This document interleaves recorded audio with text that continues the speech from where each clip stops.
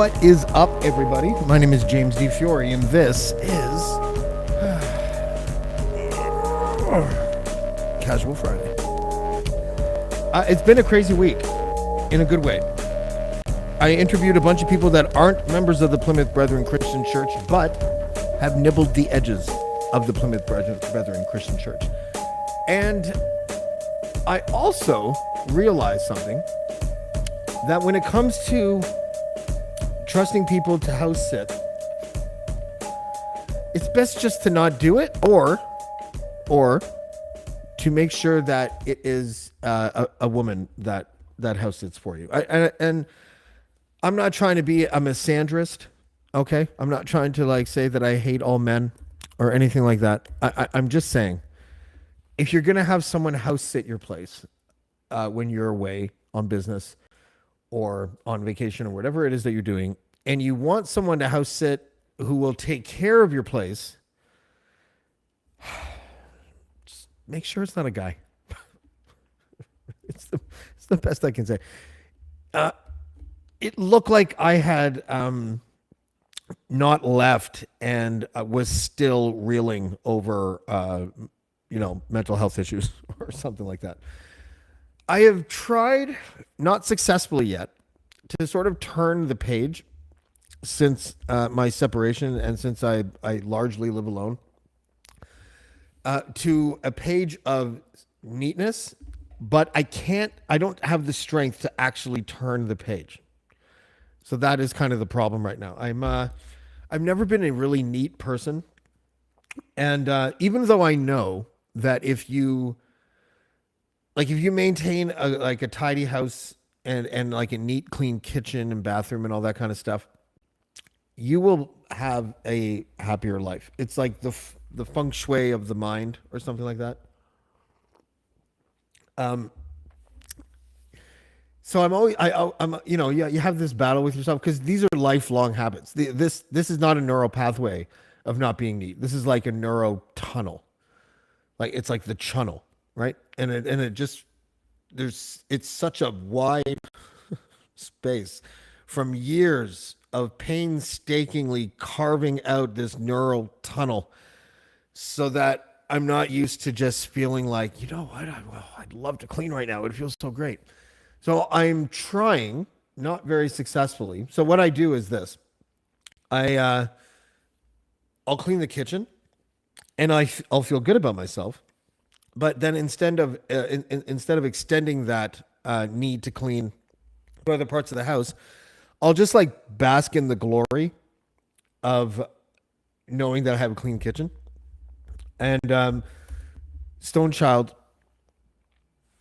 Creation says, "Let the page turn you."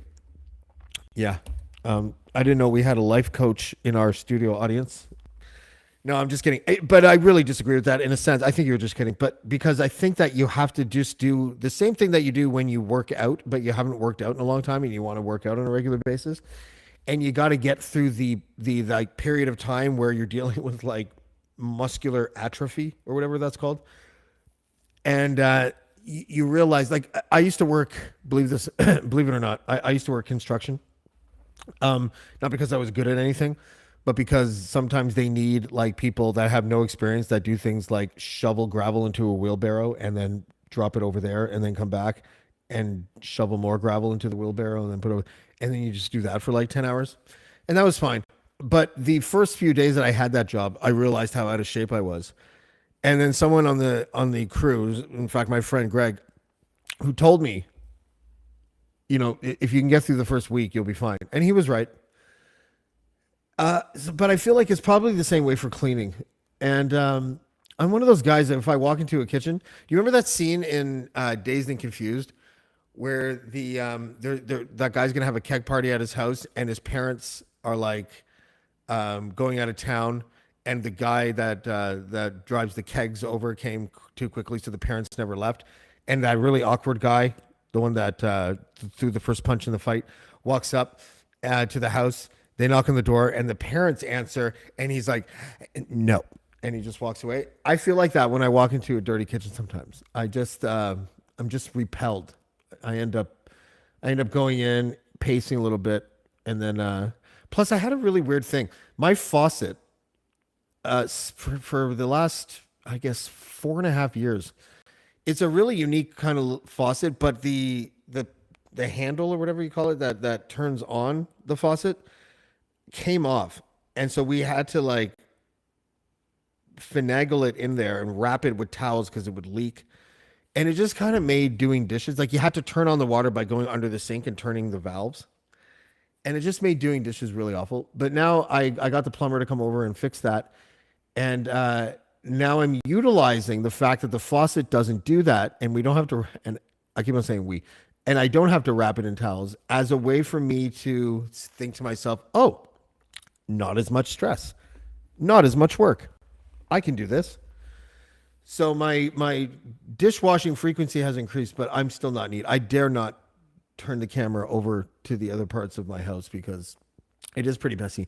Plus, it is 87 degrees in my house right now because I haven't hooked up my air conditioning yet. I don't know if this is like normal. I thought the temperature peaked at like between like 1 and 3.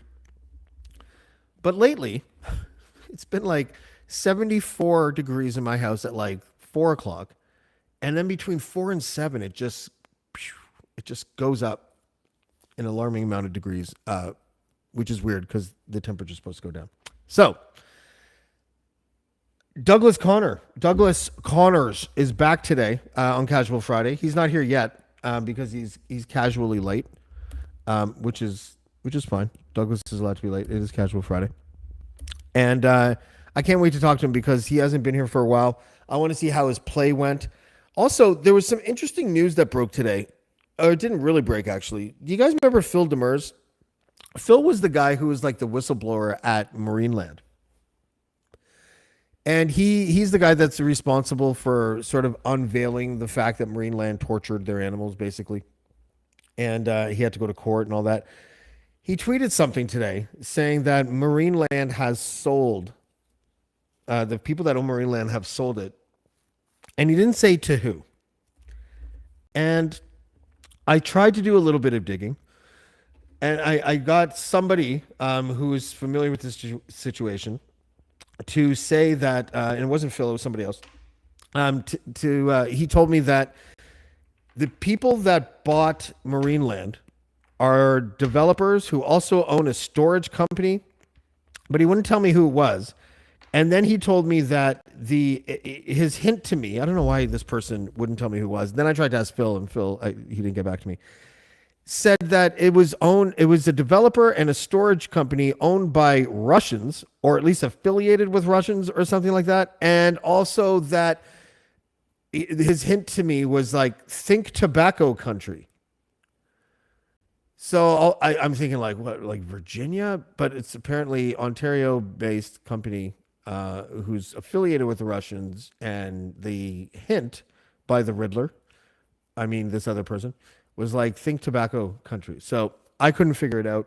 I called David Wallace, who might be on a little bit later. He's going to help figure it out, I think. And we'll see what happens there. So that should be fun. Also, my cat is the greatest. He's caught 2 mice, and he's still really small. I'm really proud of him because I live in the country, and there's just lots of fucking mice here. It's kind of weird. The population of animals outside my house is like a whole Wild Kratts episode. So you start at the house, and the animals that are common close to the house are snakes, believe it or not. Snakes, mice, and chipmunks, and squirrels. And then you go like 1 tier away from the house, and there's like bunnies, and you might see the odd fox or something. And then on the 3rd tier of the house, and then you keep going, there's like wolves and coyotes and bears and deer and all that shit. Porcupines we see climbing trees and shit. It is like African lion safari out there, except not like that at all because we're in Ontario. But the cat is proven to be a very skilled hunter. I have mouse traps and stuff that I have to set around the house, and Now I have to be strategic where I set it because of the cat. I don't want to like clip the cat's paw or whatever, or nose. And it is just amazing. Not only does he catch them for me, he doesn't like bring me the mice in like bed or anything like a really fucking annoying. I used to have a cat that did that. I had a cat named Dibs, and it was a Russian blue. The most vocal cat in the world. I love this cat. Her name was Dibs, but I would never get a cat. I would never get a Russian blue again because holy fuck, they just never shut up. They'll just meow and meow like Chinese water torture until you are just like, fucking fine. You're an outdoor cat now. Like, just shut up, please. And, but Dibs used to, when I lived in Saskatchewan, Dibs, I would wake up at like 5 a.m. and I would wake up and the cat would be like on my chest and like a bird would still be alive, flapping its wings in its mouth, like right in front of me. And I was just like, what the fuck, dude? And that was really annoying. But what Kazi does is instead of taking the mouse to me, it'll catch the mouse wherever it catches it. Probably, let's face it, torture it. You know, that's what cats do. They torture rodents. Unfortunately, the only other animal on the planet other than human beings that torture. Human beings have really weird bedfellows when it comes to fucked up statistics. Like the other one is, so that one is the only two things that torture are human beings and cats. And then the only two animals that drink milk after childhood are human beings and barn bats. Because barn bats, they just suck the fucking milk right out of the udder of the cow. So there you go. In case you didn't know any of that useless trivia, there we go. Norfolk County. Ellen, I Googled the same thing. So Ellen is, and I hope other people are as well, are sleuthily trying to figure out where or what this storage company / developer or whatever might be. And the hint from this gentleman was that it was tobacco country and something to do with Russians or something. I don't know. It doesn't really surprise me that the good folks at Marineland, and I'm just going to change my name from that nerd dad to my name because I'm not that nerd dad. If I was that nerd dad, I would probably be a lot nicer than what I really am. We're still waiting on Douglas. I'm not really sure what's going on with him. I think Douglas is probably playing tennis. This is what I think. Okay, so Douglas is going to come and he's going to be like, I was playing tennis. Oh, yeah, I'm sweating from head to toe.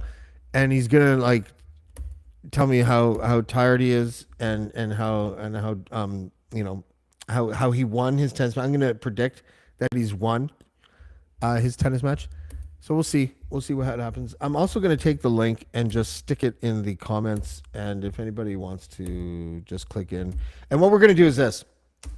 We're going to do like, if people want to click in, it's to tell a story. It doesn't matter what story it is. It can have something to do with what we're talking about. It doesn't have to have anything to do with what we're talking about. But yeah, if anyone wants to click in, and you can just click in with your audio. It doesn't matter. Let's not try to sort out video. But yeah, Casual Friday's back. So Sage Francis, it was really funny. He was supposed to be on the show yesterday, and he calls me and he's like, "Hey, my internet," and I thought I was the only one with internet issues. This is Sage Francis right here. But I'm not the only one with internet issues. Sage Francis also has them as well. I think I'd like to play a track from him because he was supposed to join us yesterday. He's going to join us next week. I'm not sure which days he's going to come, but we'll figure it out. But he is super talented. His career, oh my God, he's been around since, I guess, like 1997. He was part of the battle scene. And he has one of those careers that the people that really like him feel like they have like an inside lane to like this like crazy secret, which is that, you know, that they know about an artist that other people don't know about. And I kind of feel that way about him. He has a repertoire where he's able to be effective in the slam poetry community, in the hip hop community, but he's also liked not just by like nerdy white kids who really like him, but also hip hop legends. And that's what I really love about him, is that he's got this ability to sort of straddle that fence between like the real hip hop heads and the kind of backpack hip hop guys. And I just think it's dope. He's probably, as far as underground MCs goes, he's probably one of my all-time favorites. And so we will hopefully see him on Monday or Tuesday. I'm gonna right now see if I can play a music video by him. Hold on a second. Download.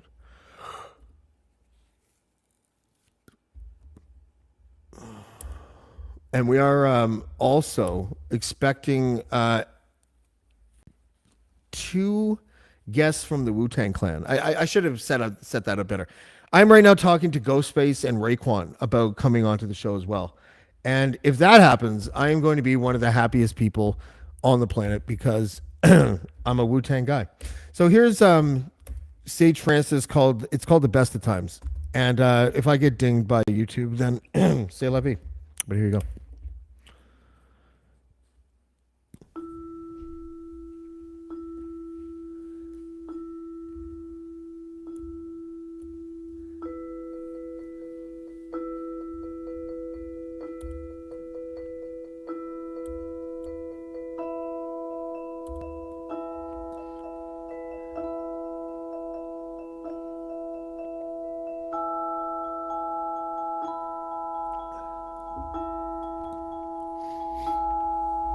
It's been a long and lonely trip, but I'm glad I took it, because it was well worth it. Got to read a couple books and do some research before I reached my verdict. Never thought that I was perfect, always thought that I had a purpose.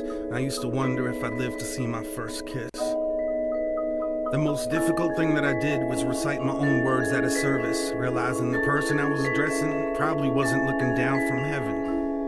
Cooking up something in Hell's Kitchen, trying to listen in or eavesdrop from some other dimension. It was self-serving, just like this is.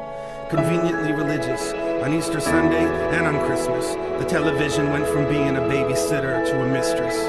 Technology made it easy for us to stay in touch while keeping a distance, so we just stayed distant and never touched. Now all we do is text too much. I don't remember much from my youth, maybe my memory is repressed, or I just spent too much time wondering if I'd live to have sex. I fell in love for the first time in 4th grade, but I didn't have the courage to talk to her. In 8th grade, I wrote the note and slipped it in somebody else's locker. Considered killing myself because of that. It was a big deal. It was a blown cover. It was over for me. My goose was cooked. Stick a fork in me. The jig is up. Blew my chances. The rest is history. Our future was torn asunder. It became abundantly clear I was only brought here to suffer. At least I didn't include my name. Thankfully, I wrote the whole note in code, and it had 10 layers of Scotch tape safety seal, making it impossible to open. Plus, it was set to self-destruct. Whoever read it probably died laughing. I wonder if they lived long enough to realize what happened. A year later, I came to understand that wasn't love that I was feeling for her. I had someone else to obsess over. I was older, I was very mature. I forged my time signature while practicing my parents' autograph, cause I was failing math. Disconnected the phone when I thought the teacher would call my home. Checked the mailbox twice a day. At the end of a long dirt road, steamed open a couple envelopes like I was in private detective mode. If you snoop around long enough for something in particular, you're guaranteed to find it. For better or worse, it's how I learned it's best to just keep some things private. It was the best of times.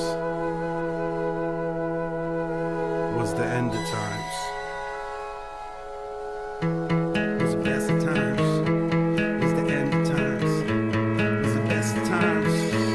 Was the end of times. Best of times, the end of times. I was always on deck, I was next in line. An only child with a pen and pad, writing a list of things I could never have. Walls in my house were paper thin, every squabble seemed to get deafening.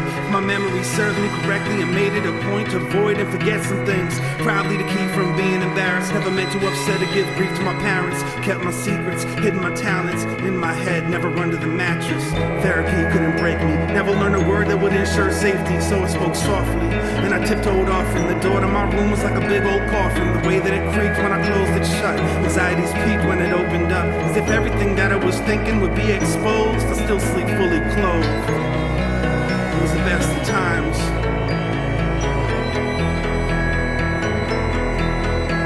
It was beautiful, it was brutal, it was cruel, it was business as usual, heaven, it was hell. Used to wonder if I lived to see 12. When I did, I figured that I was immortal. Loved to dance but couldn't make it to the formal. Couldn't bear watching my imaginary girlfriend bust a move with any other dudes.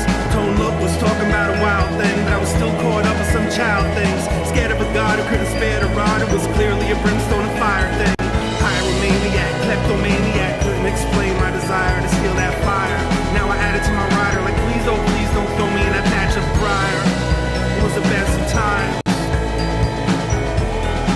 It was the end of times. The school counselor was clueless, cause I never skipped classes. Perfect attendance, imperfect accent, speech impediment they could never really fix. And I fake bad eyesight so I could wear glasses. Consider doing something that would cripple me. Wanted a wheelchair, wanted the sympathy, wanted straight teeth, so then came braces. 4 years of headgear helped me change faces. It was the best of times. It was the end of times.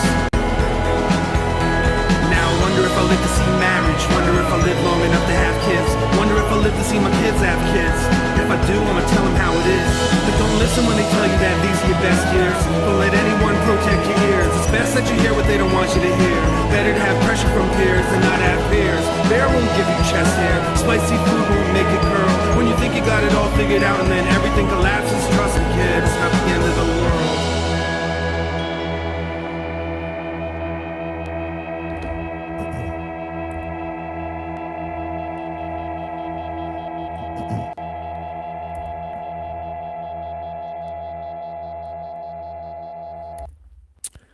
That is Sage Francis with the best of times. He's so dope. So we have.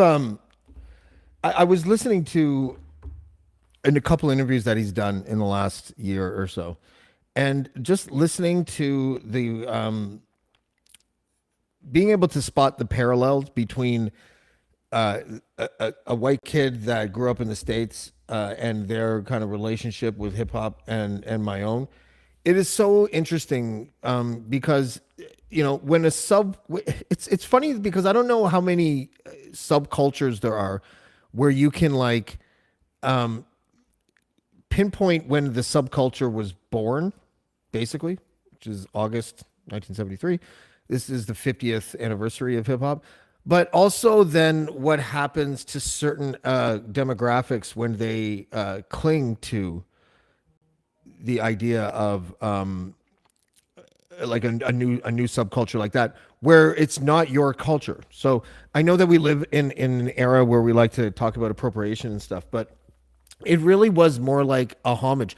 And it became, for some of us white kids in the suburbs, it became kind of a new version of being punk, of punk rock in a lot of ways, where it is, there's a rebellious part of you that wants to like it because of the looks that you get from parents, or the harassment you get from kids who like metal. There was a lot of that.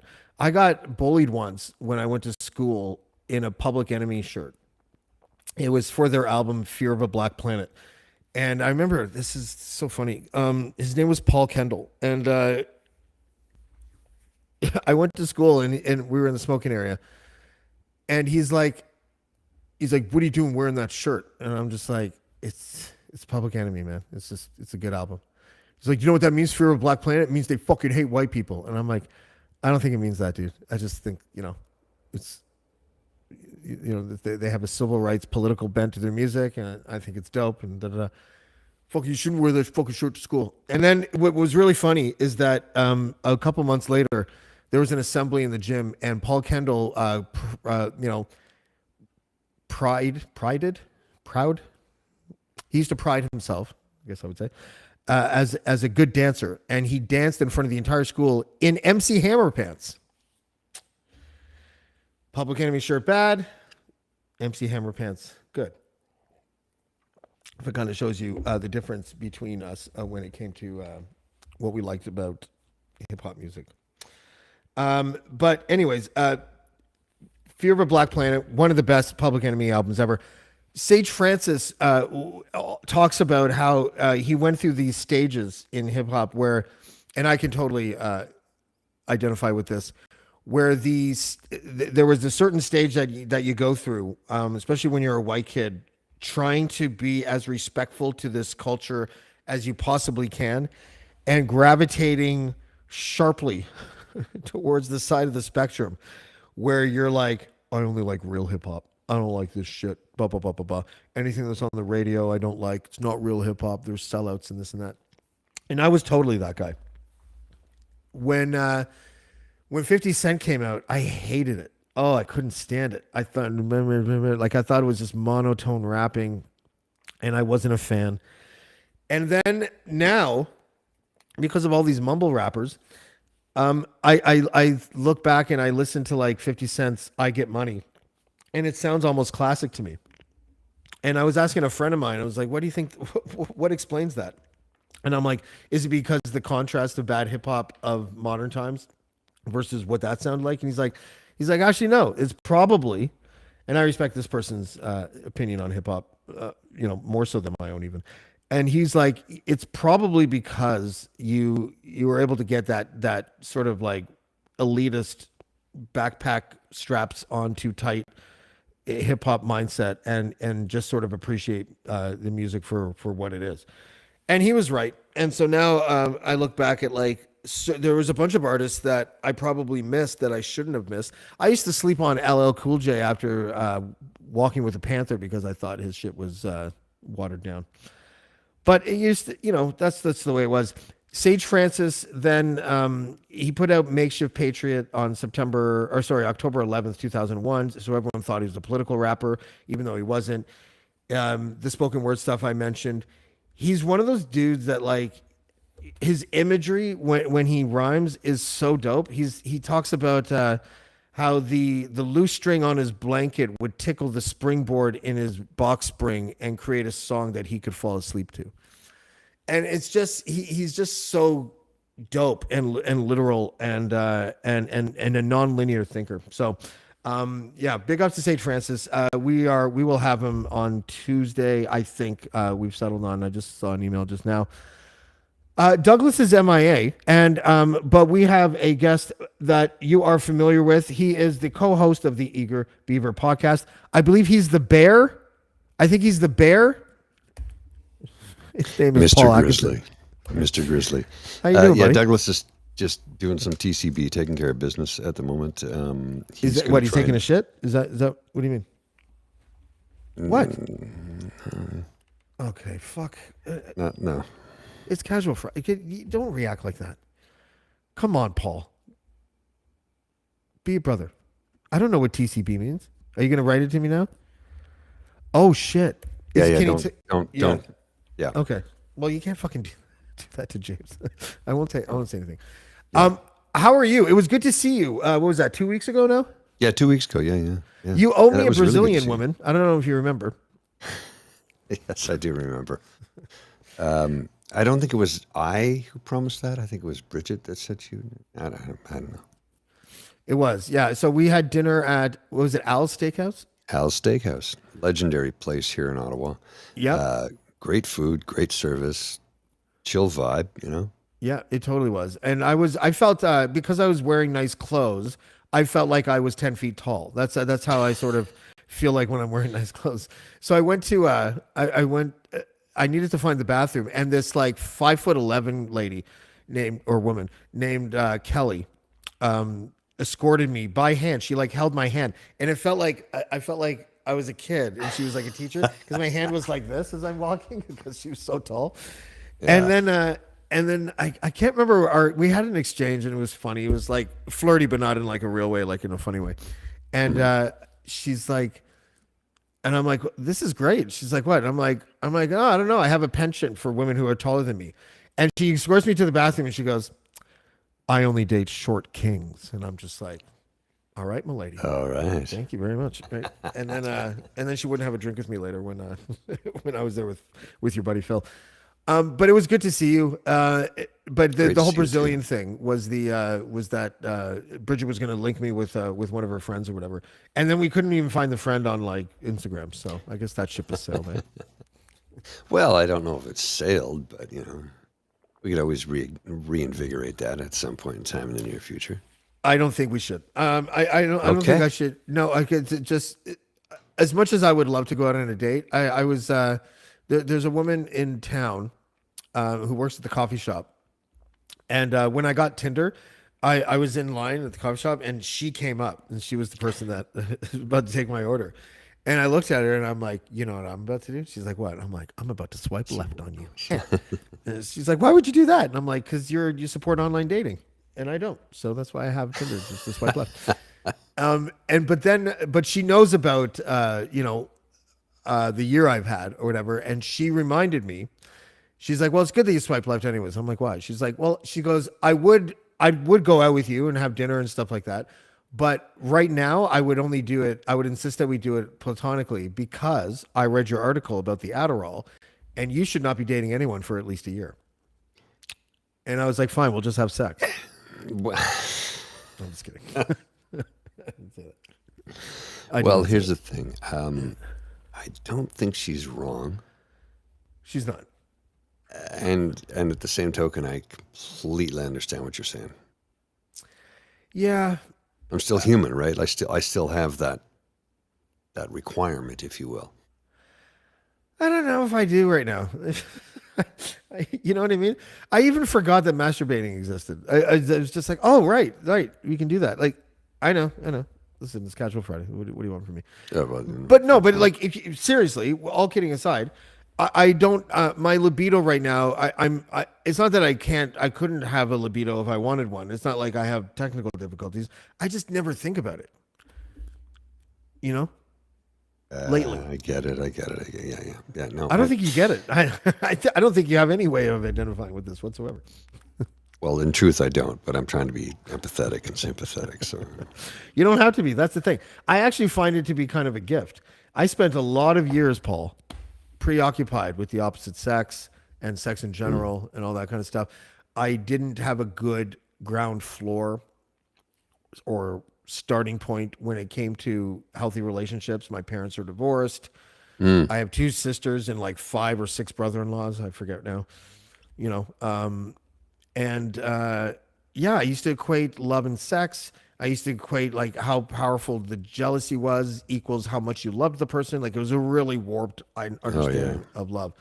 And now I am navigating these waters with the kids gone and with the wife gone, and it's neat because I'm living a lot healthier, and I have a very strong understanding now that I deserved better than my ex, and I'm starting to realize that without cringing at the idea.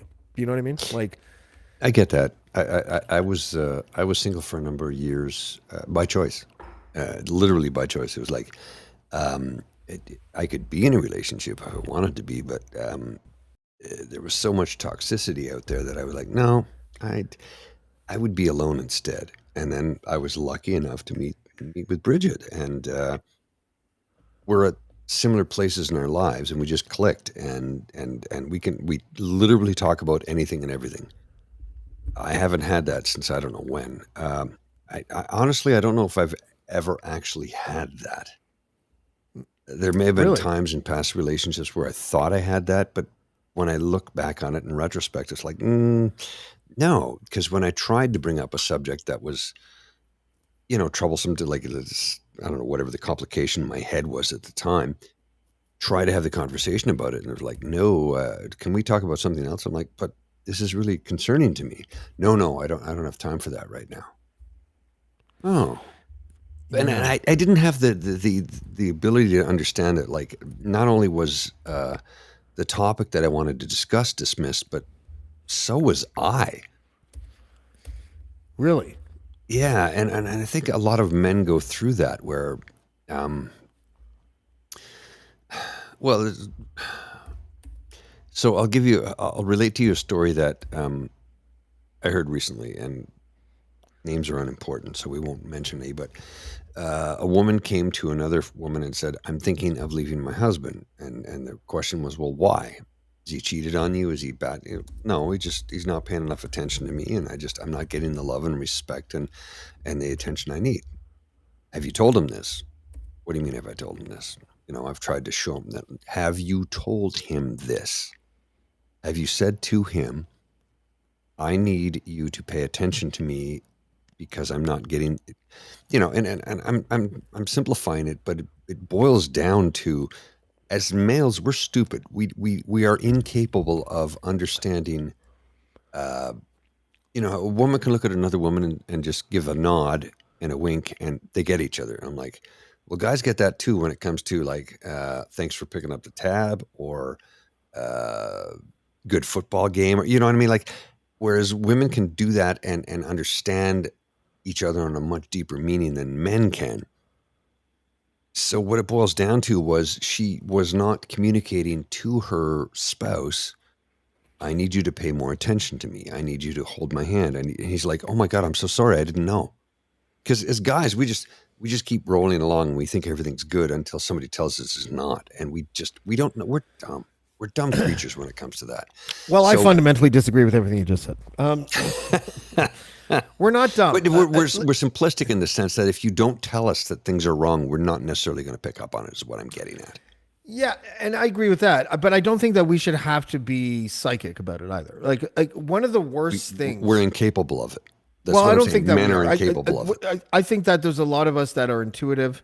I think that a lot of us are good at reading people. I consider myself a person that is good at reading people. But sometimes your partner is like, if you don't you just said it actually. So to your point, if you don't disclose how you're feeling, you can't blame the other person for not picking up the cues. You just tell that person what you're feeling so that they can react to it. As much as I would love to just be psychic and know, like, oh, she slammed the dish hard down when she dried it. That must mean she's angry about the lawn. Like, there's things like that happen. We're sometimes, incapable right? of that. We shouldn't have to be capable of that, though. I don't think. No. That's the thing, is like, we just, and again, we're wired differently. Whereas a woman could look at another woman and go, "Oh, he did that, did he?" And the fella standing there going, "What the fuck what? I don't get." So one of the things that I think is the cornerstone of a relationship is that we're very open to communicate those things. She's like, "You pissed me off, and here's why." "Oh, I'm sorry. I I, Yeah. I didn't. That was not my intent. That was not what I wanted to do. I want you to be a happy person, and I want to be happy with you." So, I mean, maybe I'm getting a little too deeply philosophical about this, but when it boils down to it, it's like, for men, it's simple.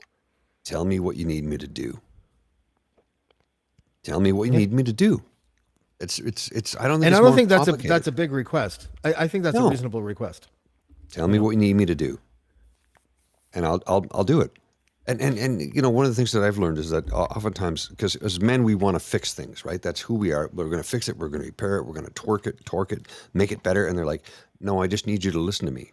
Well, if you tell me that, I can do that. But if I don't hear those words, I'm not intelligent enough emotionally to understand that you needed to be just listened to. Yeah, what's funny is that my ex and I were the opposite. Like, she was the person that always tried to find the fixie solution. She was also the handyman, the one with the driver's license. All these things. I can't believe So she she left was the me. big swinging dick in the relationship, basically. I wouldn't go that far. Her tits swung a little bit, but not her dick. No, but there was. Listen, I it's funny sometimes because maybe it's generational. Maybe Generation X women, and I shouldn't generalize. I guess we're all different, whatever. But there is a tendency for women to say things like, men should really show their feelings, and they should really be open to communicating exactly what their feelings are. And I got to tell you, that I believe is false advertising. I honestly do not believe that women really like it when men show their feelings. And if they In my do, experience. I think women would prefer Generation X. I'm generalizing Generation X women right now, but I think that Generation X women like to say that, but they would strongly prefer you didn't do it very often. Do you know what I mean? And I'm not going to argue with you because I'm in lockstep with you on that one. And look, people in the chat, please tell us if we're wrong, but I think it boils down to that. Like, I really want to hear what you have to say, unless you're going to tell me these things that I don't want to hear. Yeah. I Yeah. don't know if you follow Roma Army. She's on Twitter. She's on TikTok. She's on Facebook, and she's pretty cool because she talks about how she goes, look, I'm a feminist. I'm a modern feminist, and I'm like, I would like to think of myself as a feminist, but her take on things is a little bit different in the way that she says, you know what, we need to stop beating the shit out of men, and every now and then we should maybe, I don't know, listen to them, especially young men, because they What? yeah, well, she's like, young men have things to say and they want to talk about their feelings, and older men don't know how to do it because despite the fact that we say we want to hear it, it's not really always the truth. Tell me how you Yeah. feel. I'm open to a, and honest to goodness, I've had this conversation in the past. And like with Bridget, it's different. I'll say, look, I'm going to cry about this. She's like, okay, and it doesn't trouble her. But I've had friendships in the past where I'm like, this is making me really emotional. Like, ooh, what do you mean? What the fuck do you mean, ooh? I'm a human being. I have emotions. I get Yes. upset when I see something like that. Well, yeah, but you're a dude. You're supposed to be this. I'm like strong, stoic, silent type. Fuck you. I have feelings. I was affected by that. It touched me deeply and emotionally, and I'm going to tell you this. And if you can't handle that, that's your problem, not mine. Yeah. Yeah. I don't know. It's any time that I tread close to the edge of possessing characteristics that would put me on par with a sitcom husband. I have a natural inclination to back the fuck away from that. I just do. I just I can't, okay, the guys, especially guys our age, we love quoting that Jack Nicholson line from that movie. I don't remember what the movie is, but it's his romantic comedy where he's the writer. Sense and Sensibility, maybe I think it's called or something. And he's like, one of the women is like, "How do you know women so well?" And he's like, "Well, I think of a man, then take away reason and accountability." And to be perfectly honest with you, when you're in a bad relationship, that is exactly what it's like. And I'm sure Yeah. that there's a male equivalent to that. Like, James is messy and he doesn't fucking, he can't read my mind, that piece of shit or something, whatever, right? But there is such profound truthiness to that statement when you're in a relationship that's no good anymore. And now, like, this whole dating thing, just to circle back, the next person that I date, the second that I sense any of that shit, I am out. Yeah. I have an idea of what a relationship should be like right now, and it is disclosure, transparency, truth telling, honesty. If you're with me and you want to fuck other people but you don't tell me, I'm going to sense something, and you're going to gaslight me and tell me that I'm not sensing anything because I can sense your want. And even if you don't cheat, something's there. Da da da. I would rather have someone just be like, "Look, I really like you, but the monogamy thing, I just haven't done it in so long that I don't know if I can do it." I would probably end up being friends with that person at least because they were telling me the truth. Honest. Yeah. Yeah. Yeah. I need to be kicked in the face with the truth. I don't want to be coddled with lies. You know what I mean? I completely get that. Like, to relate a story to you that I think in many ways sums up the battle of the sexes, if you will. Many years ago, a doctor, psychologist, had a patient, a young woman, had a male roommate, and they were in university together. And one day in a session, she says to the psychologist, she goes, "Well, I'm really frustrated with my roommate." And he goes, "Well, why is that?" And he goes, "Well, he's just not pulling his weight around the house that we rent together." "Well, have you expressed this to him?" "Yes, I have." "And how did you do that?" "Well, I cleaned up, and I changed the linens, I did all the laundry, I dusted, I vacuumed, and I made the house look beautiful." And she goes, Okay, and what did you say to him? That's what I did. I did. He's like, did you tell him that you were upset with him because he wasn't pulling his own weight? Well, yeah, I did that by, cleaning up the house. And she's like, no, you need to tell him the words because men are fucking stupid. It's not because we're stupid, Paul. This is where we We're disagree. clueless. We're clueless. No, it's not that at all. It's that it is condescending to try to communicate your wants via actions that aren't actually expressing what you want, but are designed to trigger a rebuttal in your brain that says, "Oh, that's what you want." It doesn't make any sense. It's not about us being stupid. It's about the fear to be open and honest and transparent about your wants. So Let I me think retract that. Let me retract that. Go ahead. You know what? You're right. I shouldn't say we're stupid. It's not that we're stupid. It's not that we're dumb. And that's a simple go-to. But the truth be told is we don't have that ability to emotionally understand what you're trying to convey to us if we don't hear it in words, because we're basic in that sense. We need the words. Tell me what you need me to do.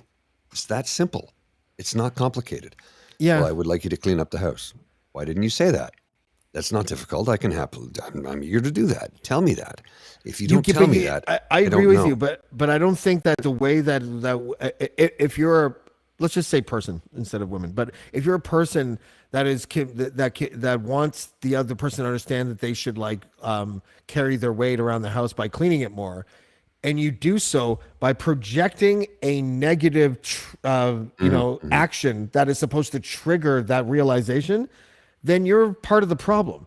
Yes. Like it's not, we're not going to sit there and if you're not going to just tell me something and your negative actions, or I used to call it rage cleaning. I have had many girlfriends and all of them suffered from this thing called rage cleaning, where they would be like, and they would be cleaning shit. And I would be hearing that from the other room. And I'd be like, oh, they're upset about something because they're clanking the dishes really loud. But as a contrarian, I'm not going to feed that shit. You know what I mean? I'm just going to be, and not only that, my ex used to hate this about me, but this is the whole sitcom husband thing that I repel from so much, is that,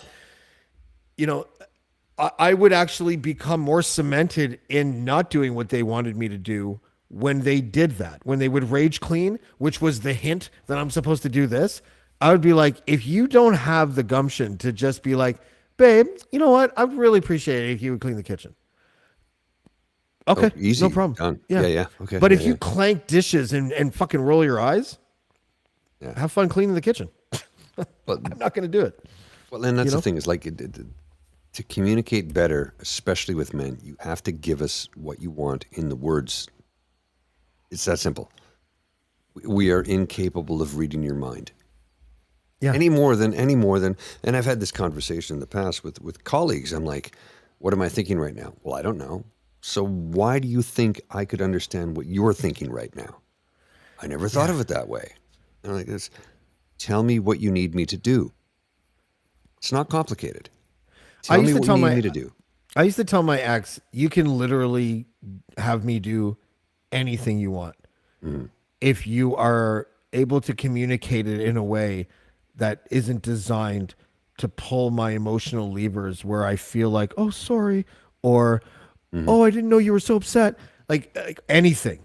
It doesn't matter. If my significant other comes up to me and she puts her arms around me, kisses me on the cheek, and is like, you know what I'd really like right now? What's that? I'd love it if you clean the bathroom. That'd be awesome. Kiss on the cheek. I'd be like, oh, of course I'm going to do it. I would do anything for a nice person asking me nicely. But if you want to be bitchy with me because you have some axe to grind or a chip on your shoulder about what you think the dynamic is like in the house when it comes to blah, blah, blah, well, fuck you. I'm sorry. Yeah. Because but women are also very different from one. They're not a monolith. No, I've had God, girlfriends. no. I've had girlfriends where she would be like, where the deal was, I did all of the cooking, and she would do all of the dishes. Right. And some women think that is the most unfair fucking deal ever, and some women think it's the fucking dopest, most fair deal of all time. So there's a spectrum of different opinions among women as well. So I personally like the ones that are like, you cook and I clean, fucking deal. Yeah. But to be honest, there's not many of those because they become wise to this idea that if you're not a neat cook, then you hold the control of fairness, and a lot of women don't like that. Well, so I love my mother dearly, but when and my sisters, my brother-in-law, all of my nephews and nieces are like same thing.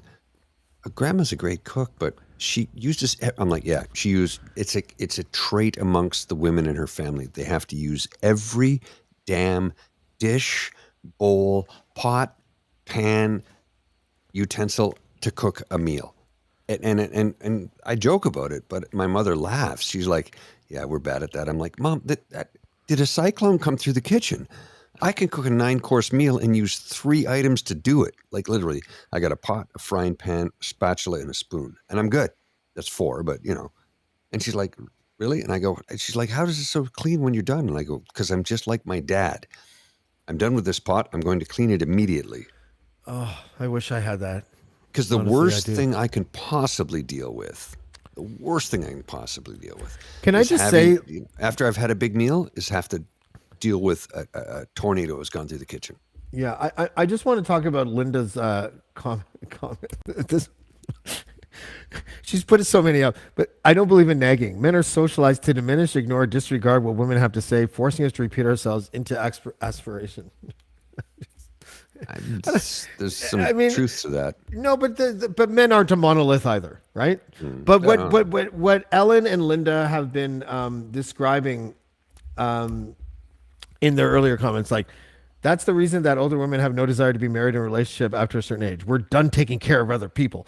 So I get that. I understand. I totally like you're speaking your truth. I am not taking anything that you're saying whatsoever. I just think that sometimes that some women use a grumpy disposition to motivate their men, and some men are wired to only see the grumpy disposition as a lack of Yes. effort and positivity. And then so we're like we don't like we're not stupid and lazy all the time. Sometimes we're just like I ain't fucking moving for grumpy dispositions. I'm not doing it anymore. I just can't. Speaking of grumpy dispositions, That's Douglas. There's nothing. Douglas, everybody, welcome to the show, Douglas. Hello. There's nothing How are you, buddy? grumpy. I'm actually vibrating a little bit. Okay, I didn't want to say anything, but I don't know if you want to say anything either. But it sounds like you do. Yep. Yeah. I So- did have a grumpy disposition about. I'm going to put you in the middle. What is that called again? The Leo position or Lucky something? Pierre. Lucky Pierre, right? Okay, Lucky you're Lucky Pierre. Pierre tonight. We don't want the two bald guys frottaging in the middle of the fucking frotaging or whatever it's Frotaging. called. Way too much skin to skin there. Yeah, right. No, both of us are cut too, so it doesn't make any sense. Ooh, fun. So sorry, why are you vibrating, Douglas?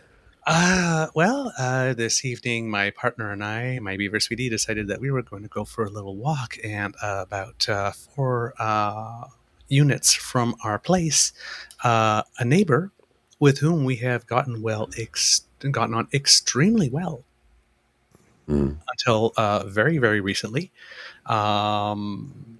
came out of his house and verbally assaulted us. And not only verbally assaulted us, but called us faggots and accused us of being crack addicts Oh, for fuck's sake! What? and invasion of privacy and a whole bunch of stuff. Yes.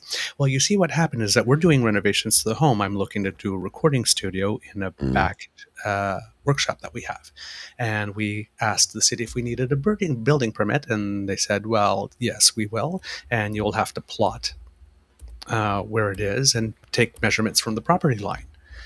Now, so my beaver sweetie was out, sort of, because we looked at some documents and it looked like all the property lots were about the same. So he's like basically on the sidewalk taking steps, seeing if each property, like 2 or 3 of them, are about the same steps to try and figure out where ours begin and where it doesn't.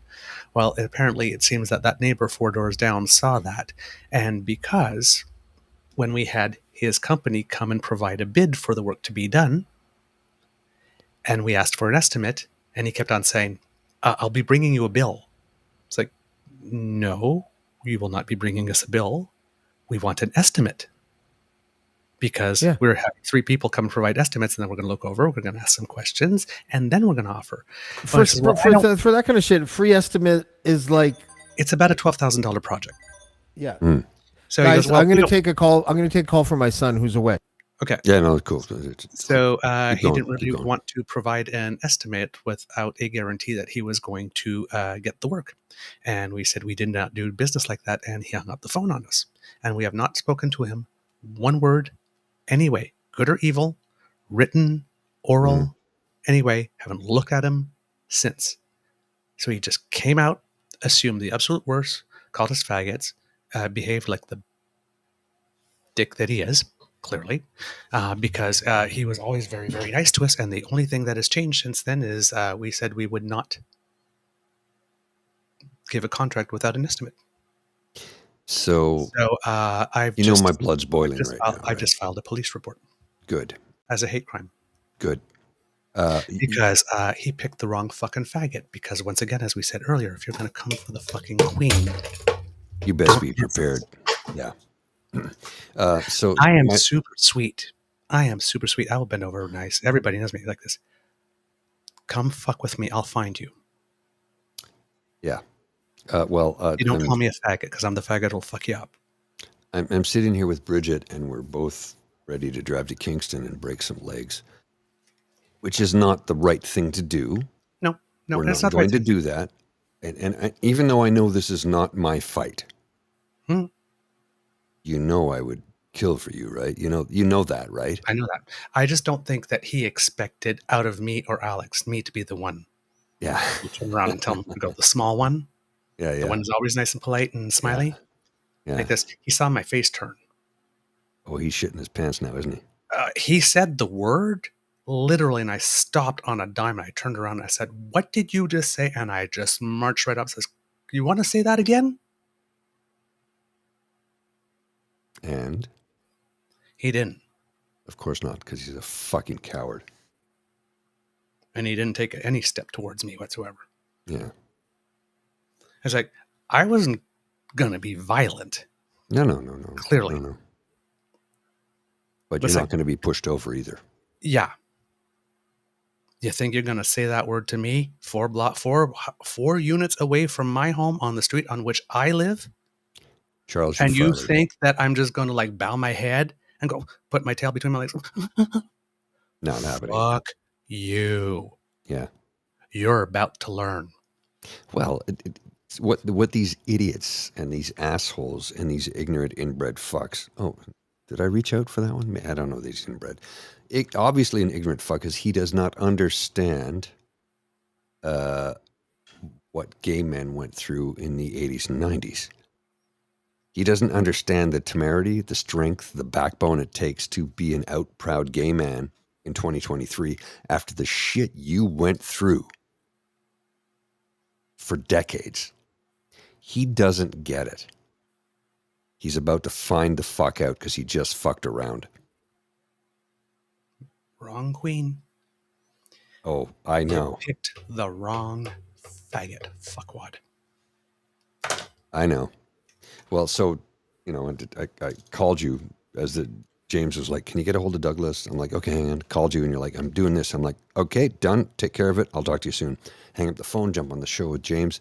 James like, what's going on? So I just sent him a DM. Yeah, said, filing a hate crime. He's like, okay, that's it. We're moving on. We're not going to discuss it because, he thought maybe you slept or whatever the case.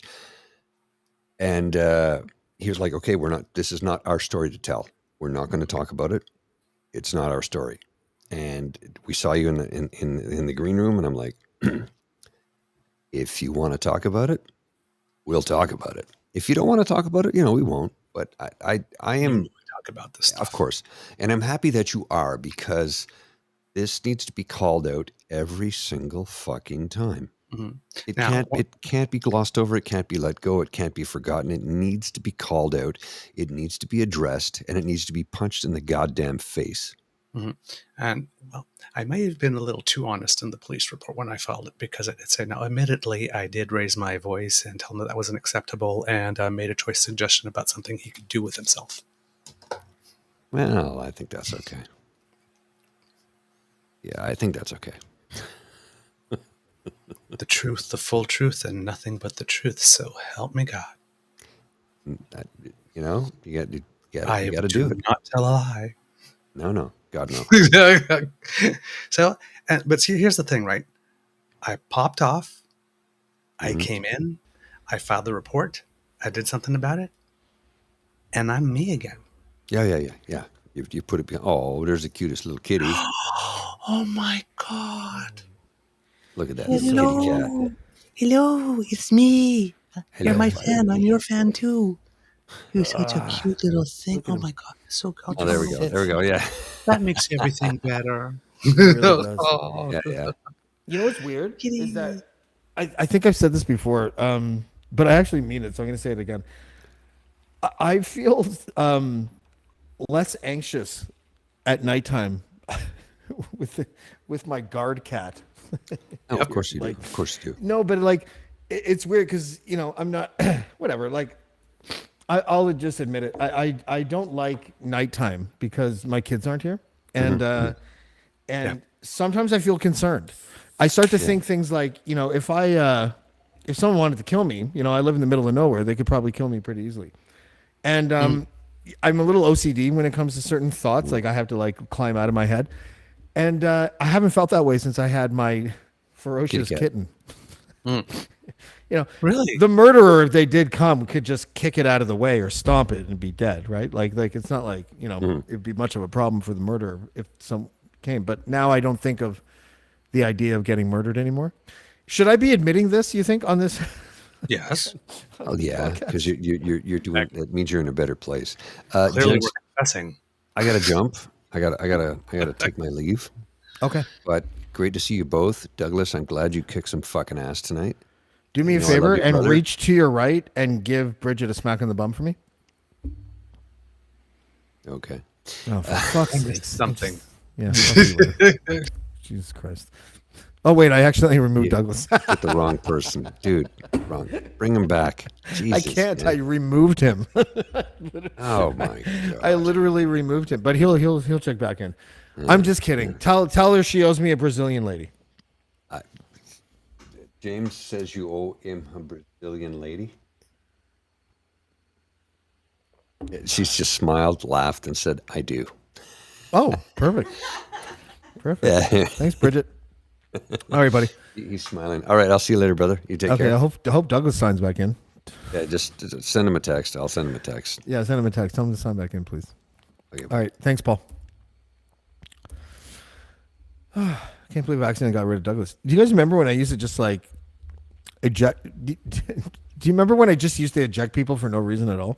Well, that's what I thought had happened. So I'm going like, what? I didn't have a chance to say anything yet. What'd I do? No, it was Paul. I was trying to eject Paul because I said I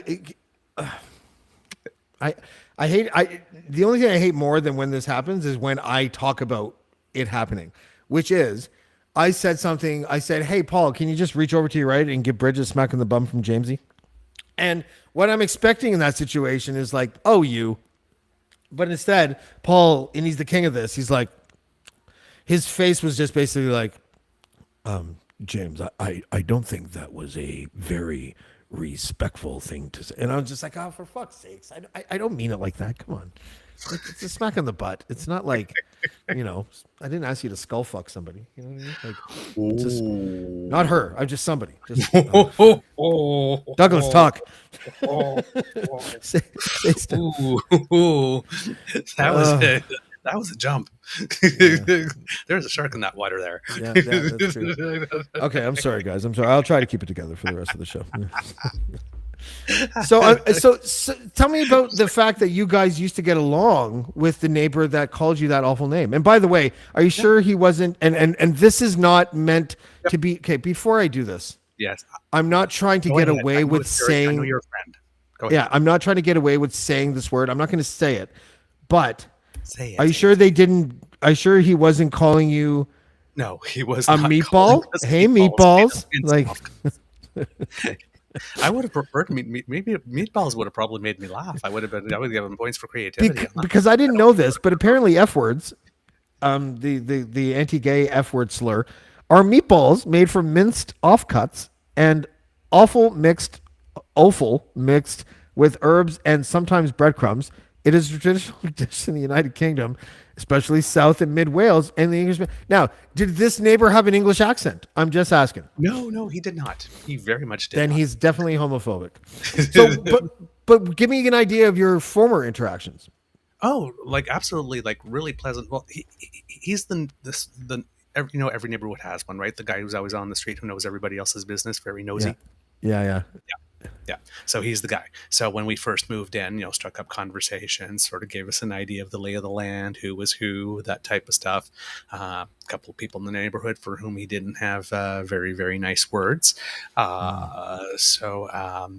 Those that gossip to you gossip we about you. about you, which Yeah. is now we know what he's doing because soon after our incident, he was talking to our next door neighbor. His son. So he's already started, right? And he probably has been doing it beforehand because ever since we said, well, no, we're not going to hand you a $12,000 contract without an estimate first. Thank you very much. I'm sure he's been bad mouthing us for the last 2-3 weeks as well. Sorry, is he the company?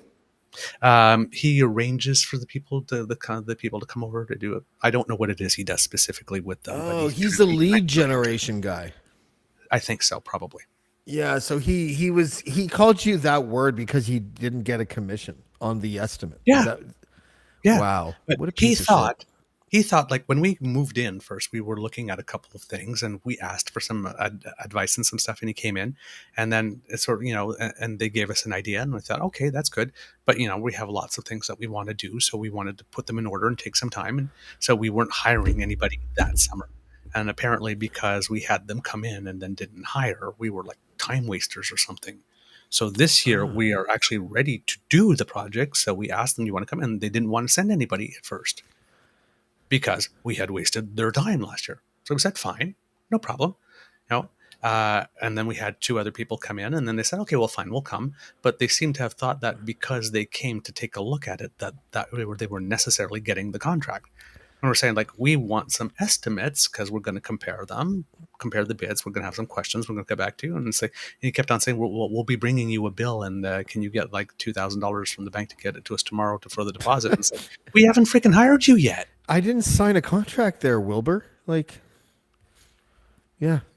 Right. So, I mean, but before that, it was like always like every time I'd pass by, it's like, hey, like this. Every time I'd pass by on my bike and he'd see me, he was out, hey, hello. I'd walk, hey, hello. Hey, for 2 years, he thought my name was Gordon. I didn't bother to correct him because, hey, Gordon, you got the D, you got the G. They're right. There's nothing wrong with it. That's fine. I get called Gordon all the time. Do you really? No, you don't. Yeah. Oh, yeah. It's the D. Douglas and the G. gets Gordon? Really? Yeah. Oh, yeah. Is that for like dyslexic people then? Yeah, Probably. maybe. Yeah. Yeah. Because the D and the G are strong, right? And same thing with Gordon. So you just The D is always strong with you. Yeah, the D is always strong. Yeah. So yeah, it was just really, but like really just like, sort of neighborhood watch nosy guy, but usually always friendly, the first to say hello, say hello every time, whether you were looking at him or not. Like you could be walking around, when you turn around, oh, hi, Jim, so, and just a sudden turn out of the blue. Could you smell rye? Not from the distance. I'm not trying to give this guy any excuses, but like it is. How often does something like that happen? Like how sheltered am I? Because I live in the forest now, and I used to hear racial epithets and homophobic slurs and things like that when I lived in Toronto, just because there's millions of people that live there, and you're going to hear on it or the whatever. Street, somebody's driving by a car. Hey, faggot. Yeah.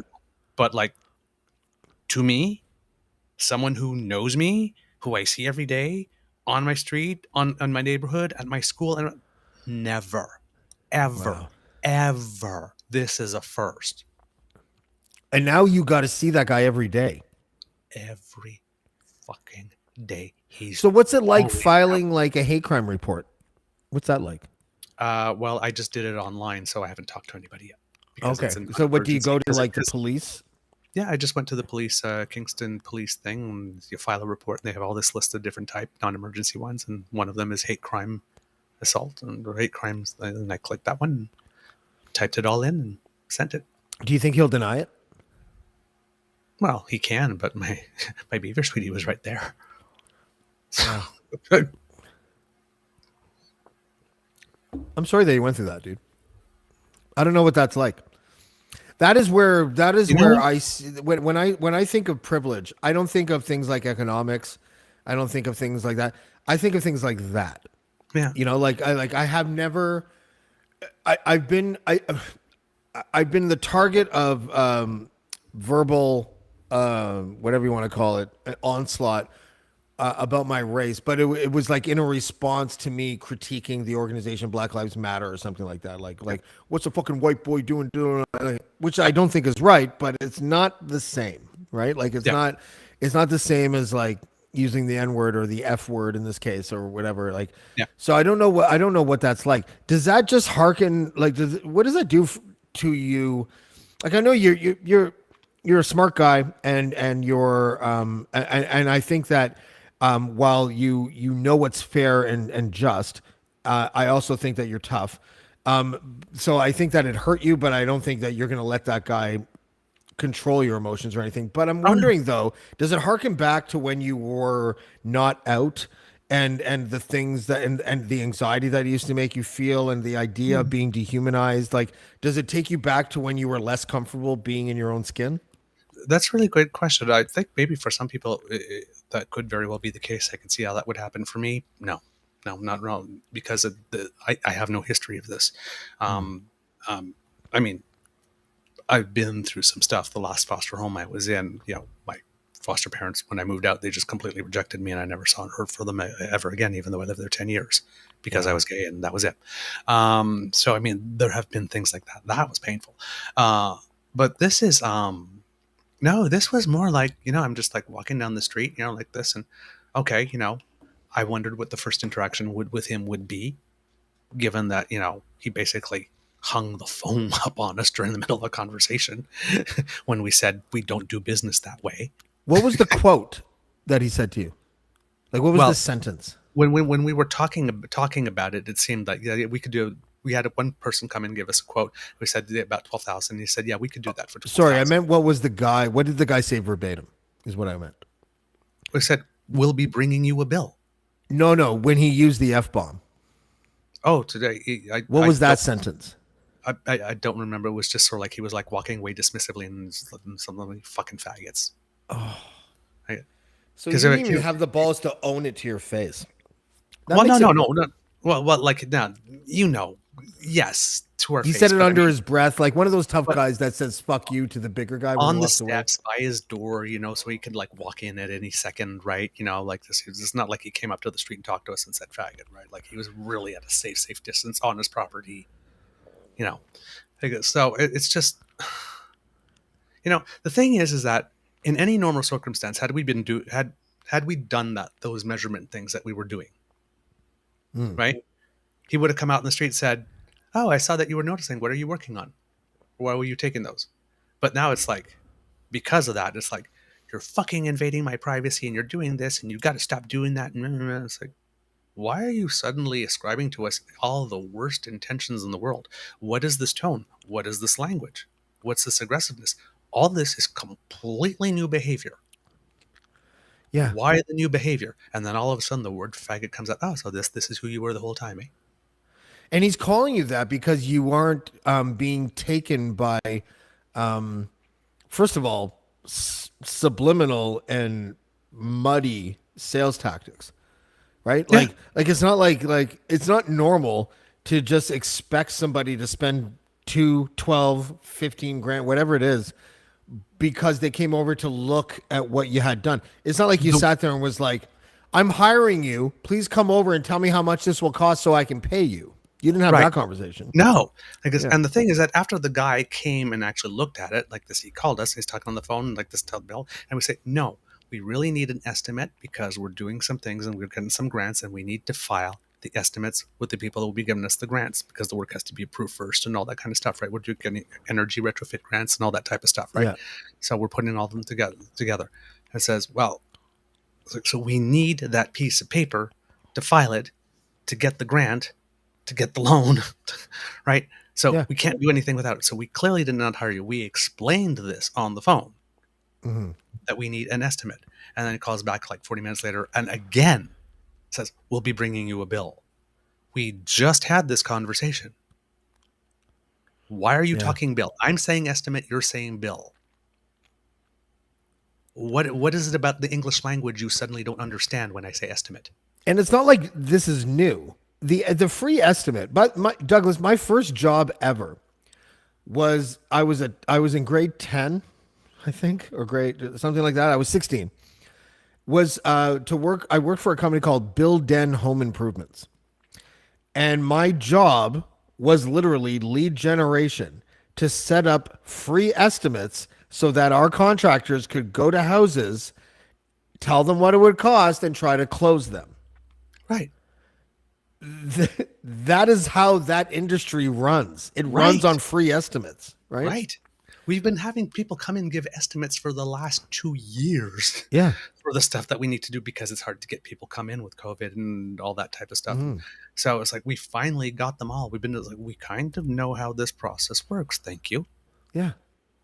We didn't know when we started 2 years ago, but it's like now we've had people come in for windows and floors and insulation and interior and exterior insulation and water tanks and solar panels and the whole kit and caboodle. Right? So it's like we've had a couple of passes at the rodeo now. Yeah.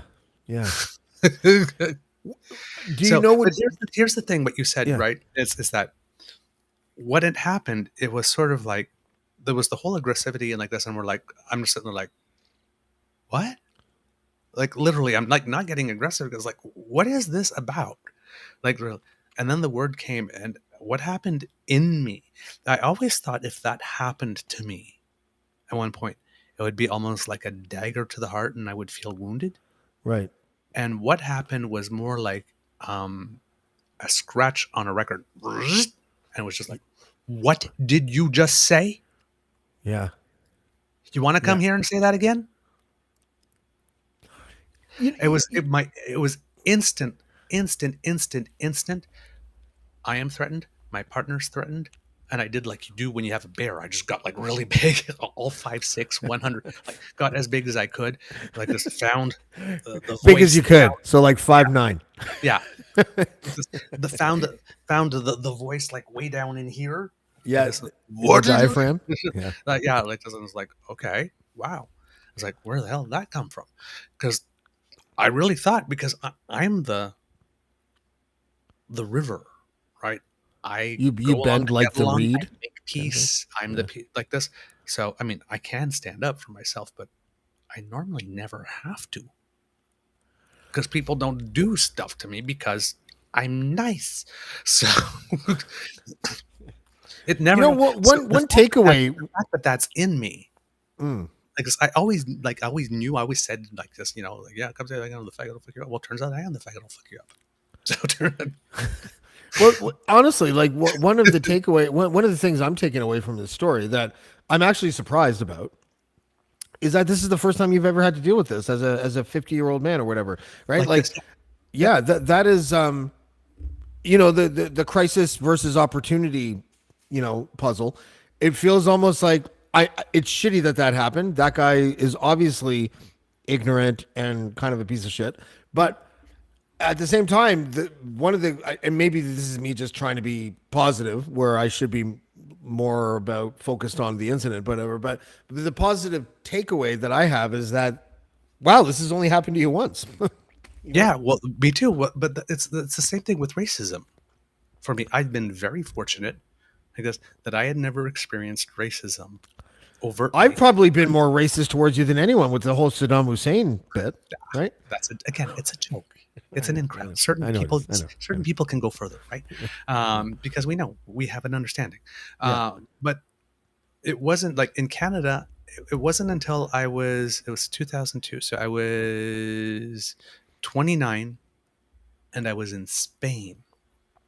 Oh, I was in Barcelona. He goes, and the Catalonians thought I was Castellano. what's that?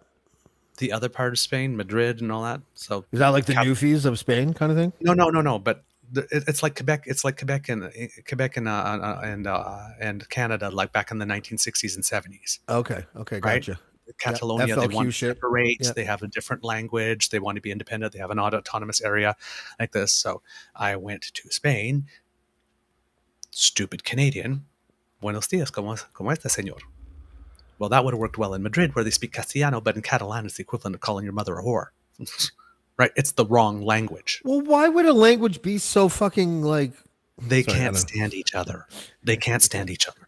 So, but it's a language thing. So, I mean, it's like, so I walked in Barcelona like this, and I'm going like taxi cabs, perdóname, like this, and people would give me the long ride around, and I'd go to stores and they'd go perdóname and like this, and then they'd like turn the thing. Sorry, we're closed, and there's like 25 people in the store.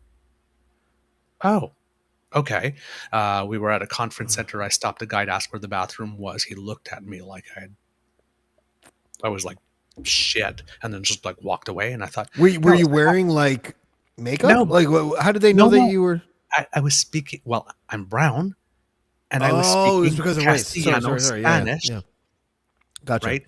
So they thought they treated me like I was local, like I was from the part of Spain that they have wars with, because I seemed I blended in and didn't have an accent or something. Sort of like the French and the Algiers. Algier, is it like that kind of thing? I don't know much about the French and the Algiers. Neither do I. I was just trying to. All I know is that the Catalonians and the Castellanos. Casti- There's a reason Barcelona wants to. There's a reason. Well, that the whole section wants to separate from the rest of Spain. It sounds like mafia families. Almost, but that was the first time. It was like, I was there for like 9 days, and like for 7, I was kind of like, why is everybody here so awful? I guess, and it wasn't until like the 7th day that I figured out that I was speaking the wrong damn language, and that there's some historical stuff between them, and that I was basically insulting everyone without knowing it. I guess, but by that time I was so miserable that the last day in Barcelona, I just went to the corner store, bought like a whole bunch of stuff, and stayed in my hotel room until it was time to go home. Oh, I wasn't going back out there. So after 7 days, that was enough. But in There you Canada, go. I never There experienced you it. go. Hello, you pretty kitty. Yeah, there you go. Oh. Can you tell Douglas that he's not an F word? Can you say that? You're not an F word. Thank you, pretty kitty. Oh, look at the way he just chills. Like he So- just chills. Yeah. He won't ever like. He's just relaxed. He's just right hanging out there. Oh, he loves it. Like he just. I could put him in. I wake up and he's on my head, like, and he's licking. So his head will be here facing forward, and his tongue will just be like until I wake up. And see, and here's the thing: is that when I got in, I guess, and so, I'm filing that police report. This literally from the front door to the computer, I had calmed down enough that I could write that thing very rationally, clearly, with no exaggeration, no lies, no adding stuff, no embellishments, no nothing, just the plain facts, and then come on the show. So it doesn't. There's an expression that I like that says, nobody can make you feel bad about yourself without your permission. Yeah, You're going to call me a faggot. I guess the only way I'm going to feel bad about myself is if I give you that power. And yeah. I'm sorry, fuckwad, but you don't have it. I do not consent. I do not consent to giving you that power. I'm trying to figure out a way, because I like to see how if I'm ever able to identify with something that you've gone through. So obviously I can't identify with that specific thing. I'm not being funny. I've been in several situations, probably like a few dozen, where I've been the only like white guy who rhymes at an event. And I'll get, and I know this isn't the same thing. So please, like all the audience members, please don't accuse me of creating a false equivalency. I'm not saying anything that I'm oppressed or anything like that. But at a microcosmic level, I do know what it's like to walk into a room and immediately get dismissed because of my race, right? Yeah. It just happens to be in a rapping setting, right? Like, and to be honest with you, because I'm I'm a white dude in North America. Um, it bothered me from an egotistical standpoint because I knew I had skills, Right. but I never felt like I was, oh my God, it's just the unfairness and lack of justice is just not tolerable. Like I never felt that way. I kind of but understood. the second you started spitting. Well, then I would like rec shop because I was also wearing like club. I would go out in like, I'd wear like jeans and a Club Monaco sweater and a leather jacket and docks, right? Okay. And so that when I would walk in, I would try to elicit. I got the idea from White Man Can't Jump. Okay. I would try to elicit a stereotypical response like "fucking white boy." Oh, well, let's hear you spit, white boy.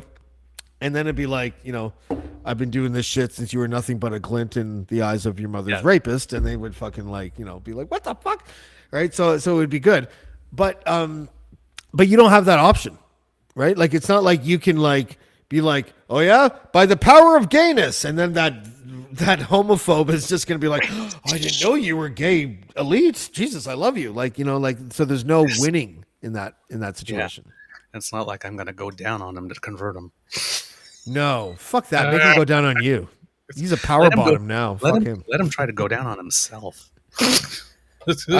I admit I've tried that, and I got a flick in, and I thought I tore my entire lower back, like my lumbar, just from that dude trying to do that. I was on this is a true story. I was on a massive amount of ecstasy, and the what's her face? Who was the VJ from Much Music in that movie Short Bus? Oh, Sookie Lee. Yeah, Suki and Yuli. That movie came out, and I was chilling with my girlfriend and a few friends, and it was after like some. Don't club tell me event. that movie is what gave you the idea. Well, I knew that the idea existed, but I never seen an example of it before. Okay. I just knew theoretically that it existed, and I was so fucking determined. And like I said, I got a grazing flick in, but I tore my lumbar. That's exactly what I was going to ask you. What did you pull? My lumbar. I'm just pretty impressed with myself that I could actually get a grazing flick in. That's actually what we dubbed it, the grazing flick incident of 2005 or whatever it was. Yeah. So aimed to pull your pork and ended up pulling your lumbar, didn't you? That's right. What's the difference? Okay. I'm gonna do. I want your opinion. So I'm not trying to stereotype you. No. Go. Oh, please. But fashion, you're probably better than I am. Okay. So I'm gonna show. So I don't know if you were tuned. It doesn't matter if you tuned in, but if for anyone at home that's tuned in over the last the last Casual Friday I talked about retail therapy. Ooh, nice. Yeah, I didn't know what it was until this year. Okay. And my retail therapy seems to be expressed solely through shoe purchases. I knew it. You and Ray now have something in common. Oh, do we really? Oh yeah, Ray loves shoes. Okay, so do you know who Cole Haan is? No, I actually do not. Okay, so Cole Haan is a shoe company, I guess. Anyways, I'm not price tagging this because I paid this much. I'm price tagging this because I saved this much. So these are $400 shoes. Ooh, snazzy that I shoes. got for $110. Okay. Okay, so this is the first pair of shoe. So tell me what you think of this shoe. Okay, hold on. I'm going to do this. Okay. So that is the shoe. That looks like the men's 2.0 Grand Laser Wingtip Oxford in light beige. Does it really? Well, maybe not light beige, dark brown, but yeah, I'm looking at something on the web here because when you said Cold Hand, I went to look it up, and it looks very much like the one that popped up, just a little darker. Yep, the Cole Haan, like it looks like almost like a golf shoe. As you can see, Yeah. I've worn. So this pair I had, and I only wore this shoe for like That's rather a snazzy. month, and that's I why like it how has messy like it is. this. Okay, Yeah. So that's that. I'm actually showing you the shoes in chronological order. Ooh. Right? Okay. Then there's this, which is one of my favorite shoes. Oh, there's some flash there. Okay, that's Right? shiny. So this is a. Yeah. Hold on. That's you could wear that with a tux if you want it to be a little counterculture. These are Jordans. Okay. I believe they're 11s, but I don't remember, to be perfectly honest with you. I don't think it says on the actual thing. So when I was a kid, I fucking loved Air Jordans. I was so like ensconced in hip hop culture that the two things that gave me like dopamine rushes were Air Jordans and gold chains. I swear to God. Really? You were Gold that chains. guy? When I used to see Eric B. and Rakim wearing their big fat rope chains, I would literally fantasize about wearing big fat rope chains. I don't know. I'm just saying. I had kind of an identity crisis when I was Freak flag fly, baby. yeah, yeah, exactly. Okay, and then I got these. Ooh. These are also Jordans. These are the Jordan. I think they're the Jordan 11s. Okay. Yeah, I was These are wondering. the- I've seen those before. That's a classic one, right? Oh, these are awesome. Like, Yeah.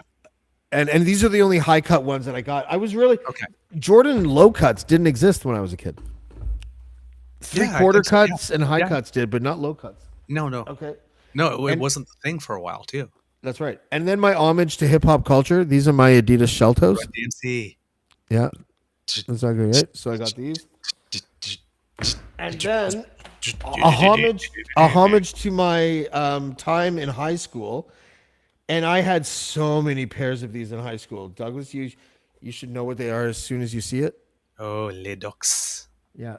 I love those. Yeah, the brogue style Douglas. Yes. To be honest with you, these Some of the most comfortable shoes I've ever had. well, they're comfortable on the sole, but this part, like, yeah, if you, it can dig into you if you're not. I don't recommend wearing them without socks. no, definitely not. Now, these have become my. Now, do you like basketball? I didn't, and I've become a recent convert. Okay, so there has been a debate for the last, let's just say, maybe 10 years or something, of who the GOAT is, and it's often between Jordan and LeBron, right? LeBron. Yeah. And I'm a Jordan guy. Okay. And I maintain that mostly because the playoff record, Jordan is 6-0 in NBA Finals, and LeBron is like 2-6 or 3-6 or something like that. But his shoes, LeBron's shoes, I wish that the Jordan logo was Okay. on this pair of shoes. Ooh. Okay. Okay. I see what you mean. Okay. Oh my God, Okay. these shoes are like Yep. the most amazing, but they're Ooh. so fucking comfortable. Oh, like they are the most comfortable shoe I think I've ever had in my entire life. And I have really bad calluses, and sometimes I limp when I walk because of how bad my calluses are. But these LeBrons, I haven't been limping. Now they're all I wear now. So all the other shoes have become decorative pieces.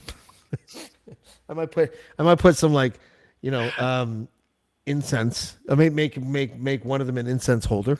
Maybe the shell toes. I don't know. But yeah, the LeBrons are The little fucking amazing. fan Going through the other one. Yeah, that's right. Do you have a retail therapy like go-to weakness? Like mine apparently are shoes. Some people have hats. Like, do you have a certain article of clothing that you go to when you want to fucking treat yourself? Right now, I don't. To be totally honest, when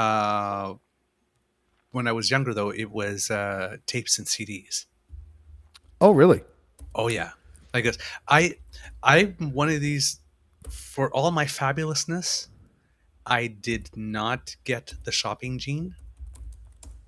I do not like it. I'm not a fan. No.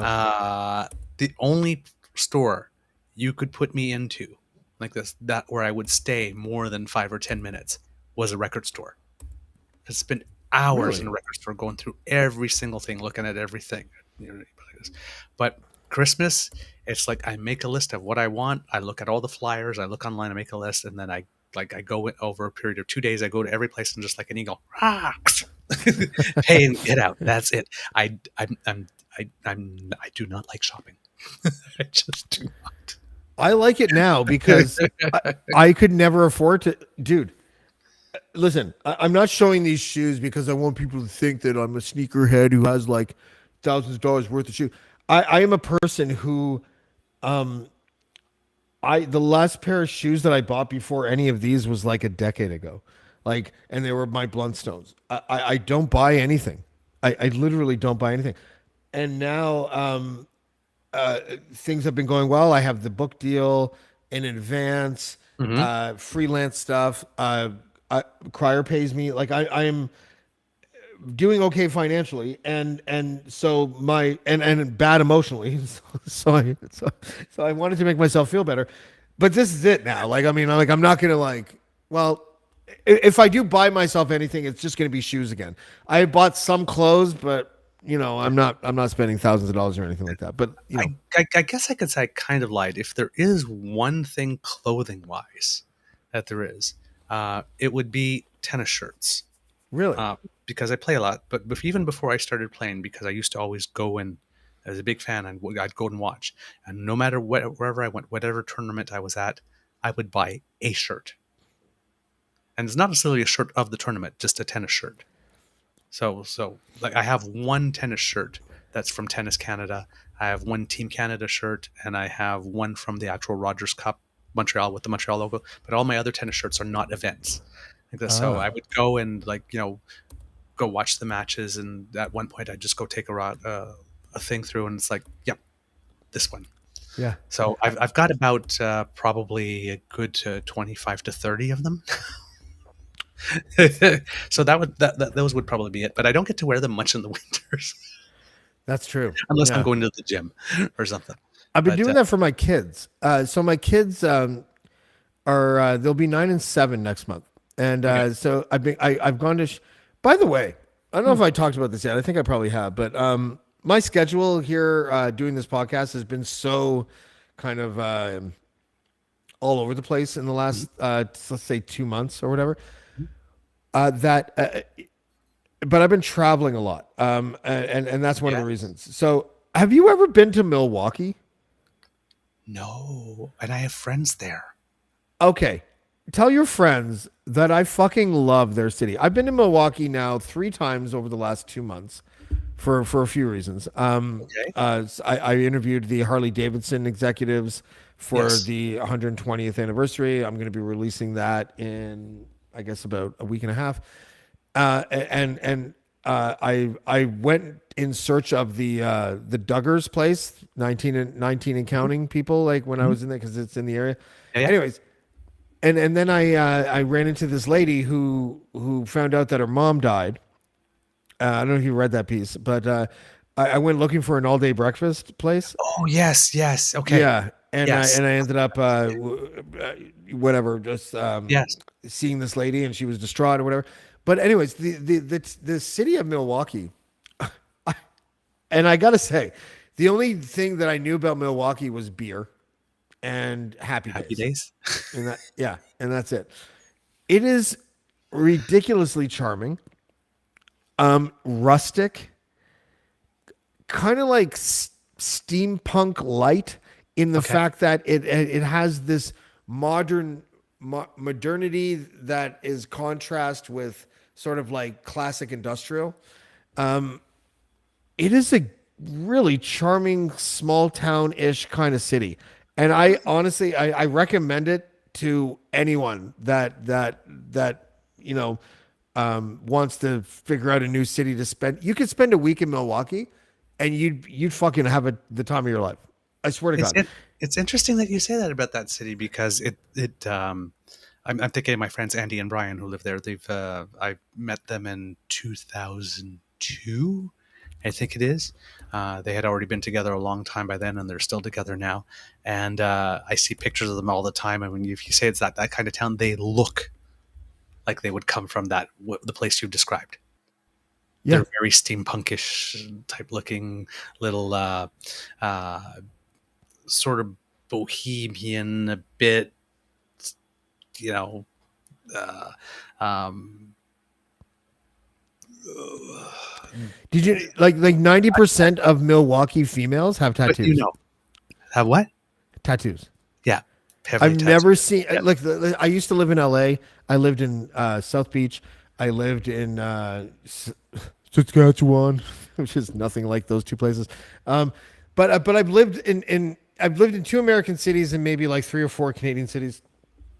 I am telling you, the proportion of women who have tattoos in Milwaukee eclipses that of any other city I've ever been to, including Toronto. It is crazy. Like Oh. you'll see like Karens with buns with sleeve tattoos. It's really fucked up. Yeah, I'm looking at them right now. Yeah, the long beards, rustic cabin. Yep. They have They, old like factory buildings that have been refurbished, old red brick buildings made from like 1 billion-year-old stones unearthed in wherever the fuck. There's a restaurant there called listen, I have the heart of a vegetarian, but the willpower of a carnivore. So yep. I still eat steaks. Yep. There is a restaurant there called Carnivore, and it is. I can't even explain how good it is. I've been to Highs and the Senator in Toronto and all these other places. I have never had a steak in my entire life like I had at this restaurant. Wow. It was, and everyone at the table, we all had different cuts. There was like 3 or 4 of us there, and we tasted each other's. Like one guy had like a 64 aged ribeye, something blah blah. The other guy had Wagyu beef from Japan or whatever. And we asked the server because I looked it up on my phone because I'm this guy. I'm like, they say that most of the Wagyu meat isn't actually official or whatever because that's what they say, right? I don't know if I'm saying it right. Wagyu or Wagyu, whatever it's called. Wagyu, Wagyu? whatever. But Yeah. most of the time they say it's fake. Yeah. Oh, okay. It's like sparkling wine versus champagne. Most of the, Gotcha. unless it's from that region of France, Yes. it's not champagne. Well, that beef or whatever is a lot like that too. And and these guys were like, "We'll be right with you, sir."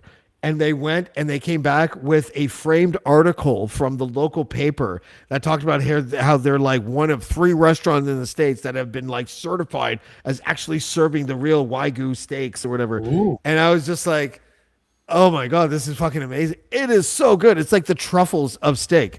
Okay. And the good part about talking about this is that we have, for the first time in a long time, Ryan Lindley joining us here on Casual Friday. Ryan, what's up, buddy? I heard somebody was messing with my boy, Yeah. Douglas, and I got to get to the bottom of this right now. Yeah. you do that while I go and happened? I'll be right back. Ryan, I'll be right back. You said bottom. Okay. Yeah, but you said something earlier too when I was hearing the story, and I'm not going to say it because Why not? I'll get because I'll get canceled. And You have the queen has ordered you. it was something about a middle, and I had this lucky peer joke in my head Okay. that I was gonna say. But see, when I came into the conversation, when you guys were talking, I didn't understand what was going on. So I was just like, oh, Douglas just seems like animated about something. So I made a comment, and then I heard you talk. I'm like, oh shit. I didn't know what you were talking about. And then I heard what you were talking about, like, no, it's not cool. Yeah. That's not cool at all. But you know what's cool? What? Seeing your face. I miss you. You so How much. are you? If I were any better, I would be triplets. I am doing that Oh. good. All right. Doing that good. All right. I was extremely busy from about March 24th to June 25th. Yeah, I know. I was following your escapades on social media and watching all the pictures, and I was kind of waiting for that. Was it a Shaw show? Yeah. Was it? Yeah. Yeah. I wanted to see. I wanted to see. You know, Yeah. The Butcher of Fleet Street is like my favorite Oh, sweet story in the God, entire world. I didn't get And what happened? Yeah, but you couldn't I go. couldn't go. No. What happened? Well, one, I was extremely exhausted. Oh, okay. But two, no, there was something that happened that I could not go that weekend, and That's I don't terrible. remember off the top of my head where it was. But it was, you know what? I was sad for about half a day, and that was literally about it. It was. Oh, I know what it was. Yes, I did not go because normally when we do a musical and at the type of level of theater that I do, we usually have usually 3 months. But Yeah. this one was a 6-week rehearsal period. So it would have been 4 Oh, days a week, 6 weeks. And the first 2 weeks were the last 2 weeks of August, which are the only 2 weeks that my sweetie has off from teaching between the summer session and the fall session. And we want to do right. something. So, Uh, yeah, I gotta tell I you a chose funny my story. relationship. So, Wow. There's so over much time for relationship. Stop. There's Well, so much I'd time sort for of that. checked out the last 3 months with this place, so, you know. So, so funny story. Back a few years, actually, I think it was the fall prior to COVID. Mm. So Ashley and I are in Niagara, and we said, let's take in a Shaw Festival show. Ooh, nice. I'm not a theater Right. guy at all at this point, right? I've never been a theater guy. It's always just I can't stand musical shit. I don't like that. I'm not a fan. I don't appreciate Yep. it. Right? She goes, "You've never been." And I'm like, "Yeah, I know, but I know what it is and Yep. I just don't give a shit, right?" So she's like, but I know how much it means to her. So I'm like, "All right, fuck it. I'll go buy tickets and I'll do this and I'll do that and everything else." Well, it turns out I didn't have to buy the tickets. One of our real estate agent friends from Niagara on the Lake Okay. is a big booster of Shaw and said, "Hey, I've got tickets for Sweeney Todd." And I'm like, "I know that. I know that story. And I like that story. That's actually that's a pretty good one. Let's do it up." So we make a weekend out of it. And when I say a weekend, Douglas, we almost missed the goddamn show Ooh. leading up to it because it was a Saturday night show. We end up in Niagara Falls like on the Friday afternoon and we tear it up. So we stayed in the falls, and I don't know if you know the geography between Niagara Falls and Niagara on the Lake Mhm. where Shaw is, Yep. right? So it's like a 20-minute Right. drive, right? So, so so we stay in a hotel and everything's booked. We tried to get rooms in Niagara on the Lake, couldn't get a room. Oh. Top dollar, couldn't Okay. get a room. Like I would have paid $1,000 a night. It just wasn't happening. So we're like, okay, we'll stay in a hotel. And I made a joke about a heart-shaped tub. It's Niagara Falls, whatever. Well, we ended up finding this really nice little, I'll call it a hole in the wall, but it was actually a big hotel that was taken over by a private family Okay.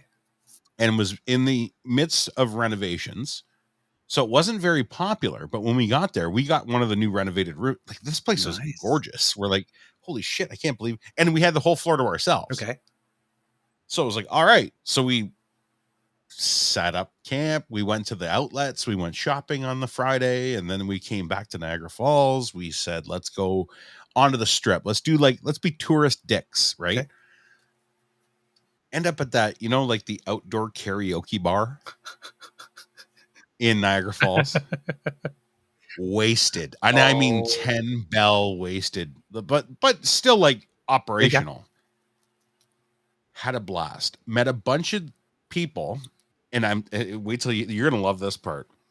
Ultra right wing Trump supporting people from Pennsylvania in their like early 20s, young kids with very rich parents, and so we're trying to have like an education session with them. This is why you're wrong. Don't listen to your dad. I know you want his money. Like one of those things, right? This goes until 4:00 in the morning.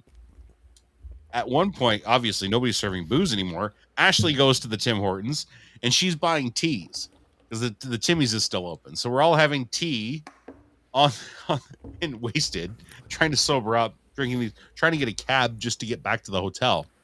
So the next morning, fast forward, we've got these tickets, and I mean stellar tickets. Like we've got really good tickets for the show. And we had plans for like a really romantic dinner. Mhm. Let's have like a nice thing beforehand. No, we ended up at Hooters eating buffalo shrimp, chicken wings, and French fries just to cure the hangover. And still weren't sure if we were going to the show because we were feeling like shit. So the grease soaks up the booze to a good enough point. Hi, James. Hi. Sorry. No. So the grease soaks up enough booze. And we said, okay, let's go to the show. I feel well enough to go to the show. And so we do. And my God, thank God we did. The most brilliant piece of theatrical art I've ever seen in my life. Wow. Overall. Okay. Like it changed my entire outlook or my entire perception on theater art, live theater. Wow. We were right near the pit. The orchestra was fucking banging. Yep. And right before this is the best part. This is my favorite part. So right before the show started, we sit in our seats, and there's not an empty seat in the house, by the way. Like, these are sold out shows. But the seat beside Ashley is empty. Okay. And we're like, that's kind of fucking weird, right? So the usher, beautiful lady, she says, excuse me, please make sure you don't put a coat there. Don't let anybody sit here. So I'm like, I don't understand. So as the lights dim, the orchestra starts, and there's a narrator starting the opening of the show. This wall that's beside us, it's a fucking wall. I had no idea it was a door, but it's a wall. Was there a bookshelf where you had to take a book and you could pull it literally forward? like push? Yeah, it was almost like you could push it. I don't know if you've ever been to the Shaw Theater, like the actual festival theater in Niagara on the Lake. It's gorgeous. It's just fucking. It's such a cool experience, right? This door just opens slightly. A man slips out and sits next to Ashley. It's him. It's him. It's the barber. It's the butcher. It's the fucking and he's sitting there and he won't look at us. He's in character. Who is it? Sweeney Todd. Sweeney Todd. Oh, right. So and I look at Ashley, and at this point, because of the we've soaked in the grease, we've gotten to the Shaw, we've had some wine, we're getting back on the horse. I'm pretty loose at this point. I'm saying to Ashley, I'm like, he's like one of them British guards. You can't get him to fucking break. I want to get him to break, and I'm trying to. He won't. He's looking ahead. He smirked at one point as he got up and looked at us as he walked to get on the stage because he was announced. You know how the show opens. Yep. He just shows up out of nowhere. Well, he shows up from the seat next to us. The most incredible experience. So when I heard you were having the opportunity to go, I was like, I swear to God, I will drive to Kingston to see this show. If he's in it, I'm coming. And I was a little heartbroken, but there's always next time. There's always next time. So I cannot. Was that the same play? Was that the same play that you were doing, Douglas? Oh, no. Well, no. Same story, just a different theater. Yeah. Oh, right. Okay. Yeah. Like, ours would have been. I mean, Shaw is like way up, huge level and huge budget. We would have been just pro-am. So, but it would have been a paying game. Go kart versus Indy. Is that what you're saying? Pretty much, yeah. Pretty much. Like, is that story based on a true? That's the story about the barber that gave his kills to the butcher, right? Oh, to his wife. His wife made him into stew and soups. Is that based on a true story? Because I kind of was it stew or sauce? I can't remember what did she make him into. Aren't they pies? Pies. That's it. Meat pies. Like mince meat, right? Mince meat. Yeah, that's what it was. Is it based on a real story? Second act. I don't think so. I only ask because listen, I'm about to go to the UK in like I don't know 13 days. Mm-hmm. My publisher is sending me there to interview a bunch of Plymouth Brethren people, and but the last time I was there was when I fraudulently scammed my trip to the. Should I be admitting this? I don't know what the statute of limitations is on press fraud. Was it worth over $5,000? Oh, probably. Yeah. How long ago was it? 2018. So I was working for the Huffington Post from 2016 to early 2018, and then like a month after I got unceremoniously let go from the Huffington Post, after I decided to leave after they threw me out. Right, exactly. And but I was called by a PR company that represented the British American Tobacco Company to and they were like, because they saw a piece that I wrote for Huffington Post about vaping. Funny sidebar to that. Randy Hillier was one of the quotes because he was a big vaping enthusiast when he was a member of the of Queen's Park. And so anyway, so I got called by this PR company. They're like, James DeFiore? And I'm like, yes. I always think it's a collection agency, right? So at first I'm course. like, I never say yes, actually, at the beginning. They're like, is this James DeFiore? And I'm like, who's calling, please? Right? Because then I can like finagle a way out of it. They're like, I don't know, whatever PR agency it was, we represent the interests of the British American Tobacco Company, and we would like to invite you to Southampton to tour our vaping facility and our tobacco factory. You, as an employee of the Huffington Post, who has written about vaping, we think that you would be a good journalist to come. We also have someone from the National Post and someone from something else. And instead of doing the right thing, which would have been to inform this public relations agency that I no longer an employee for the Huffington Post, I was like, okay, well, just send me the ticket and I'll go. And they're like, no problem. So they booked my ticket. That's amazing. And off I went. And why was I telling you this? Oh yeah, so I went to so they put me up in a hotel in Westminster, and I don't like shit like that. Like I don't mind some fancy stuff, but there's certain stuffy fancy shit I don't like. Yeah. This hotel was like literally I could throw a rock and take out a window at Buckingham Palace, right? Like it was like right there. And it was like $600 a night, but the room was small, you know, and then the lobby was like stuffy, and there was a guy playing the piano with the big cognac glass and like, you know, whatever. And you know who alpha males you in Westminster? Ladies with shopping bags. They don't move for fucking anyone. Ooh, okay. Like, it got to the point where I was like, this is crazy. Like I went for a walk into the shopping district of Westminster from my hotel, and I got alpha mailed by like several, like at least 5 women with shopping bags. They would just literally stop in the middle of the sidewalk and put their nose up in the air and look to the left or right. And I'd just be like, okay, I guess I'll go around you. And then the one time where I was like, fuck it, I'm just going to look at my phone and not even look up and make that fucking person go around me. She went around me like this. Oh, right. Yeah. She walked, and I was just like, holy shit. Well, but then I stayed in East London for the last 4 days of my trip. It was so much better. I was going to say that's where real people live. Oh, Brick Lane or whatever it's called, where all the curry restaurants are. Oh my God. It was the greatest. It was the greatest. But anyways, yeah, I still don't remember why I brought that up, but you know, I don't know either. Yeah, you were talking about. We're talking about the Shaw Festival and Fleet Street. Maybe did it have something? I don't know. I don't remember. It's your But it was show. a good story. From what I can tell, it's not. There was some speculation that maybe it was based on a real thing, but apparently it is not. That's it. Oh, Yeah. that's why. A lot of Because people, when I went to East London, I stayed in a flat where the building that the flat was in was where Jack the Ripper had his last apartment. yeah, that's what they thought maybe it was based on something to do Yeah. with Jack the Ripper as well, but it's not. I'm just reading here. So we are happy to note that Sweeney Todd is not based on a true story. This may put your mind at ease when you enjoy your next meat pie. I also got drunk in the last place where Jack the Ripper killed a barmaid. So how about that? I'm noticing a pattern here. Yeah. I guess so.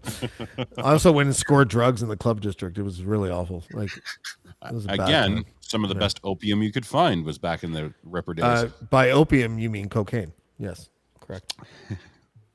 No, I mean opium. Yeah, I don't know. They had what I was opium doing. dens, actual opium dens. I'm glad I won't do that this time. This time is going to be a lot different. This time, I bet. I actually am employed by the company that I claim to be employed by. They made him sign something this time, folks. Yeah, that's right. That's right. And I'll be going there, and I have to go to and I have because I have friends now that are part of the community of ex Plymouth Brethren cult members. My publisher doesn't have to pay for hotels. So the way I finagled this trip was that, so my publisher's like, I tell him, listen, I gotta go to the UK and fucking interview people. And he's like, well, we don't want to spend the money because it costs so much to house people in London. Right. And then I reached out to my ex-brethren people. So now I got lodging You're couch and then surfing. the publisher will pay for my flight because my publisher is not cheap at all. You're great. That's right. Good for you. Thanks, everybody. Yeah. Well, the They're publisher's giving mad at out me because 25-pound vouchers for the what are they? What's the? I always Fish and hear chips? the name. No, the name of the place that's in. Is it? It's like a grocery in the UK. It's a very popular one. Aldi's. Aldi's. Oh, I don't remember, but I do remember shopping there. No, but it's fucked up because my publisher. So this book deal that I have is something that I had to finagle after the Bullard situation. Oh shit! And for those who Never don't mind. know, Bullard and I, Mike Bullard? Mike Bullard, we Okay. secured a book. We secured a book deal as co-writers, writing about how Mike Bullard was an example of a person who was hit by the shrapnel caused by the Thank Me you, Too movement, where he was an innocent party being accused of something that he didn't do. And it was going great until Mike Bullard went on my podcast and called Avery Haynes the C word, and then said that Cynthia Mulligan deserved to have stage 4 cancer. All but not. Thank you, Ryan. I missed that. All but destroying our book deal. I literally called the publisher and I was like, "Have you listened to the podcast that I just did yesterday?" And he's like, "No." And I'm like, "I'm going to send it to you along with a pitch for my next book idea because they already gave us like 10 grand in advance money." So I was like, so then I talked to my publisher the next day and he's like, "It better be a good pitch because otherwise you and Mike owe me 10 grand." And I'm like, Yeah. "Just hear me out." I think I can do Listen, this. Yeah. I can explain. Yeah. Oh, Have you God. ever met Mike Bullard? Oh, fuck. Then he ends up in Ukraine. Like, what the fuck happened there? It's yeah. if there's Who ended up anything, in Ukraine? if there's a book Bullard. to be written, Really? if there's a book to be written, it's from the outside looking in on that entire saga for the last 10 years. Bullard That's what the did. book is. I want to word this in a way that isn't like, I don't want to throw Bullard under the bus or anything like that. Like, No, but I will say that he's a good guy. Down deep down. that's one opinion. Somewhere. No, but he went to the he went to Ukraine to cover the war. He asked for my advice. My advice to him was, don't make it about you. Team up with a stringer that is already over there. Piggyback on his media outlets. Cover some stuff. Give him the footage. Keep the Mike Bullard kind of name out of it. And when I said that to him, he's like, "Yeah, okay," and he hung up. And then he proceeded to like do the exact opposite, where it was all about Mike Bullard. This is where Morgan Freeman comes in. Yeah, Mike Bullard didn't listen to James D. Fiore's advice and went to Ukraine with a big Mike Bullard shirt on. yeah. It's pretty much how it went. Oh my God, you did that well. Oh my Mike Lord. Bullard was a bird that couldn't be caged. Strolled through Ukraine like he didn't have a care in the world. Like he didn't have a care in the world. Stiff wind would He have couldn't blew him remember over. the name of that town. What was it again? Kyiv. Steve. Shit.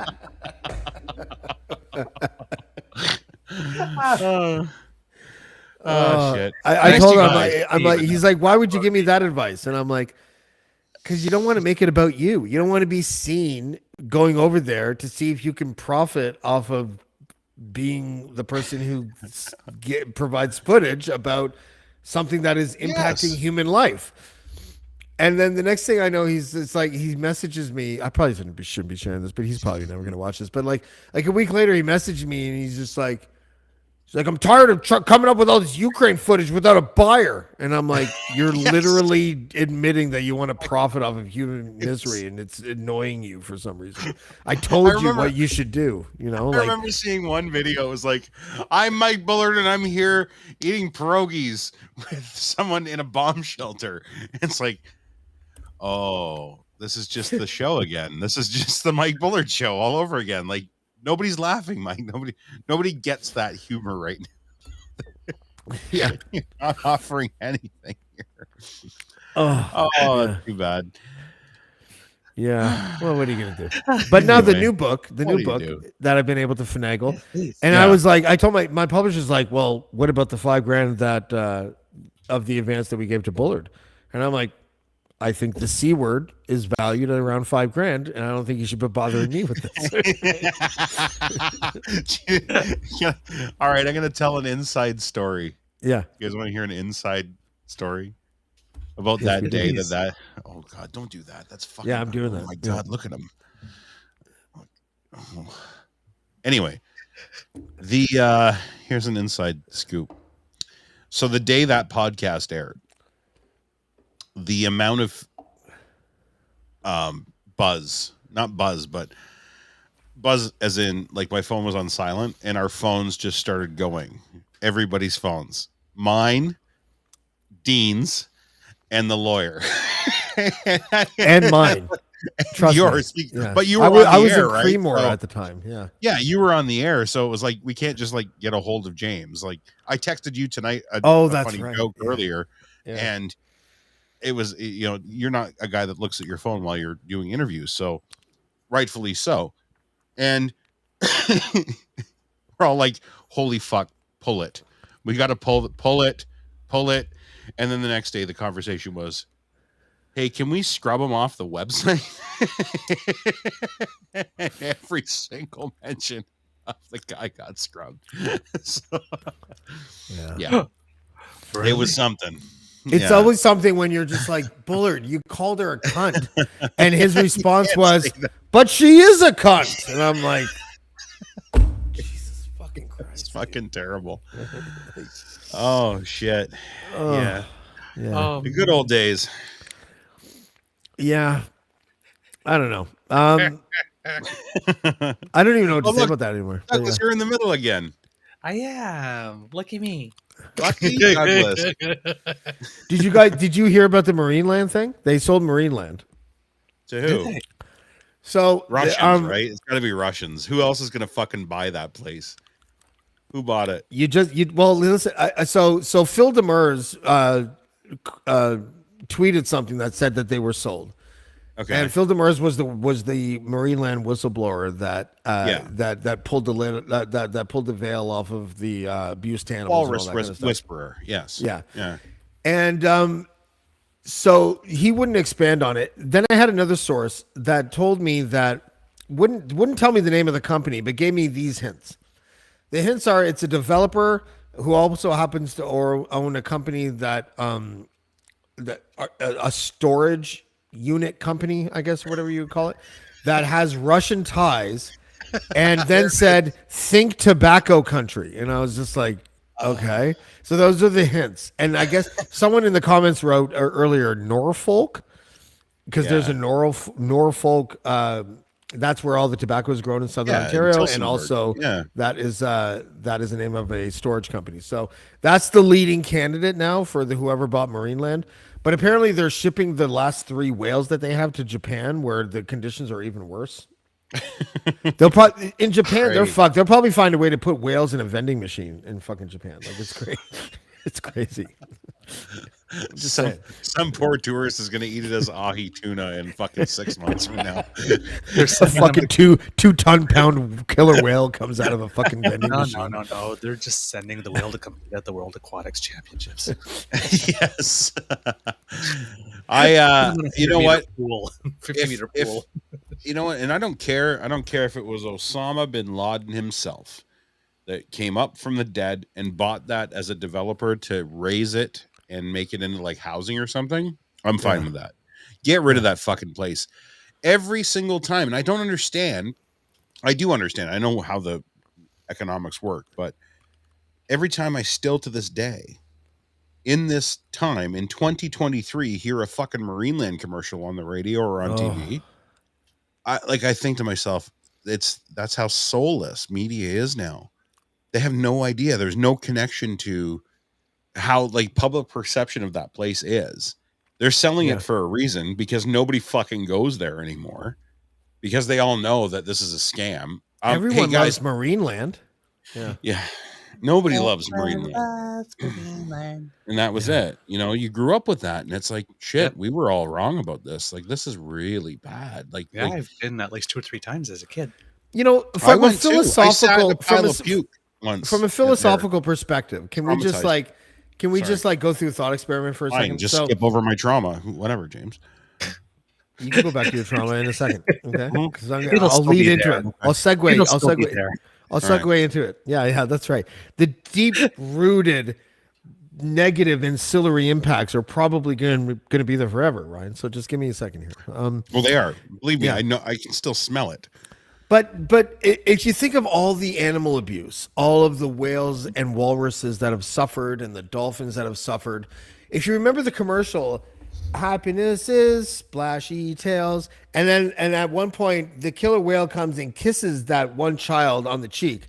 Yeah. If that killer whale, actually orcas or dolphins, if you really want to be specific, thank you Wildcrats, because that's how I learned that.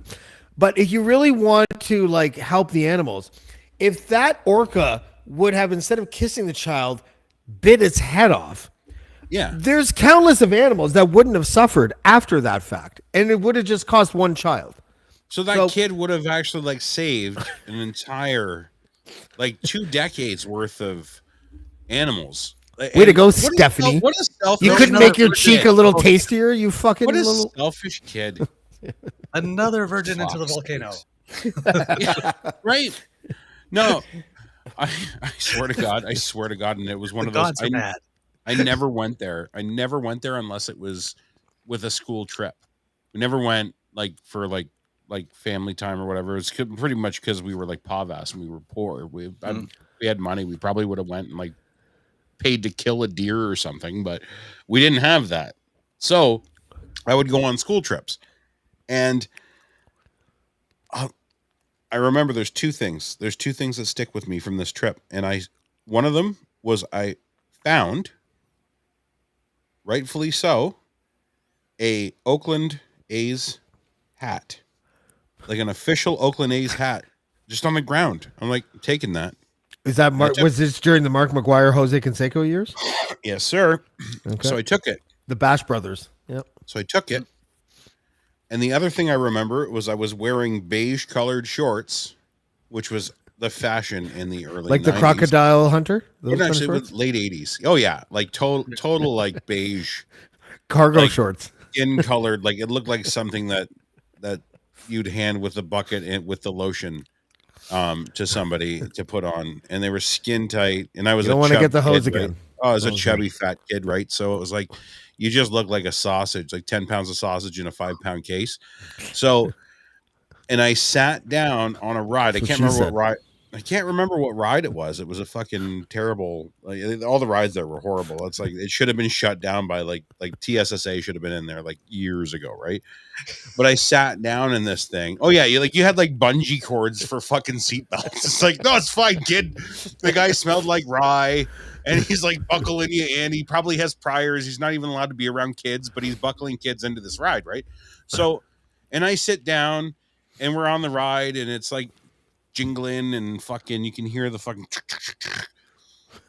and as it's like halfway through, it's like having that epiphany moment in your mind. You're like, did I just shit myself? Like, I know what it feels like to shit myself, because I had shit myself as a conscious child at that point one time in a grocery store. That's a different story, but so I know Were you how sitting in the cart? No, I was standing waiting for my mom to pay. And I was Okay. like, I really got to poo, Ma. Like, I got to get the fuck out of here. And she's, I was like, gotta go poo. it was like, no, I was like 7 or 8, right? And it's like, it's not a fart. And I knew it wasn't a fart. I consciously knew it. This is a totally different story, but I knew. Hold on. I gotta go pee. I'm sorry. Now I have to go. I don't know why it happened just there, but I gotta go pee. I'll be right back. All right, I'll save the story.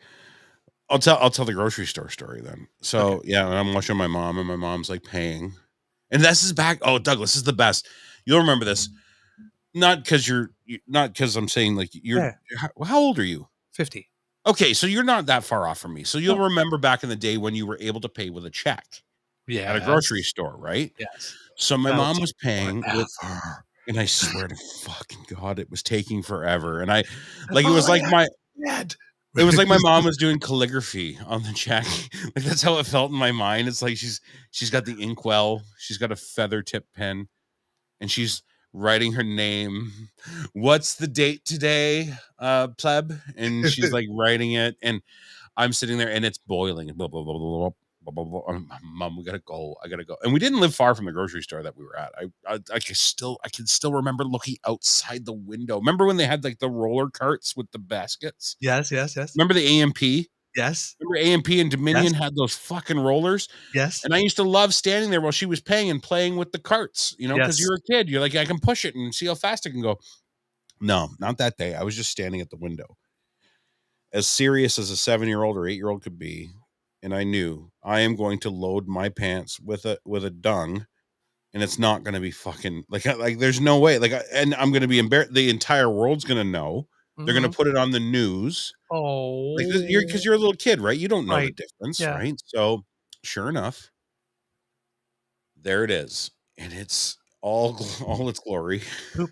There it is. Oh yeah, because it's shorts, and it's the 80s, so you're wearing white sneakers and white socks with stripes on them, and yeah, it's it's burned in my head. But I knew so. There's a point to that part. There's a point to that side road we just took that went off and got gas and cigarettes and a meal. Just so you know, as we get back to the original story, Gas, cigarettes, and a meal in that order. right? And it was that I sat in something, and that feeling of something's going through my pants, but I didn't poo. Like I know I didn't poo. This isn't me. Oh my God, there's something underneath me, and I got up. And to this day, what are those? Okay, you know, icy drinks. You know the ices with the red and blue and white cups with the dome things. Uh-huh. So whatever kid was on this ride before me that threw his icy up all over and whatever he was eating that day, probably hot dogs or deer food that they fucking charge you $1 to pull out of the vending machine, was all over the back of my pants, like all over the back of my shorts. And I could smell the whole day. Like this is like literally 9:30 in the morning on a school trip. Oh my God. Right. So now all day long, all I can smell is red icy puke for the rest of the day. So to this day, when I go into a store that has an icy machine and I see it, that triggers. I swear there's nothing. I could be Douglas, I swear to God, I've been in like foreign countries, 10 bells wasted, where your mind is nowhere near your home. And I see that icy machine, and I'm brought right back to Niagara Falls in Ontario, place where right away, right back to it. And you talk about like burnt in memories. I had a traumatic childhood with like horrible dad fucked us, and mom had a fucking horrible time and everything. But that one, that one sticks out. It's terrible. So fuck Marineland. And let me wheel the car back around here and say, your dad fucked you too? Oh, sorry. Oh no. I got fucked by an icy and hot dog by some other kid on a ride. Oh, right. That whole I thing tried to vamp, but holy shit. Did you take a shit? Did you shit your pants too? No, I've never done I told the whole shit your pants story to like roll I heard into this. Where the I heard fuck were you? I have. I was outside having a cigarette. Christ.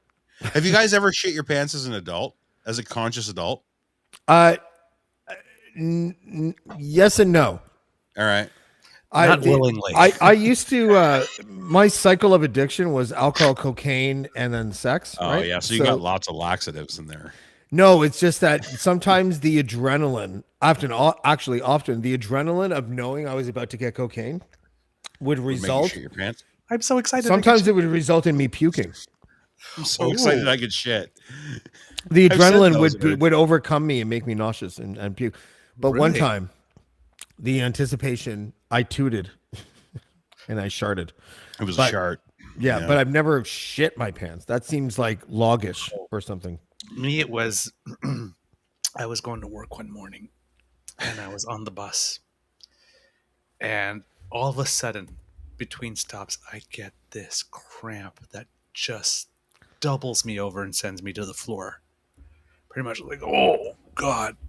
Yeah. And it's like, oh, I've had this before.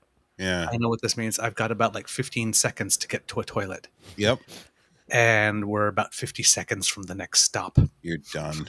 You're done, son. Right on the bus. Well, it's the best place to do it, though. Really, if you think about it, the shit that goes on I'm buses. standing by the back door, and I'm like, never has there been a butt clenched as tight as I clench. That's like prison clenching. Single, Yeah. every single dancer's muscle Lock I it down. had after 13 years of deep plies were definitely. You're not allowed to say that on squeezed YouTube. Stop! together. Don't say that. Okay, there was like crazy glue between my butt crack. I willed crazy Yeah. glue between my Yeah. butt crack. I would have died. Did My not. intestinal cord would have burst because I would not have unclenched. It No. did not work. No, So then the you've last never been. 35 You've never been seconds- in that situation, then, James. Because it's Oh, I have. The No, last there's 35 no fucking seconds way. that I was on that bus, I kept on hoping, please let nobody else get out the bus on the back door because they are going to smell me. Because I'd moved from the seat and I was all alone, so nobody could smell me. And I was just, all I cared about was getting off the bus before somebody Wait, smelled me. can you before you finish the story, can you put the crown on? I want you to wear the crown while you tell the rest of the story. All right, so I tell you, so you all get I off was the waiting- bus. All I was waiting for was to be able to get off the bus before somebody said, smell her. She's a sticky queen. And then You I don't- got off the bus. That's my worst nightmare. Guys, I am a guy who like my girlfriends, the only time my ex-girlfriends have ever heard me like pass wind is if something happens where I laugh and it accidentally comes out, or a cat jumps on my abdomen, which happened once, and it accidentally comes out. I will never be a guy who lifts his fucking cheek and farts in front of his lover. Yeah, you've got Be- that weird fucking thing though. I can't when do it comes it. to butt stuff. I don't think it's right. I think that it's the closest thing to shitting in front of someone is farting in front of someone. It's just like Especially shit when you light. look at- If you can smell the molecules, you know what you're smelling? You're smelling poo. That's what you're Actually, smelling. If you're Poo gonna, molecules are going in your nose. You know? I have to say, it's like if you're gonna at least lift your cheek, can you lift it in the other direction and not my general one? No, you go out of the fucking room. You wait till it dissipates so your draft doesn't bring it into the room. There's a whole etiquette with this shit. I'm telling you. Oh my God. Rigmarole. That's what that is. Fart. Honestly, I dated a girl once, and we were dating for like a month, and she lifted her cheek and let one rip, and I was like, "We can't see each other anymore. We can't see each other anymore." I'm gonna can't. sit up. I'm gonna move that. Jeez. Yeah, that's- I broke up with her on insane. the spot. I broke up with her on the spot. Dude, wow. come on. She lifted her cheek and let it rip. I was like, I can't look at your bum with any sort of like pride anymore. Now all I'll think about is what you just did. I'm sorry, it's not going to work. I was just being transparent and honest, right? Like, yeah. Keep Christopher go and scene, and we're done. Yeah. No. Same. So anyway, I get off the bus, and I am about a 25-minute walk from home. Yeah. Now I could, right, if I had no pride, just cross the street and take the other bus, going the other way, Mhm. and I'd be home in about 3 or 4 minutes, and in the shower in 6. But that means people would smell me, and apparently I have pride. So I Apparently. walked home, and as I'm walking home, it is slowly Oh yeah, moving its way.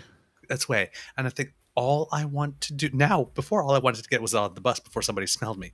Yeah. Now all I want to do is get home before it comes out the other side of my pant leg. Oh wow. So you're lucky that it didn't actually exit the containment, right? I guess I was So- wearing super tighties because You must have. Like something was really on your side that day because I'm telling you, that day when I was a kid, man, it was the it worst was part, everywhere. It was in is your calling raccoon into wounds. work. Oh yeah, I guess you would have had to, eh? How do Because you? you're late. What do you say? So I call and goes like, What do you say? I want to. "Hi, Elaine. Yeah, it's Douglas. Yeah, we're gonna be a little late. I had an accident. Are you okay? Okay. No, no, no, no, no, not that kind of accident. Oh wow! And then You it's like came clean. It's 1, 2, 3. Oh, The fact that I would have said that I was shot by terrorists. Yeah, Gotta I was get about up. to say you're going to admit that shit. No you shit, You like, admitted to another human being. I just Honest to no, a fault. because I didn't want to admit it, so I said I had an accident. But then, oh my god, are you okay? Are you in the hospital? And it's like, oh shit, That's where you lie. Oh, I had a migraine Oh, yeah. accidental of the humor. intestines. Yeah, no, I was hit by It was like, 4 yeah. buses actually. They just kept hitting me, and Yeah, I've I been only committed. wanted to be away from work for an hour, not like 3 months. I but saw a UFO. I would made say me that cry. before I would admit shitting my pants. You're wrong. Come No, back to work Douglas. 3 months later with some crutches. Oh, it was a terrible accident. How do you go on with a? How do you go Commit on? to the bit. Seriously, come on, real talk. How do you go on productively for for the day after that? Oh, I just wanted to be gone for an hour. He says, you shut it down at that point. You go home. You This day is fucking over. yeah, it's over. Like we'll try again tomorrow. We'll get our poop schedule back in order. No. We'll try and reset things. And there's no fucking way I'm doing anything the rest of that day. I can't do that twice because I already have that with my food allergy. Uh, So it's like, oh, sorry, I'm not coming into work. Says why I ate something I wasn't supposed to. I just took 2 Benadryls and I'm done for the day. I'm gonna be sleeping the next 12 hours. Bye. As human beings, the least that we can do for our fellow human beings is not subject them to our gas or feces. That is literally the least that we can do. If God came to me right now, I don't believe in him, but if he or she or it or whatever came to me right now and was like, I will change one thing on this planet, James, just for you, what'll it be? I would literally be like, eliminate farts and shit. Just eliminate it. And I think the world would be a better place. I really do. Not Oh, world literally, peace, yeah. Not solve cancer. Just eliminate farts and shit. Yeah, 100%. Okay. Just to like That's eliminate fine. all of it. Yeah, like, James, like, that's how I know there's no God or that God's an asshole. It's really one of the two. James has a T-shirt that just says "fuck farts." It's got a ribbon and everything. It's brown. Oh yes. Every year during that certain week, we all wear the brown ribbon. Oh yeah, for sure. No, we Think about don't, our because that will fallen- remind us of shit and farts. We don't want any reminders at all. We want the only thing that we can celebrate is the miracle that St. James brought to us when he asked God to eliminate it. Then that will be a national holiday. the lack of brown day, the no shit and farts day. Thank you, James. You're welcome. I would be a hero, and you know it. It's our modern day St. Patrick. He drove the trouser snakes out of Ireland. The patron saint of fart elimination. I'm saying. I would consider myself a hero. Oh wow! I'm so glad I came tonight. If I eliminated shits and farts, are you kidding? Like women worldwide would be like, "Thank you," Fuck because you. they all have boyfriends that lift their cheeks and fucking fart. No, Like, you all. No, come on. We all have girlfriends that did the same thing. I'm sorry, but if there's yeah, but anybody, Portuguese women, sorry, You don't want to finish. No, go that ahead. Keep sentence, going. do you, right? that was enough. That was You enough. know better, right? I think DeCosta's here. He's here somewhere watching. I just think there's a special kind of like gross for people that lift their cheeks, fart, and laugh at their significant other, male or female. I'm not down with that. I just can't do it. I'm not. Can't. I'm not as well, but apparently I love them. So You know what? There was a gay couple that lived across the hall from me when I lived at Jarvis and Maitland, and one of the guys farted once, and I looked at his boyfriend, and he looked at me, and we both were non-approving of what his partner just did, and then his partner goes like this: "What? I was just making space for later," and I was like, "Oh my god." That's not a thing. That's not a thing. He You're said just that. I don't making know if a he show. meant it, but that's what he said. No, he said it. He was probably joking, but Wow. then I thought it was hilarious. I've never heard that. By the way, Yeah, I was Even though gonna it- say, in my culture, I've never heard that. It's the only fart joke I've ever approved of. I was like, that is fucking hilarious. Douglas, check the book. Was that in the book? Is that in the book anywhere? That was not in the gay agenda. I've read it. I've read it front to back, Front to upside Penalty down, on the play. right, left, and right. Offside. It's not in there. I have credited footnotes in there. I did. That's not part of it. I got the revised edition, the unabridged edition. It is not The in King James doesn't even have that one. I don't. It's true. Okay. Yeah. Okay. My gay agenda is really easy. Wake up, hydrate, moisturize, look fabulous, do some good, destroy all world religions, brunch.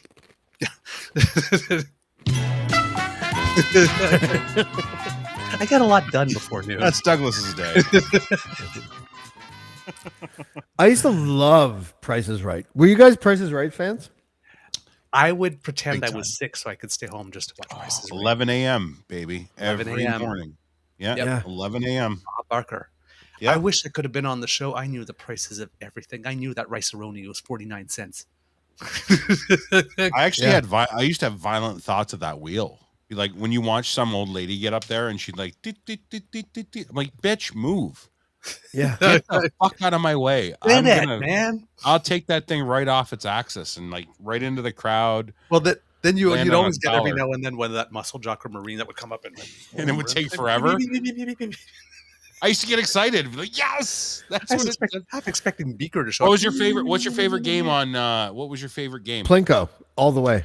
Was it Plinko? Really? Okay. Oh, Plinko. I Mine love was I the love Mountain Plinko and Man. the Yodeler. And the Yodeler. Remember Yodeler, that's the one. The Yodel guy. Yeah, Do-do-do-do-do.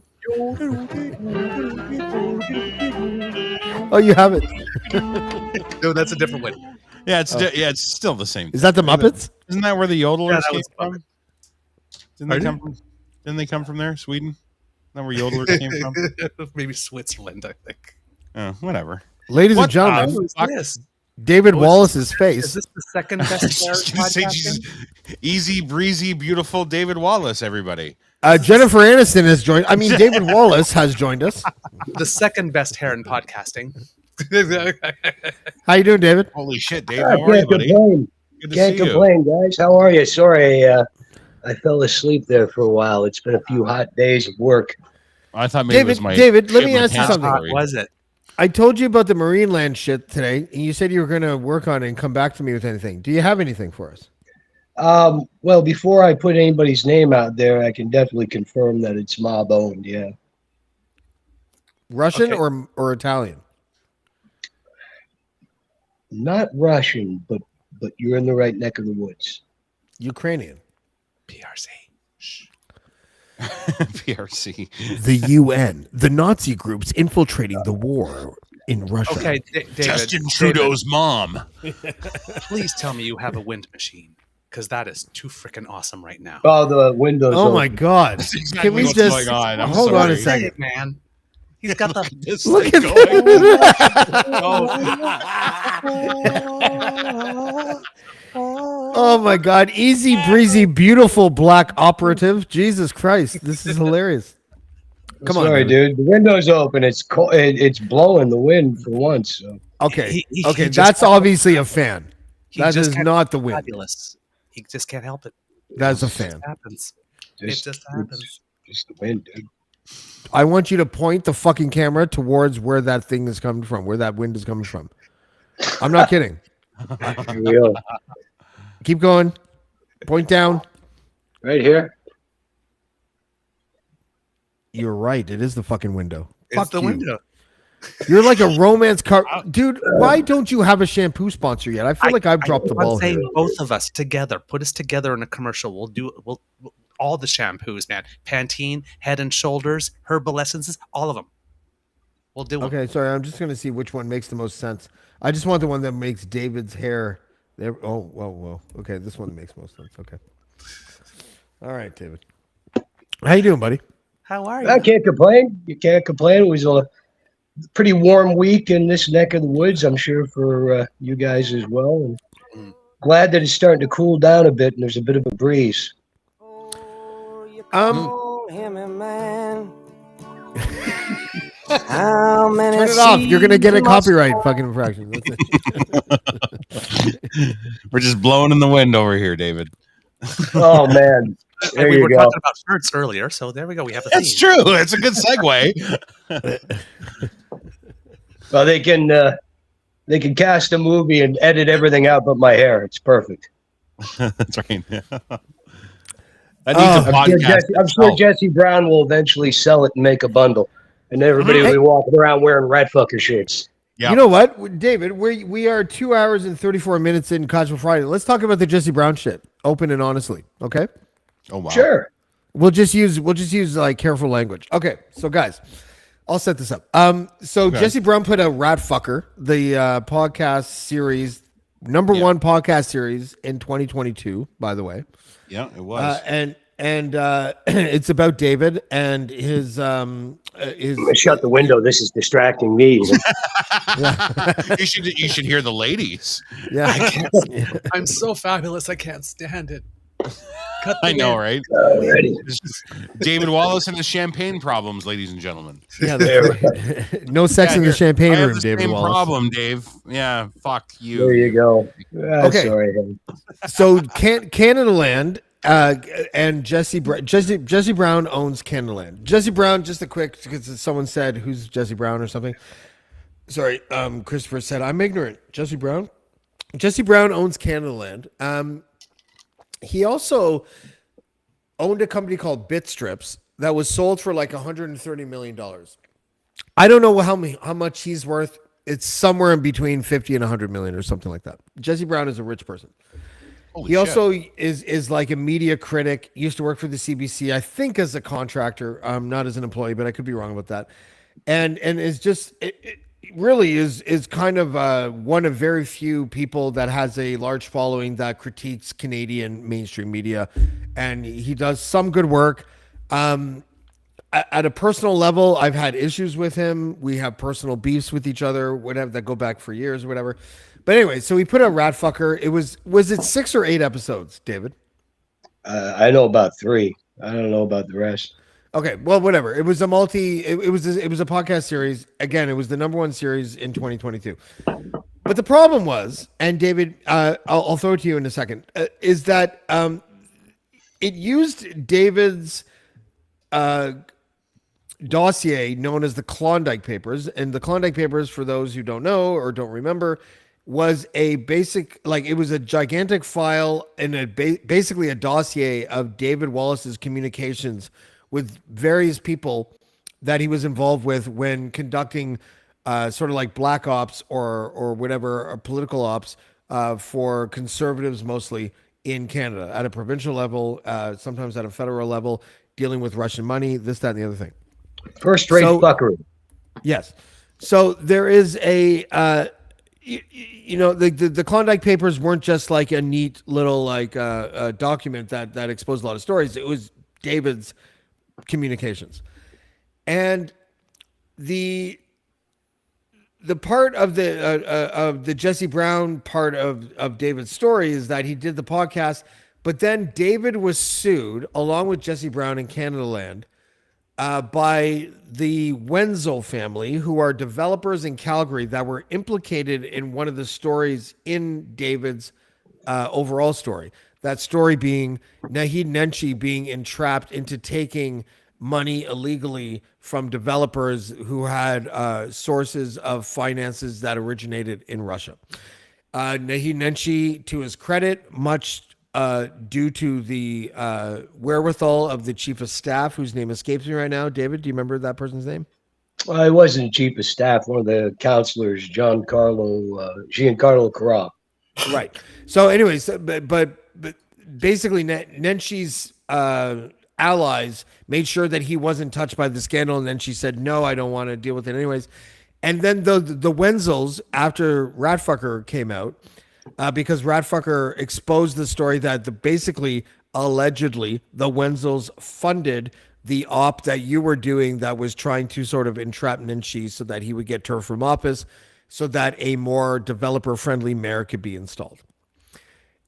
When that happened, Jesse Brown, despite the fact that he stood up for the story that was extracted from the Klondike Papers and David Wallace, would not lend his legal team to David Wallace's defense, despite standing by the story. Now, I'm a journalist. Or at least I fancied myself as one for many years as a freelance journalist. I've written for all the majors or whatever here and there. If a journalist does a story that is bought and paid for by a media outlet who stands by that story, and then the journalist subsequently gets sued for reporting that story, like 99 times out of 100, the media company will step in and become the target of the lawsuit rather than the journalist as a singular entity or as an individual. For some reason, despite standing by the facts of the story, Jesse Brown refused to give David his legal team, forcing David Wallace to sort of fly in the wind and hope he doesn't get, that a judgment isn't found against him where he will get sued and lose. What was it, $1 million, David? Yeah. Yeah. So, That's, which you David, got about as much chance collecting that as pissing straight up a rope. well, if they ever made a sequel to the kids movie Tangled, I'm sure you could finagle a way to get paid $1 million because your hair is fucking sexy. Oh, Beyond that, yeah, I don't know if to be concerned Rat about that. Fuxel, Rat Fuxel, let your hair down, Rat Fuxel.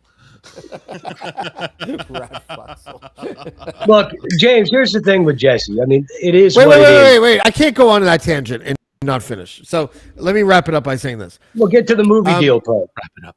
That's what I'm doing. So after that, not giving David Wallace a lawyer, even though he should, just as from an ethical and moral standpoint, Jesse then offers David a deal to have his story be adapted into a film through a company that he does work with in Hollywood called, what is it called? Story something? Storied Media Group. Storied Media Group. And basically tries to convince David to go with him so that Jesse can make a ton of money on a movie. Unbelievable. But David would probably That's what he make, did and by on Story. David, you would have made no more than 10 grand total, right? If that, yeah, I was gonna say if that. And We'll so give you points on the back end, David. It'll be fine. almost exactly like that. So David and I then, so this happens. This was months ago. And then it kind of got revisited because Jesse contacted David again, to which David said to Jesse, you have to run everything through James DeFiore now because he's my manager, which is hilarious because Jesse Brown hates my fucking guts. Yes, he more does. than anybody on the planet. He hates me, He right? does. Jesse Brown and I one of the last reason why he hates me is because just before Ratfucker came out, which was Halloween 2022, about a week before that, I was like, I was tipped off, I think by David, that Jesse Brown's first installment of the Ratfucker series was going to be the story about Naheed Nenshi. And I had been working on that story for months. I when I say working on it, I mean like, oh yeah, that story. And I would add to it, oh yeah, that story. 2 weeks later, I'd add to it. So I contact Jesse and I'm like, listen, I heard you're leading with the Nenshi story on Halloween. This is like the 25th or something. I was like, I've been working on that story for months.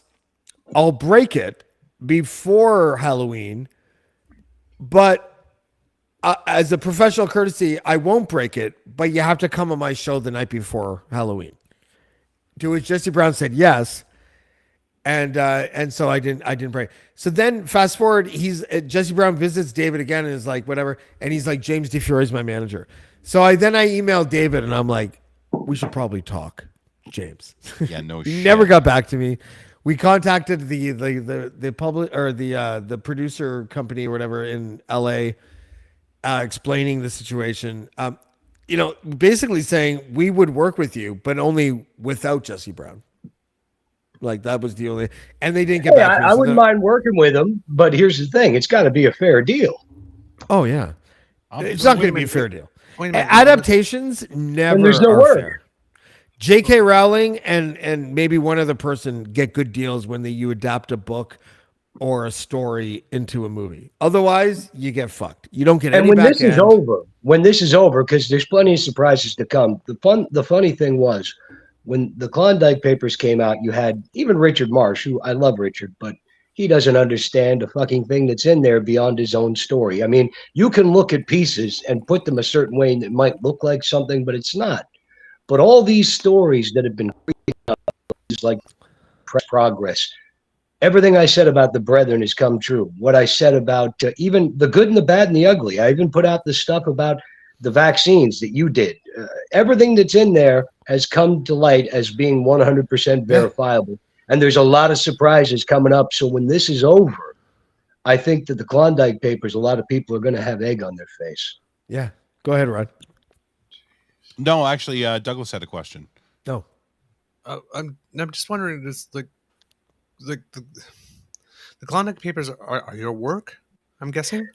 They were just snapshots and things that I would take to remind me or signposts along the way on a series of jobs that basically cover a trip to Russia that I took in the beginning of the Patrick Brown job in 2018 and the Shermans. And but it's there's a lot of goodies in there.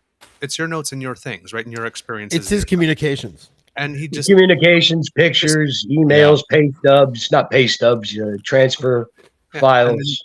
He just took them and then created something from Crunch them. louder into the mic, would you? He just took them and created something out of it?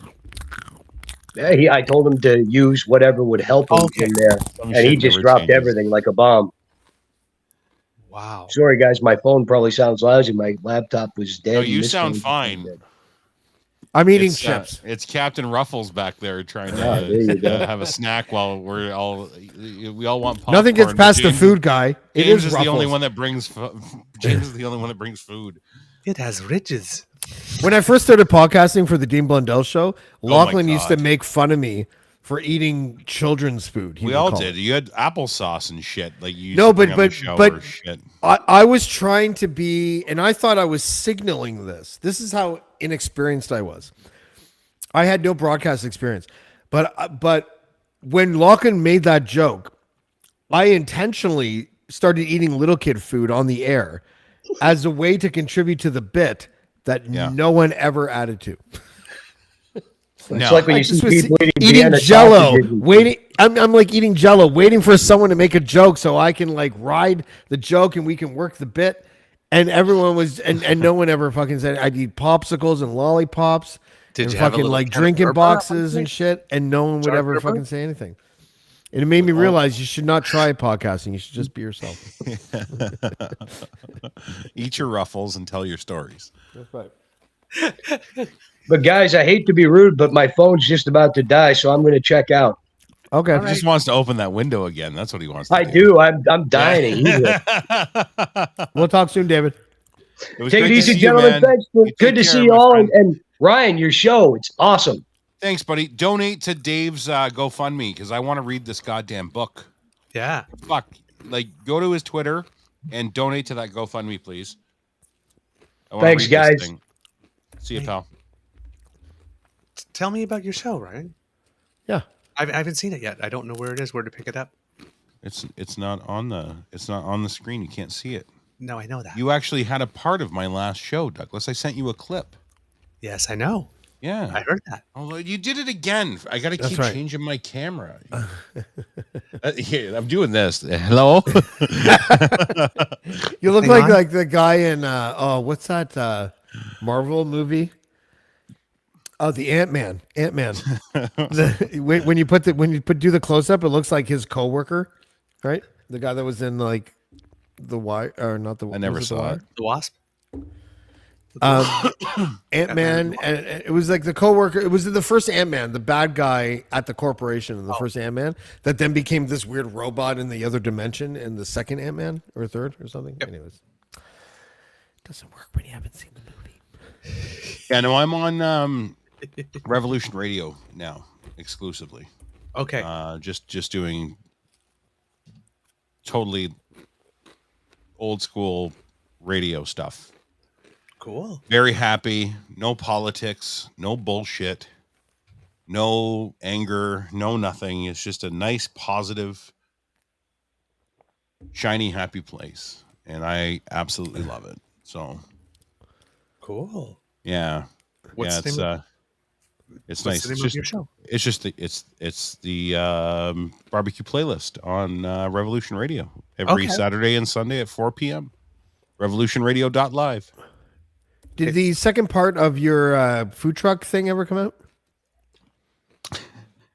Oh, sorry. I wish we can get Army Chris on to talk about this because the videos are all there. Everything's there. The problem is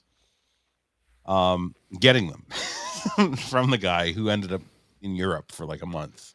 Oh, really? And yeah, so he was gone. He had a thing, and yeah. So you might see the second part of that in like September. I don't know. We'll see what happens. But Just let yeah. it go, man. Oh no, it's I'm just kidding. believe me. I you know what, the editing and shit. I don't even want to bother with it anyway.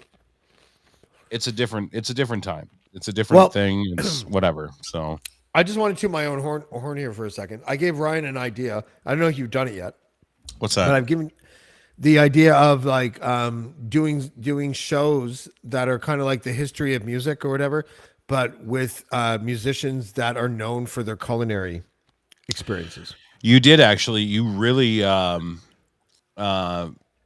sparked something there because I did that Bourdain special. Yeah. The week of Anthony Bourdain's anniversary of his death, and then I sent it. James listened to it, and he said, he goes, it's got a real like Alan Cross vibe to it. And I'm like, that's kind of like it was like a cross between Alan Cross and Anthony Bourdain. I wanted to do the storytelling, and he said, well, why don't you do like musicians who are also into food? And it's like a lot of people don't realize like how many fucking people are into that. You know, Yeah. David Grohl and his barbecue. David Grohl and his smoker. Yeah, exactly. Yeah. So I did the next week. I did a big thing on Chris Cornell. Chris Cornell opened that. That's the clip I sent you from the new music, I think. Yeah, or the history of music. Yeah, yeah. So I did a whole segment on the show after the next week, and it went over really well. And yeah, we're doing good. It's good. Army Chris has a show there on Thursday nights. It's called the Army Chris Mixtape, which is, and I hate to say it, the fucker is better than me at this, and he does really, really well. Your voice is better. And then Ray does Dear Pats Nation has come back to Revolution Radio, and him and producer Mike do a show every Sunday at 11 a.m. So it's a good time. It's passion projects. We're all doing passion projects. We're all just doing things. Is that what you used to call hobbyist stuff? Kind of. This was never a hobby of mine. It's just a matter of I got into this. Yeah. In a heated political time, and then I realized that I don't want to keep going with that. I get why people do, and it's that's your thing. All the power to you. It's just not mine. I don't want to wake up every day hating a politician or loving a politician or fucking professing love or hate for either or all day, every day, constantly on different social media platforms. And I said, I got to get the fuck out of this. It was driving me crazy. And yeah, so I realized that and if we're going to be totally honest, that's why I moved on from where I was. And said, and I actually was just going to hang it up. I was going to hang up my phones. I was going to fucking sell the gear and just get the fuck out because I was like, this is just not what I want to do. Thankfully, there was a lifeline. There's another thing that's kind of cooking, which is more mainstream, which is kind of cool. I can't talk about it just yet, but that's coming up, which is going to be really fun. And as soon as I do, I will tell you guys right away because there's no ill will. I love everybody. Like that's the funny part too. I haven't been on this network since, okay? Right. Since I left. I haven't talked to anybody publicly other than just like DMs here and there. And it was literally just, I'm going to go, see you later. And a lot of people made a lot of assumptions. And I get it because there was like, it seemed like a mass exodus of people, but it was literally everybody leaving on their own terms at the same time. It just kind of all happened at the same time. And yeah, so it was like, I get why people thought there was like some more conspiracy behind it, but there really wasn't. I love Dean. Dean and I are still like friends, like we're buds. Lachlan and I'm working on stuff for Cruise FM right now. Like Lachlan and I are still buddies. You know what I mean? Like nothing has changed there. It's just I'm not here. It reminds doing me his of when thing. it reminds me, yeah, I agree with everything you just said. When I left the Dean Blundell show, and again, just to remind people, I knew Dean was going to tell me that my time with the Dean Blundell show had run, but Right. instead I preempted that because I could sense that it was coming, and I was like, I'm quitting the show. Yeah, you're the guy that can't get fired. You got to quit. I get it. That's right. But I literally did it before he fired me. And No. that's kind of what we laughed over. But it was the right call. Yeah. You know, sure. blackballed. Blackballed. After that, became my primary focus. Yep. And it just the change of scenery and dynamic and everything just made it make sense. And you just went through something similar, right, basically. Pretty much. And it was just I know where the content is. I know the I don't want to have to keep answering questions. And I don't want to keep having to defend my position in what I do. So I like to do what I do. I do like what I do. I love what I do. And even though we like just different paths. Like it was different ideologies, different paths, but not in a bad way. And it was like, I get it. This is successful. Keep going. Do your thing. I'm going to do my thing this way.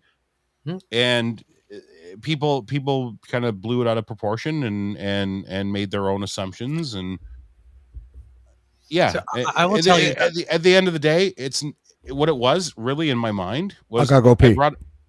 I brought it back to me being me, just me, not Ryan from Crier Media, not Ryan from the Dean Blundell show. It was just Ryan. And it was like, it's none of your fucking business what I'm doing with me and my buddy. Like me and my friend, we're just doing something different. Like, who the fuck are you guys? Yes, but then because I don't have that mindset of like, we have a base of people that watch us every day and we'd have so I get it, but I'm not acclimated to that. So it's like, it's yeah. well, I mean, like, you get it. You know what I mean? Like, am I being a dick here or no, but it was weird because like this is the most I've heard about. Yeah, And because I didn't go talking out of school. I wasn't running no. to people saying, "What a fucking asshole," and "fuck this place," and that's not what it was at all. So Yeah, no. And when you left, it was like, "Oh, you're gone," yeah, and it was like, "Why?" And you said, all you said is, I have other interests, different roads. right? That's all. Different roads. Yeah. But it was like, but that's all there was, right? Yeah. Like you say. So I wanted to ask more, but I figured if you were willing to say more, you would have proactively said something. So I figured, don't I pry. will never fold under questioning, Douglas. If somebody No. asks me a yes or no question, I answer yes or no. I Yes, don't but I offer more, figured- right? But if you would have asked, like especially you, I would have told, I would have But told my, everybody. my rule is, right? Okay, what happened? Oh, I just decided to go another way. Okay, clearly you don't want to talk about it. So I won't no, yeah. I guess the that's where tone I don't does push, right? right. Yeah, I no, don't the tone might have sounded a bit. No, weird. it was only written, so there was no tone. I couldn't You tell. know what I mean? We can Yeah. we always infer a tone when we read Yeah. something, and I But get that's that. yeah. But I And didn't. then I didn't know what to infer one way or another, so I couldn't. It was one of these things that's like, oh, okay, I guess. Well, nobody seems to be angry. Nobody's bad mouthing, but yeah, everybody's happy. why? Like everybody's Why? everybody's still buddies. The only people that weren't buddies weren't people that were, or the only people that I guess made their own assumptions of what was going on. Yeah. Were outsiders. Yeah. And some of those outsiders were influential outsiders. I'm not getting into that. No. But I'm gonna You're say, I have a feeling that's where some of the pawns got poisoned. Was from people that weren't actually like they're not forward facing. You don't see them on your screen. You don't hear them in your podcasts, but they are a part of Crier now. Yep. Who may have been making some or creating assumptions and creating narratives out of it, because they approached me as well. And I told them exactly the same thing I told you. Yeah. Exactly the same thing. Like I will pull the DMs up and show you that they are like, I could have like probably copied and pasted like, hey, we're just doing our own thing. My statement was literally what I put out on Twitter that day. Yeah. And I was gone. I'm just leaving. I'm just going to do something else. Everybody fucking chill out. I'm just gonna, you want to follow, come follow, and we'll all do things together. It'll be fun. And then, yeah, shit got weird. Like it got very weird. And it was to no fault of like guys like Dean. Dean's a mensch. Dean's a great fucking dude. Like, don't get me wrong. He's a good guy. It has nothing to do with him. You know, like it was just a matter of, it was an environment. And I was like, I need to pull myself out of this. I can't do that content anymore. Yeah. I didn't even know that there was stuff afterwards. Like I knew nothing. Nothing. Yeah, at all. no, You were gone, you said it was something else, and that's it. And there was nothing. Yeah, it's very inside. It's that stuff's very inside baseball. A lot of people like, and it doesn't make sense to anybody that's listening. So I don't want to keep droning on about it. But that was the part that actually hurt my feelings a bit. And I was like, I can see that. It doesn't make any sense. Like, this doesn't make any sense. Why would somebody think that way? Yeah. But then when I look at it from the outside looking in, it's like, okay, I get it from a public perception. There was no announcement. There was no actual figure at that point, right? Yeah, there was no conversation. There was no nothing like that, right? So I was like, okay, whatever. But and it is what it is. Everybody's fine. Everybody's good. Everybody, I like I say, I would fucking still to this day fucking go and cook a meal at fucking Dean Blundell's house and have a great night, and everybody's happy. You did do what I thought was brilliant. It was sort of a hoax, sort of a play on words. When you were like, "I'm going to spill the beans," it was a dad joke, basically. It was a dad. This joke. This was after what I just spoke about. So I heard yes, there was a bit of a fuck you to a certain individual in this conversation. Was it me? No, God, no. Because I remember texting you and being like, "Brilliant." God, no. I knew there was. I know we talked about it. Yeah, I knew. What did I forgot to wear deodorant one day, right? That's it, and I pissed you off. You always smell great. I always.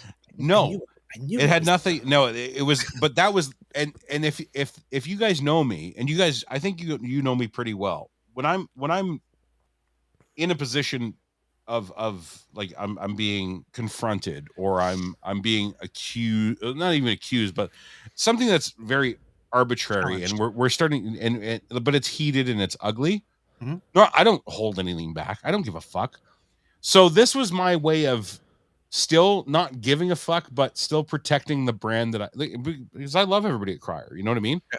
So that was kind of my way of like, I'll tell you how to fuck you without telling you to fuck you. You know what I mean? Like, I texted you, I think, and I was like, you did. I don't remember what I said, but it was something to the effect of, if you're thinking of doing that thing, do you want to call me? Do you want to talk it out or something? He's like, just don't do it. And I'm like, James, relax. It's gonna be fun. Well, actually, first I didn't reply because I'm like, no, I'll let him see it. He'll be fine. Well, but there was a part of me that thought that you were like pulling the pin. No, but I actually did for a second think that like, oh, maybe he changed his mind because of Ashley and James's combined, like, please don't do this. And then he changed his mind and he'll tell me that it was the plan the whole time. But then I was just like, no, why would he do that? That would take so much effort, No, it wasn't that thought out. It was literally just it was a very underhanded fuck you to just a certain, and it wasn't even like a shitty fuck you. It was like, fuck you. And I'll show you. I'm not here to fucking cause any problems. You know what I mean? Like I still love everybody here. I'm not doing that. That's not what this is about. So yeah. So it worked. It did very well. Anybody that knows the tweet, you can go back and look at it. It was the spill the beans tweet, and it was literally right after. So yeah, because at that point I had been getting messages. I'd been getting DM'd like fucking crazy on Instagram, on Twitter, on Facebook, on fucking YouTube. People I don't even know. Dave 89742 wants. What the fuck happened? Where the fuck? What do you do? Like, that's just classic Dave 89742. That's what I said. Right, like, who the hell are you? Right? 5309. So I didn't respond to any of those DMs because it's like, you know, just chill the fuck out. I'm not going anywhere. I'm just not going to be. I'm not a co-host on the show. I'm not doing that anymore. I'm just doing other things. You know what's funny, Ryan, is that, because me, you, and Lachlan are the three people that like had the most shows with Dean. Yeah. I'm not saying this for any other reason other than the chronology, but I was the first on. I think it was like late 2019 or early 2020 is when I started. Your Corona days. I remember. I used to watch those. Yeah. I can't watch anything pre-beard. I've talked about this before. I can't watch pre-beard James. I can't do it. It was so good. Yeah. Even now, this is like this is my new beard. This is what I do now because I don't want the sideburns because it reminds me of high school, and I don't want the mustache because it reminds me of inbred. So I can't do either of those things. Somebody just farted. I swear somebody just farted. I heard it. It definitely wasn't me. Was it you, Douglas? Did you seriously shit? No. Okay, I want everybody to go back when this is back Ashley? out. I want you to rewind. I want you to rewind. Did you lift a cheek? I want you to rewind on the part where James See, is talking Ashley about his just beard. admitted it. Because of her farts, she got DMs on multiple platforms. So, Yes. and then you had them this because is of my farts. right here. She's like, "Excuse me." She's very polite. Ashley, yeah. we have to break up. I just want to let you know. That's Oh, great, she's mine now. oh yeah, for sure, Douglas. No problem. Actually, you can stay at Douglas's house every night. That's fine. No problem. Not every night. Don't you want calls? Don't be anal about it, Douglas. Oh, Wow. There it is. There it is. Come There on. it is. I'm just saying, like you're like, I think straight guys might be a little bit misled by the fact that oh yes, you can spend your time with the person who likes anal sex. I guess. I don't know. Yeah. Right. yes. You know? You just Anyway, you're long story probably short, not gonna- everything's fine. You're probably not going to get to enjoy anal sex Love with everybody. me if you happen to be straight, though, because I happen to be interested in other gay men. I'm trying to Have you steer ever the seen show Ashley in away a from this mustache? conversation. It's amazing.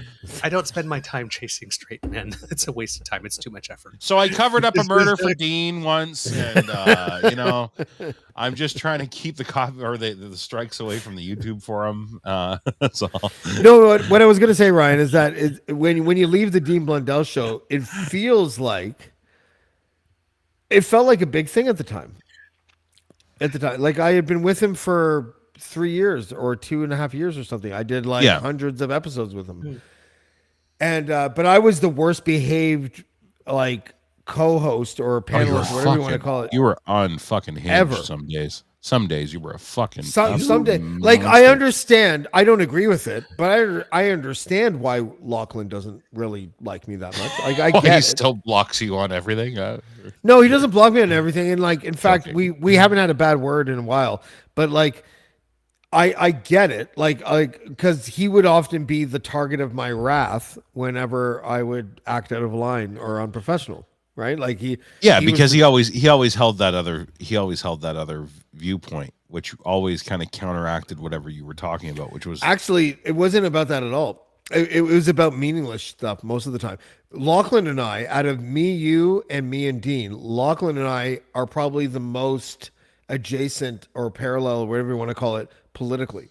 Like That's I have true. I'll give I you have that. more of You're a right. moderate spot for conservatives than you or Dean does, and so does Lachlan. And I think that so we have a That is true. Yeah, so that's the irony of it.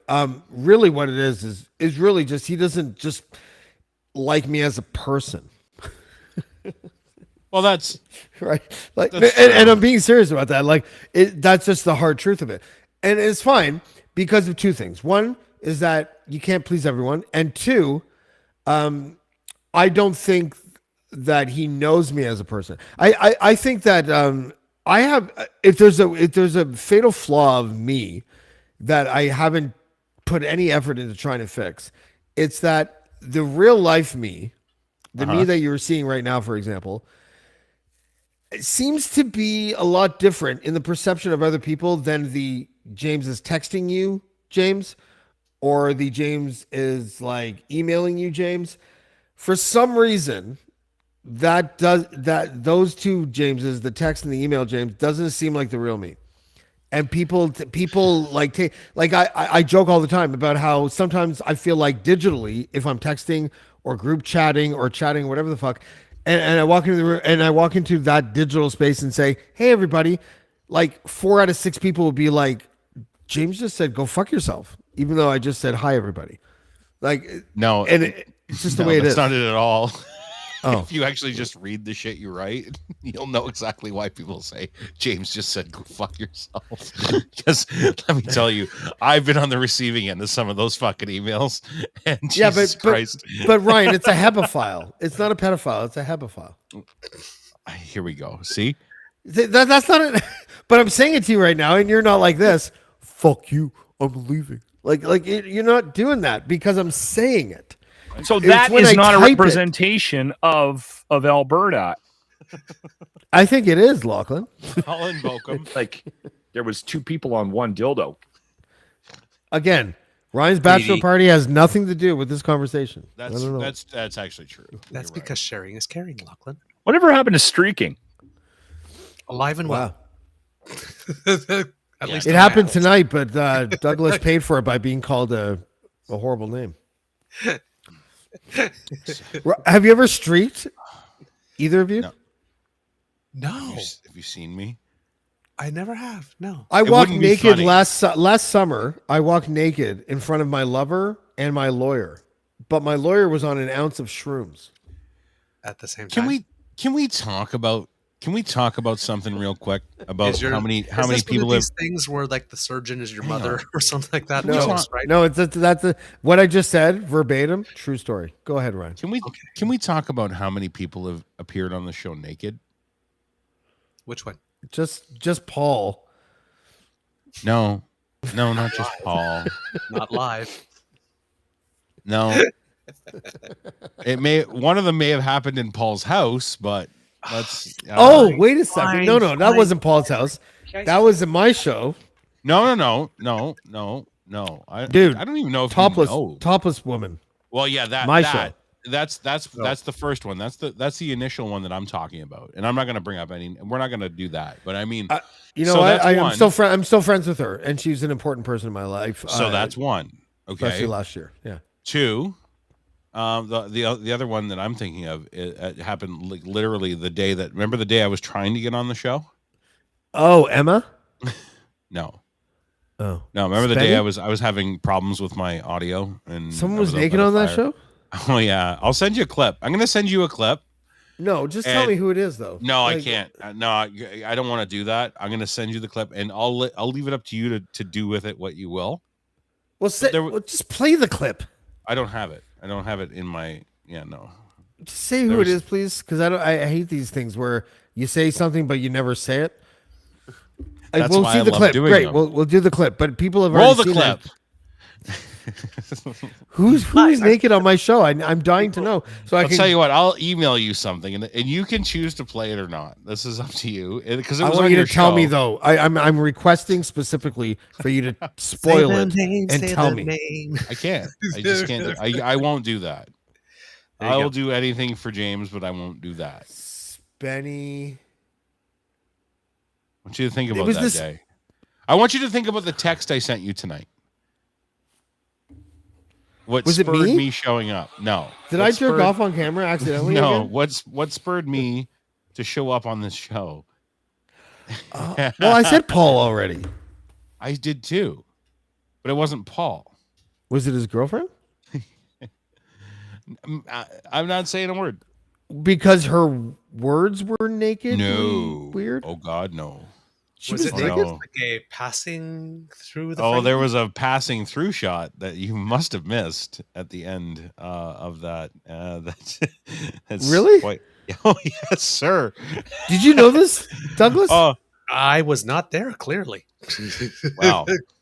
When it happened. Get out. No, I don't Actually, believe Ashley, if you've got it, send it to James right now. It'll be easier than me doing it while I'm on the show. I'm trying to vamp and read my. No, don't text it. Don't text it. Send it to his email. Send it to his email. Yeah, send it to my email.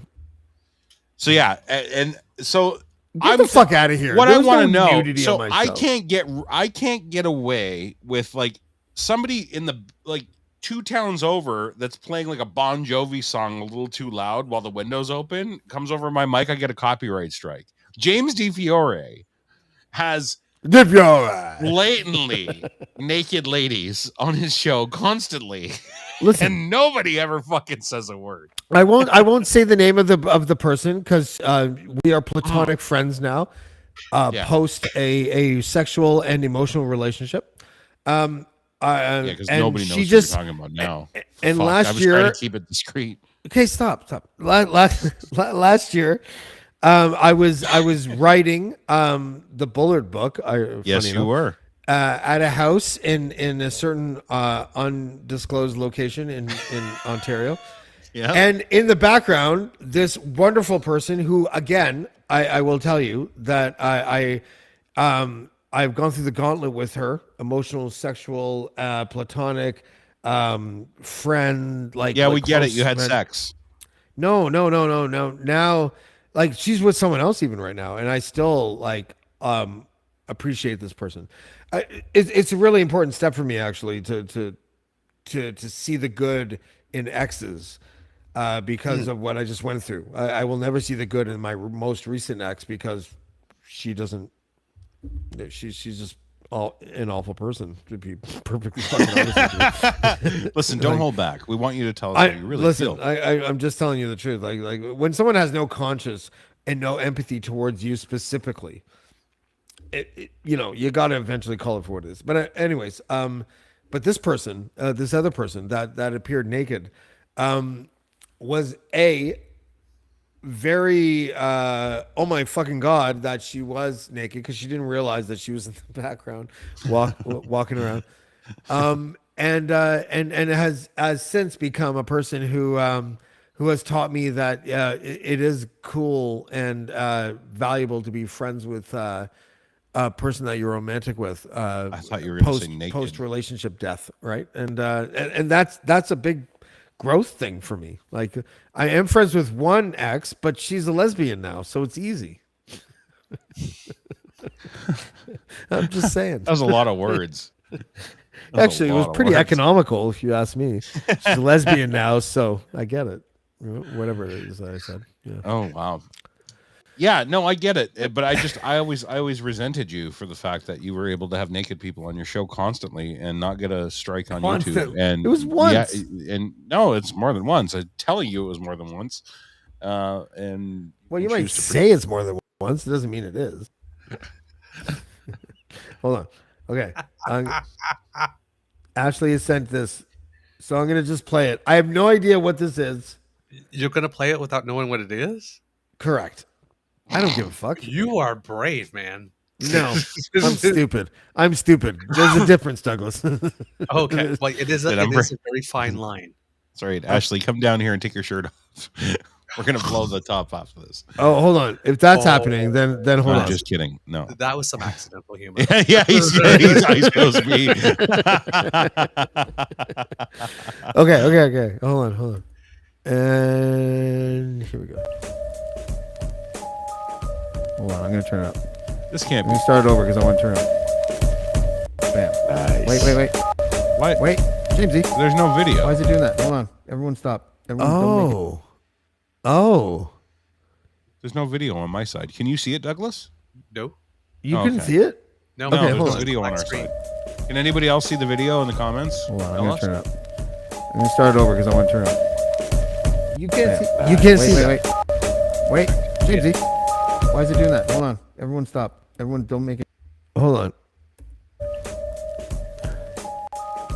Hold on. I'm going to turn it up. I'm going to start it over because I want to turn it up. Bam. Nice. Wait, Jamesy. Why is it doing that? Hold on. Everyone stop. See, Everyone don't make it. no video, just audio. Oh, well, that's weird. No video, only audio. Maybe- Okay. Well, it says audio Maybe here. that's a good thing. Okay. Well, maybe it is. The universe has decided. What if I did this instead? No more Hold on. nakedness on your show. If you load the video in as an asset, it'll Yeah, probably unless- play. That's what I'm about to do. We do a no pants on show. Okay. That's I'm what gonna- you're about to see. Actually, I'm sorry, but Well, Ah. well, the good news is that my shows where the accidental nudity happens has both breasts and bums, right? So, so at least I'm. yeah, you're Okay, can you equal see- opportunity. Hold on, I'm gonna turn it up. I'm gonna start it over because I want to turn it up. Bam. Nice. Wait, Jamesy. Why is it doing that? Hold on. Everyone stop. It's a you sweet see that? bone flash. I did see. Now, I didn't see that until just now. Do you think it was intentional? No. Well, yeah, because you didn't play the song she requested. What was the song? I can't remember. Remember she tried to make a song Sebastian request? something. Yeah. I think she was mad at you, and that was a moon. She was mooning you for not playing the song. You're a horrible DJ on your show. It's like telling a horse jockey that he's a horrible synchronized swimmer. Like I'm not I never play music. Right? Like what am I supposed to do here in this situation? Like, can you play Duran Duran Girls take on a Film? second? I'm like, Can I you take a guess I second just to could. soak in Douglas's face. Ow. Hey Douglas? Douglas, remember that time we told him not to play the video? Oh look, see? Oh, he's frozen. He's Is he frozen? No. Okay. oh yeah. Yeah. Oh fuck. So yeah, I'm just very jealous that you get to do all this wanton graphic nudity and violence on your show, and I get none. Well, Every time I try to do something, it just gets thrown away. no one asked you to leave Crier. I'm just kidding.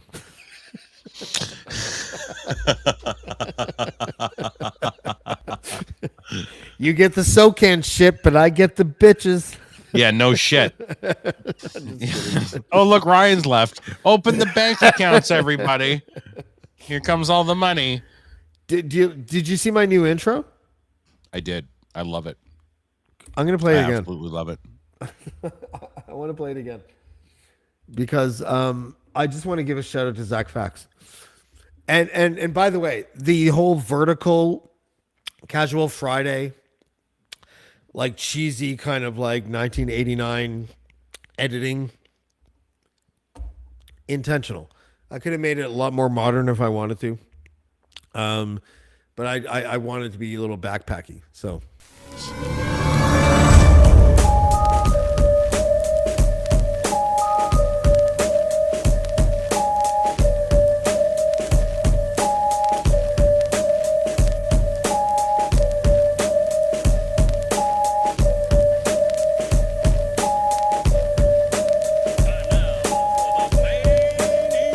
Ladies and gentlemen, your host for tonight's show.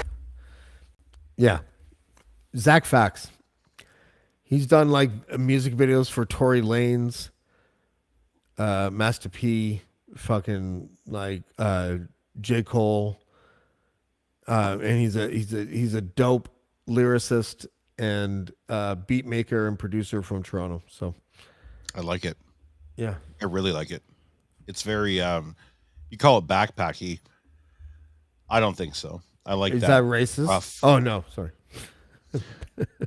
Jesus Christ.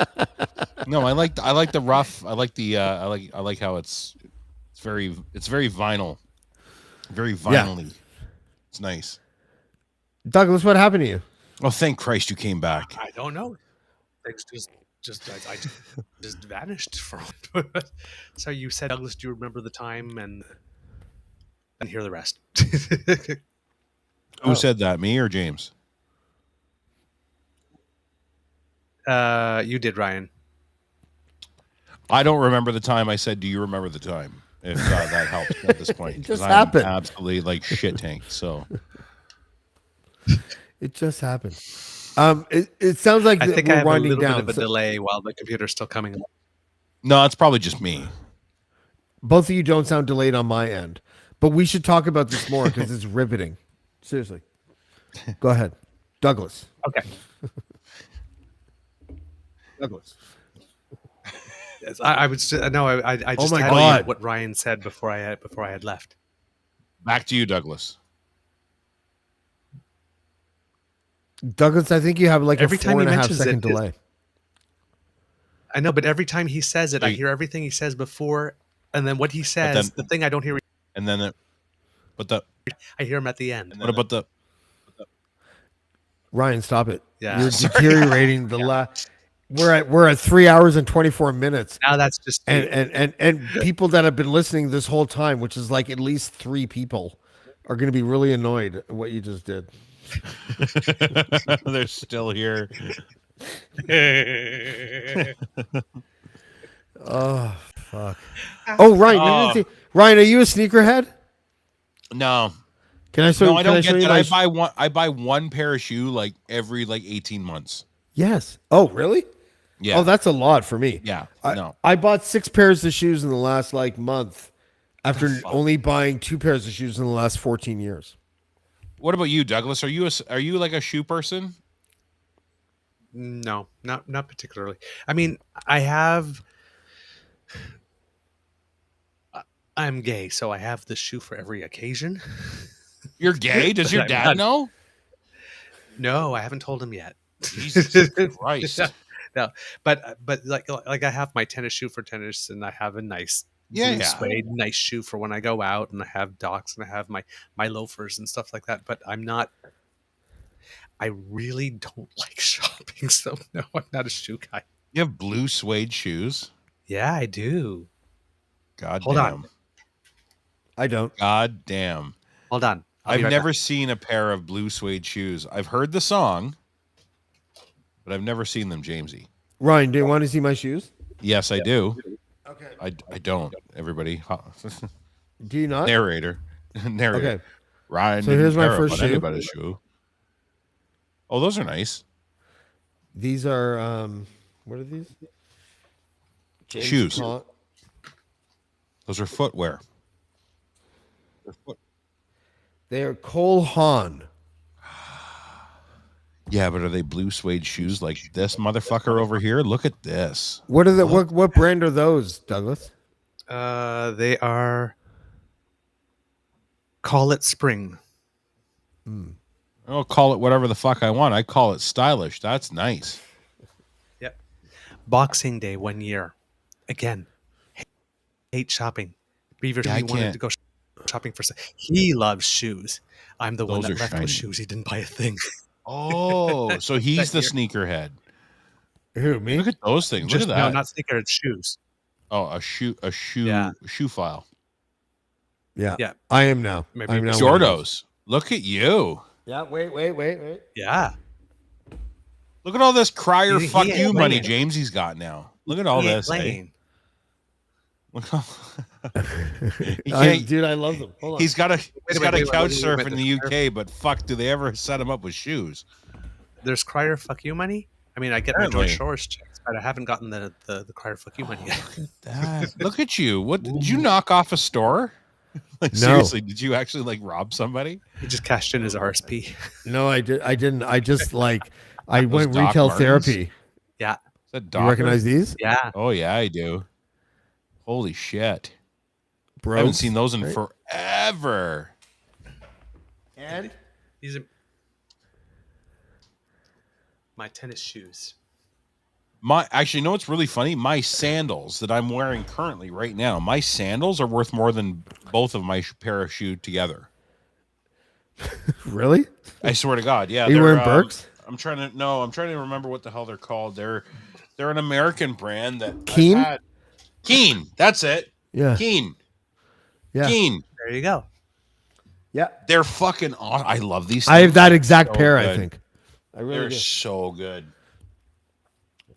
I just Yeah, those I, and they were like $230 for sandals, and I'm like, and I said to Ashley, I'll never forget because we bought them like 2 years ago, and I'm like, I'm gonna buy these because I have a feeling they're gonna last forever, and sure enough, they've lasted forever. So, Good Yeah. stuff. yeah, they're great. All right, guys, listen. Let's wrap it up. I like right. to wrap it up before it's obvious that we need to wrap it up now, Ryan, which is a change from when you were on the show. You remember that? Okay, let's wrap up. And then No. 40 minutes later. No, my favorite was you just leaving your own show and leaving it to Douglas and I to wrap up. Yeah, That was I my enjoyed favorite, that so. actually. I enjoyed the power that I exerted during that I moment. still have, I still have the music from those days in the board. Oh yeah. When Douglas and I used to like jam at the end of your show. Hey Douglas, wait a second. I sent you a cover song that I did of a Depeche Mode track. Yes, Where it's I very gave it a good. Hayden hook, and you never responded to it. And I need you to tell me the truth. I think you're a pleaser, It but was I would no, like you to just it be was- like this. You bastardized the version a little bit, if that's No. how you feel. No. It was very good. I enjoyed it very much. I'm sorry. Yeah, it was just in the time where I got into Lies. heavy rehearsals and I didn't get back to you. But no, I did enjoy. I did Lies. listen to it and I enjoyed it very much. Lies. No, seriously, I did. I listened to it as soon as you sent it to me. Actually, Oh Do really? you want to yeah. hear the Go ahead. campy? Do you want to hear the campy radio clip of Yes. Douglas getting the shout out on my show? I do. Yeah. Hang on. Barbecue playlist. This reminds me of. I have no idea what that person was saying. It reminds me of Shawshank. When Red says, "I have no idea to this day." It was a what French those two song they Italian were ladies playing. were singing about. Truth is, I don't want to know. Some things are better left unsaid. I'd like to think they were singing about something so beautiful it can't be expressed in words, and it makes your heart ache because of it. But my friend out in Ottawa will know what it is. And this is his song. It's my boy Platinum Douglas Blonde. from the True North Eager Beaver podcast on Crier Media. You got to listen to that every morning, 7 a.m. The best political podcast ever. And that was the post. We hit the post, and that was Douglas's request that he put out on last week's show, actually. So Yes. yeah. Well done. There was so much pressure. It's like, what song makes me think of Canadian? And it was like Crying Over You, because I think it was 84. I think I was 11, and it was the first time I saw a video for a Canadian band that had high production values that looked like it was maybe done in the States or something. The next video was a honeymoon suite video. I guarantee it. Probably. Yeah. But I remember like seeing teenage the head. Rise Up from Parachute Club, right? And it was just that Pride, right? And low production values and all that kind of stuff and all these other things. And it wasn't until Crying After, and then soon after was like A Criminal in the Mind by Gowan, which was really fantastic. Oh yeah. But I was like sitting there, I was going like, why are all our videos so damn low budget? Do you remember what Gowan's? do you remember what Gowan's album name was? The first one, Strange Animal. No, afterwards. Oh, Moonlight Desire. You can call me Larry. Oh yes, You Can Call Me Larry. That one. Yeah. Lawrence Yeah, Lawrence Gowan. Gowan. Like that was like a big balls, like big swinging Wow. dick move. Yeah. Strange And then he Animal went on to You to- Can Call Me Larry? Like, that's like, is it a Three's Company spinoff? Like, what's Come going knock on? our Go to the door. You can call me Larry. waiting I'm for a you. douchebag at the Regal Beagle. Anyway, go ahead. Have you have you heard who he is the lead singer for now? Sticks. Styx. Gowan Lawrence is? Gowan. Gowan, yeah, it has been for a long time. Yeah, and he actually does pretty good. I got to give him some credit. I didn't mind Gowan. Gowan was pretty good. Yeah, You Could Call Me Larry was his 5th album. Yeah, So yeah. yeah. So he had we- already had the big swinging dick attitude. It was time to show it off a bit. I saw the Cult in concert with a different lead singer. My brother went to school with the original lead singer of the Cult. Really? Yeah. Like Wow. this She Sells Sanctuary? Yes. Or is that the well, Cure? No, that's the Cult. No, the Cult. She Saw Sanctuary is the Cult. Yeah. Okay. Definitely. Yeah. Well, he went to Cure Barton is and they went to Constellation. Westmount, and yeah, they were like they had like mutual buddies and stuff. And The Yeah, it Cure was- is Fascination Street and Love Cats and Lullaby, Why Right. Can't I Be You? And so Robert Just Like Smith, Heaven? Who's Just Like Heaven? that's the yeah, Cure. that's Cure. I like the Cure. Friday, I'm in love. Yeah. My mom loved the Cure. Really? Oddly enough. Yeah. The two bands that were modern that my mom loved were Depeche Mode and the Cure. I love Depeche Mode. She just loved Robert Smith's voice. She was just, I just love it. He makes me laugh. Depeche Mode is one of those groups that like like I have I have two chips on my shoulders when it comes to my childhood. One is the hometown that I grew up in, which is Whitby, which I hate, and the other one is 80s. The other one thing is 80s music. So I'm like a Yeah. real fucking like there are like you can count all the best bands in the 80s on two hands in total, and you probably have a few fingers to spare. And it's like, the pop ones are like Michael Jackson and Prince and that. But the ones that weren't quite pop, but were a little bit more like cool people music, Yeah. was like Depeche Mode, New Order. Pet Shop Boys.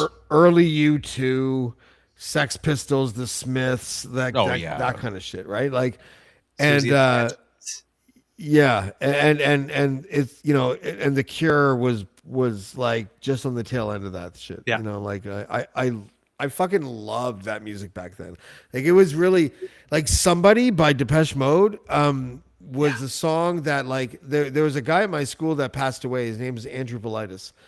And two songs, like we skipped school the day after he died. He died on like a Thursday, and on Friday we all went to school, and then in the Spokane area before classes started, we all went to my house. And there was like Lithuanian guy. Sorry? He was a Lithuanian guy. No, well, Velitis maybe. is Lithuanian, yeah. Is that Lithuania? Oh, I didn't know that. But he was a really cool guy. He was a good hockey player, but he wasn't like a cool guy who was mean or a bully. He was one of those guys that like protected people that were bullied, so everyone sort of respected him. And he passed away, and so we all went to my house and listened to like Somebody More Than Words and Boys to Men. What was the name? Into the Road. How do I say goodbye? That one? It's hard to say goodbye. Say goodbye to yesterday. Yeah. Right, yeah. And like, but the Depeche Mode part of that like mourning period was like amazing, and 80s music was not that for me. But Depeche Mode specifically was just like, oh, this band, Blows it your mind, made me yeah. feel more emotionally mature. Like Yep. it was like the thing that helped me feel more like worldly or something.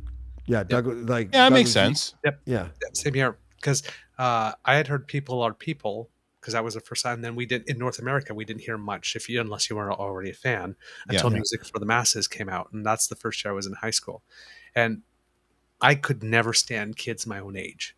So when I was in grade 1, all my friends were in grade 4. When I was in grade 5, they were in grade 8. When I was in grade 9, my friends were all in grade 13. It was like And all the grade older 13 men, eh? Always. But it was something. But it was the same Ryan. thing. Even at home, like at Christmas, Yeah. they'd put me at the kids' table and I'd eat as fast as I can, and then I'd leave there and I'd go sit on someone's lap at the adults' Yeah. table because they were talking about interesting stuff. The kids were just boring. The kids would bore me. They would just bore me. I get that. I get so- that. So, but when I got into high school, then you have like, it's the 80s, right? So you have all the cool people in black, Yeah. right? They'll hang Yeah. together. They got the cool stuff, and like mods? black hair, the mods, right? The Like mods, that's- yeah. And maybe I some- love Chelsea cuts, Bob haircuts, and pixie cuts. Oh, love that shit. So and they were all wearing Depeche Mode sweaters. I went to Supercuts. and t-shirts like this. So I went out and got We the were album poor. Music for the Masses, not knowing anything about them. Loved the album, and it was just that I was hooked. How on did that. you enjoy shopping at Le Chateau? That was great. I did not. Disposable clothing. I would like you, Ryan. I was Poe. Oh yeah, Pavas. P-O apostrophe. So poor we couldn't afford the OR at the end. Oh yeah. No, we were bargain heralds. We were bargain heralds and Byway. Byway, that was our- Giant Tiger. Yep. Yeah. Those were my places. So Yeah. no, I didn't get You guys remember bargain heralds? we didn't have that. I remember the name, but I don't remember the store. Oh Christ, yeah. No, that was where and we'd get like the knockoff Adidas. Abiba. And it'd be like, Oh there'd my be God, like- the there'd be two-stripe like- one. There'd be like either 2 or 4 stripes on your shoes. Sparks is one of them. You'd Sparks have was to two. you'd have to like walk really fast past the judgers in the school so they didn't actually see what you were wearing on your feet. Yeah. Wow. Yeah. My mom tried to buy Varney. You guys me- remember Varney? Yes. Yeah. Oh my God! When I got my first Varney T-shirt, I thought it was the coolest thing. Or Hypercolor when you used to touch it and it would Yes, change color? that too. Remember those? Because I was always the last to get. Actually, here's a really interesting thing. A happy memory.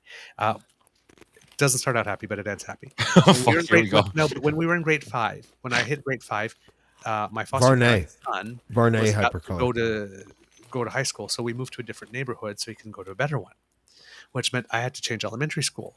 Now, where I was, we were in the very poor neighborhood, so everybody else at the school was poor. Yeah. So all my friends were poor, I was poor, and if you happened to be a little bit smart, then all your friends really liked you because you were the one that was going to get out. Right. Right.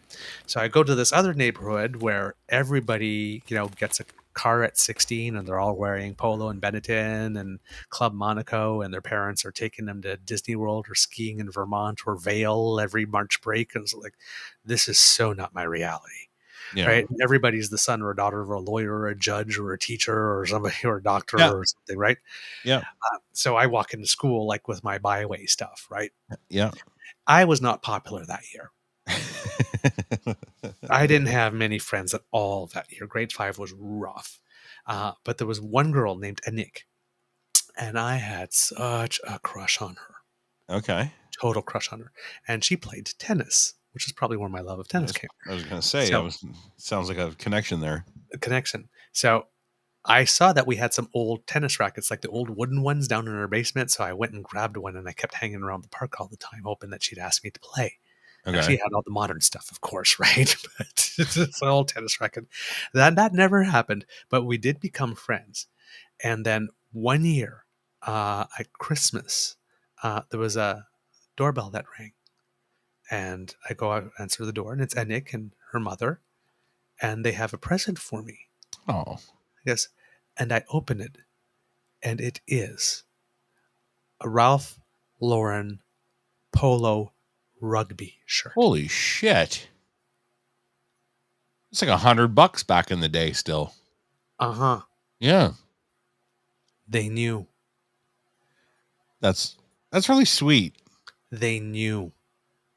That's really sweet though. Like this. And from that point on, I fit in. I had one. So when Varnake was all over in Ocean Pacific and all those, Yeah. I remember OP. oh God, I was always the last to get it. But when I finally did. Give me a minute, guys. I'll catch up. Yep. What's oh wow. Yeah. So whatever happened to Anik? Anik and I were still friends. Today? Yeah, absolutely. I'm friends with a lot of my friends from elementary school, actually. That's wild. Yeah, we're still friends. Every few years, all our elementary school's friends, we have a reunion. We all get together, and we go to a restaurant and we chat for a bit. And I have one class. Somebody that's has like that. has a Yeah. hotel room or something like that. We all go there and hang out for the rest of the night and stuff. Isn't it funny? I don't have a huge connection with my high school buddies. Like Yeah. we're still friends, and like Yeah. if I see them, we'll talk, and we're friends on social media. But my tightest core group of people were the elementary school kids. Yep. We're still to this day like people are like all up in each other's business, knowing Yep. what's going on. Natalie, Reunions. Isabelle, Denis, Michel, Francois, everyone. Crazy, yeah, it's And I wild. guess- How that and works.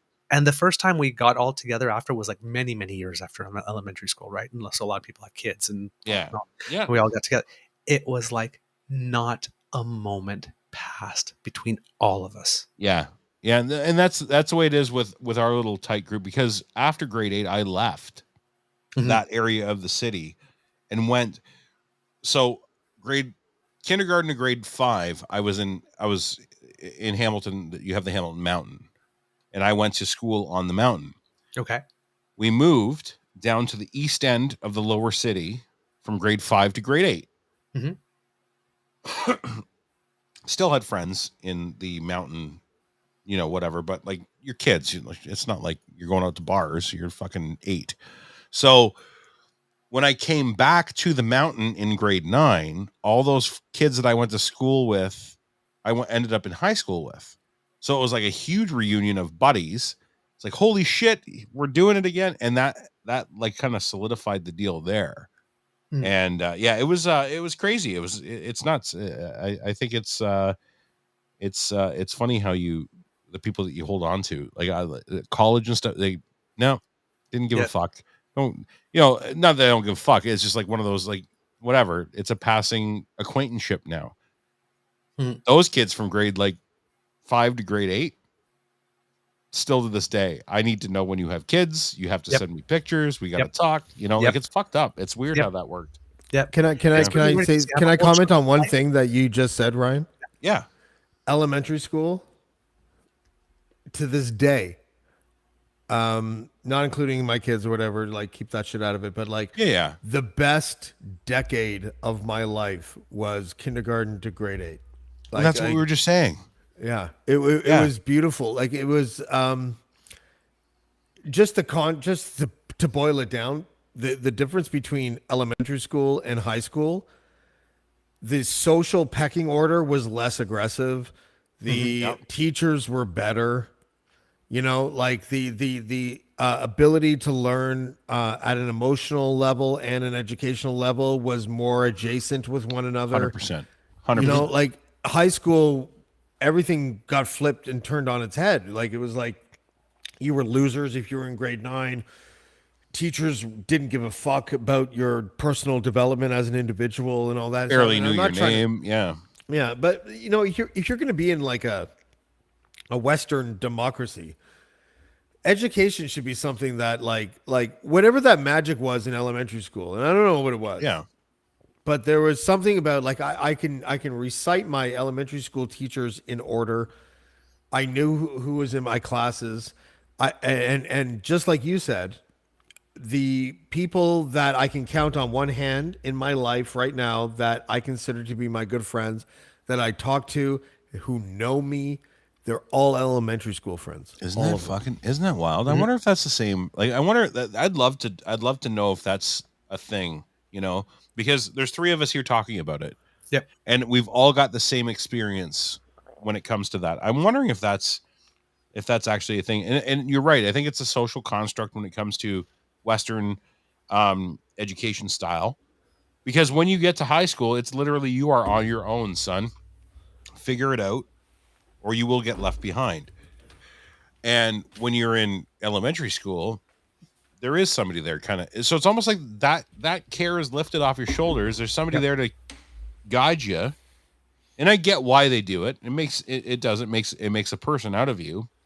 But it's almost like you build that camaraderie around that that freedom of not having to worry about that part of it.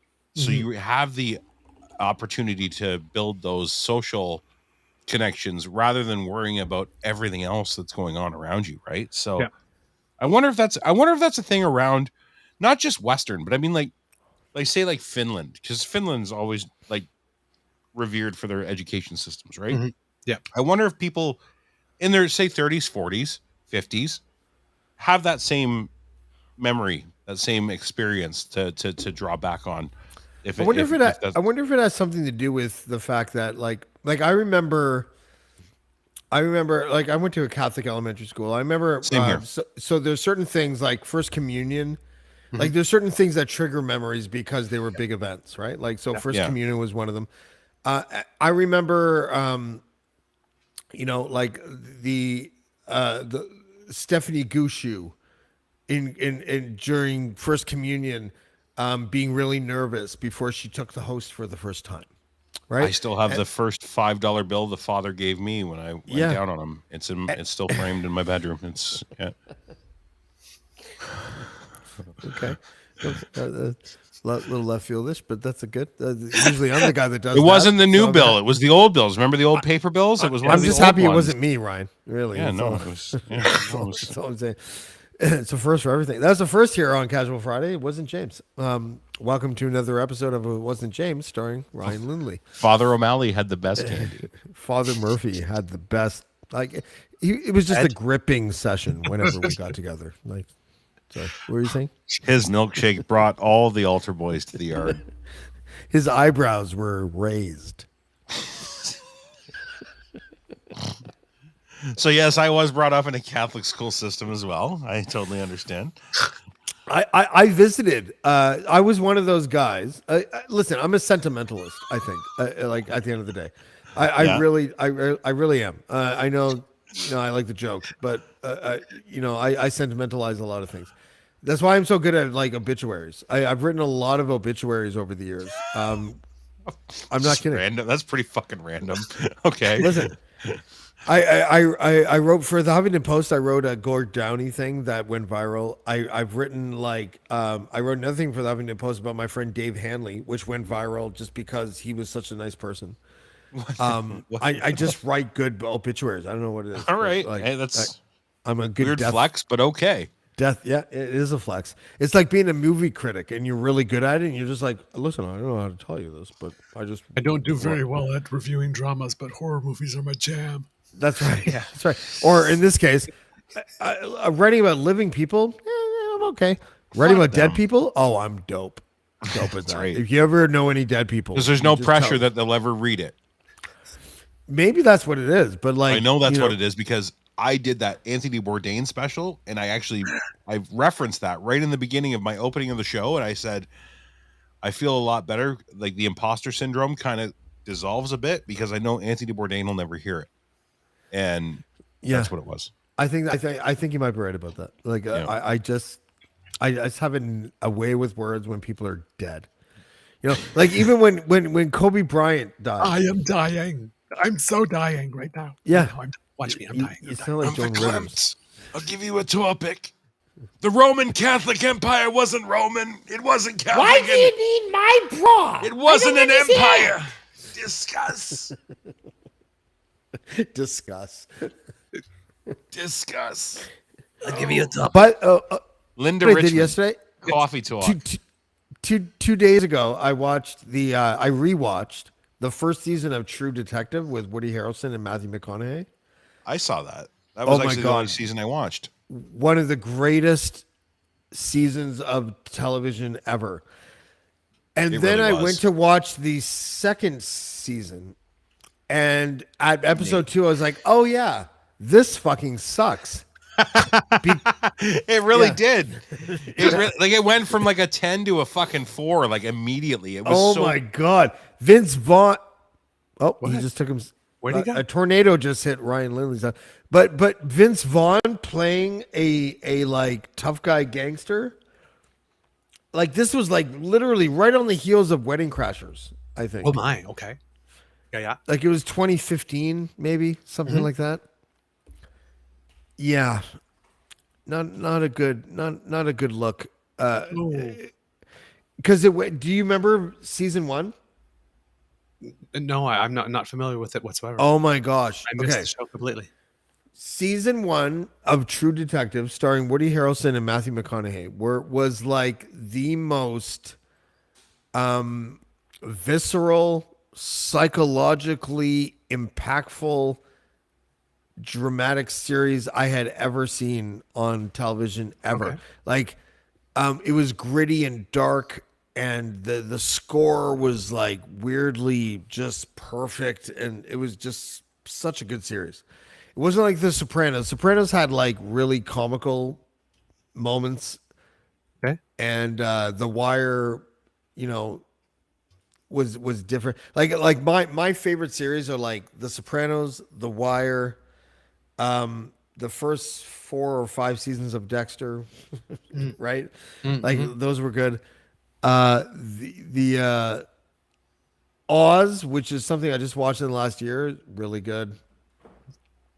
There are a few series that hit, and True Detective, you didn't know it at the time, but you were watching it and you were like, holy fuck, this is gritty and dark, and the writing is amazing, and holy shit, the character development is so good. And it was just like the greatest thing ever. And then the second season came out, and you're just like, wow, this is like Police Academy. Like it went from NYPD Blue to Did they Police change Academy. the actors? Yeah, they did. Okay. So they changed the entire cast, right? Like Oh. so it wasn't like it didn't follow a story or anything, which I guess would have been fine. Like in the way that Black Mirror is a good series. But this one just it didn't work. Second, and the third one, the second one was so bad that I didn't even go to the third one to see if it was any good, even though it was a whole new slate of actors, and they could have learned their lesson. But I was like, no, I'm not going to take that chance. Wow. Yeah, have you ever checked out Bates Motel as a series? No, is it good? really good. Does it give you that like feeling in the original Psycho movies of the shower scene? Does it give you like any frights like that? Um, yes, but differently. Um, because it's Norman Bates while he's still living with his mother. So Oh, as he's becoming Norman Bates that we see in Psycho, and the television show eventually gets to the shower scene, and they do something to make it a little more modern or make it a little different, so it's not exactly the same as the movie, but there's a twist on it that's really cool. But it really is the relationship between the mother and Norman, so how and Norman Bates became like a crazy person, beholden to his mother, even though she was dead. yeah, and it has Freddie Highmore Who's plays that? Norman Bates. Freddie Highmore, who's now on the Good Doctor, who was in the movie August Rush, British actor, really, really, really good. What's his Uh, name? Freddie Highmore, F R Say it again. Freddie DDIE Highmore, and his the lady who plays the mother is I believe Vera Farmiga, who's an incredibly good actress. Incredible. I am surprised that neither of them had received an Emmy at some point along the way for it. Really? Yeah, and it's yeah, as Mel says, it's more psychological. So there's a tension, and there's this weird. It's never acted upon, but there's this really weird, seeming sexual tension between the mother and the son. Oh, really? But there Like, is there is nothing sexual, like not even close. And yet the entire time you're watching it, you're thinking like it's going to happen at some point in the series, right? is it eye language? Just the way that she's so protective of him and but tries to give him anything but tries to control him, but then Like a she's single. covetousness rather than like a typical protection. Covet. It's almost like it's she's single by that point, so it's almost like me and you against the world type thing, Oh, but it gets a ride little or die. unhealthy. Yeah, Yeah, but it gets a little unhealthy. gotcha. Like you can tell you're watching it and you're thinking like, okay, this is some like okay, season 3, something's gonna happen, right? She's gonna touch him or he's gonna touch her, and she's gonna say, "No, Norman, why do you don't do that?" Or but something's gonna happen. That never actually happens, but the entire series you keep on thinking at some point it's gonna happen because it just there's just something weird. It's unsaid, it's unspoken, it's never acted upon. It's but it's but you're It's but funny you how keep on how expecting at some point it was gonna happen and it never did. it's funny how television has changed since when we were kids. Like HBO, like I would say HBO's like Sopranos and Oz and those shows probably like really changed the culture of what television was like. Because before that, it was like what NYPD Blue or like something like that. That was Yeah, like the Dennis Franz's butt shot was like the most edgy or racy or whatever, Yeah. right? But then Sopranos and Oz and all that kind of stuff came out. Like what you're describing is like that like you remember Game of Thrones when the Lannister siblings were lovers, or Boardwalk Empire where Domity's mom, who was basically a prostitute at a young age, whose husband was the commandant or whatever of the that area, and I guess it was like Atlantic City before it became like a big thing. And you know, and the sexual tension between the mother and the son in a series like that, where they made it obvious, but also they made it taboo and like wrong. But what you're talking about sounds almost like it was like open and it was almost subjective. Yeah, in a way, yeah. Yeah. That's interesting. Yeah. But it was like one of these things like, you know, is it are are they going to do it? Is it some control thing? Is it a cat or mouse thing? You know, like Am I kink because- shaming someone right now by having these thoughts? yeah, because you're but because you're watching it and then sometimes you're thinking like, oh my God, she's such a good mother. Look at how far she's going, like to protect her. She knows that there's something wrong with her Yeah. child of some kind like this. And then at other times you're like, it's like, she is really messed up. Like this is way not normal. No wonder he went psycho. Like Yeah. this, and it's not like she was beating him or anything. Like it's not like this thing, right? Like the child is like so terribly abused, and then they go psycho. It's trying to have as normal a mother-son relationship as it can when you know something's not right with your son, and you're probably not right yourself. Was it David Parker Ray or Dennis Nilsson? Like, he was based after a real serial killer, right? Like Norman Bates. Oh, I didn't know. The one in Texas. Sorry, if someone else can look it up, that'd be great. I just tried. What did I? Serial killer stuffed heads is what I Google searched. But there's a famous serial killer who, I think, dug up graves of Okay. recently deceased people, and then taxidermied them and put Oh, them as decorations around his house. oh my. Yeah. Okay. I don't remember what serial killer that was, but it was somebody. I would Google it, but I don't know. Apparently, my Google search. When does the Google Facebook rule of no news come into effect? Do you know That that? should be pretty soon, isn't it? So, Next did week you or watch something? Michael Geist on Blundell show? No, not yet. Okay. C18. Before we go, are you tired? Uh, I could go for a bit. Yeah. Okay. Well, this will be our last point of the conversation. But I was just wondering because I think we feel a little bit differently about Bill C18. So why don't I just ask you, how do you feel about it, and what do you think it accomplishes, and what do you think its shortcomings are? Um, for I don't see. I didn't C18. I'm less familiar with because I didn't read it. I read the other one. Um, the online news site. C11. C11 I wrote.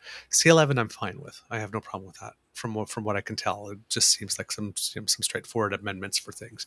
I know that there's one sentence in something that something refers to that has a lot of people going upset, but I see no past behavior of that, and I don't foresee. I don't see who would benefit from any future behavior that's being suspected. The one about C18, um, it's really interesting. I'm not as familiar with it, but I get. For me, the thing is that there's many competing interests at play, and everybody speaks from only their own interests. So, for example, you have a whole bunch of people on the web who don't want any regulation whatsoever at all. It's the Wild West. It's free space like this. Anything you do is censorship, and they'll break out all the words, and that just makes me think, "Boy who cried wolf." Right? I get that. So you are never going to have a world where there are no adults in the room. There's always going to be adults in the room. There's going to be some regulations. So just, that's always going to happen. I understand also that local media is dying and that we have to do something has to be done because a democratic country without local media. Because if all we have is one national media and everybody's getting the national stuff and nobody's getting any local stuff, there's a lot of shit that's going to happen to people that they'll never hear about. You got no local Right. media, you got no provincial media. So you need that. Yeah, for well-functioning democracy, you need an informed public. And the government has a role in a democratic country in ensuring that the public can be informed enough. It doesn't necessarily mean that the information has to come from the government, but they have to do something to make sure that that is there, or else you're losing one of your main pillars. Right. So, to me, C18 is that. Now, is there anything else in it? Because when you write a law, people put other things in it like this. But for me, C18 is that. Is somebody needs to do something to make sure that we still have some local, provincial, regional news. And if the government just says, well, all local ones, we're going to give you this, we're going to give you this, we're going to give you this, well, then that opens the door. PR wise for optics. Oh, well, you're just buying all the media. Whether it's true or not, it allows people to say that.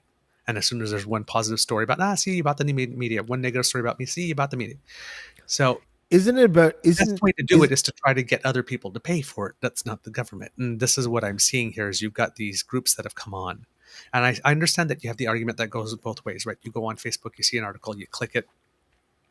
I assume that brings you to the site of the article so that they can get some benefit of it, and get some money.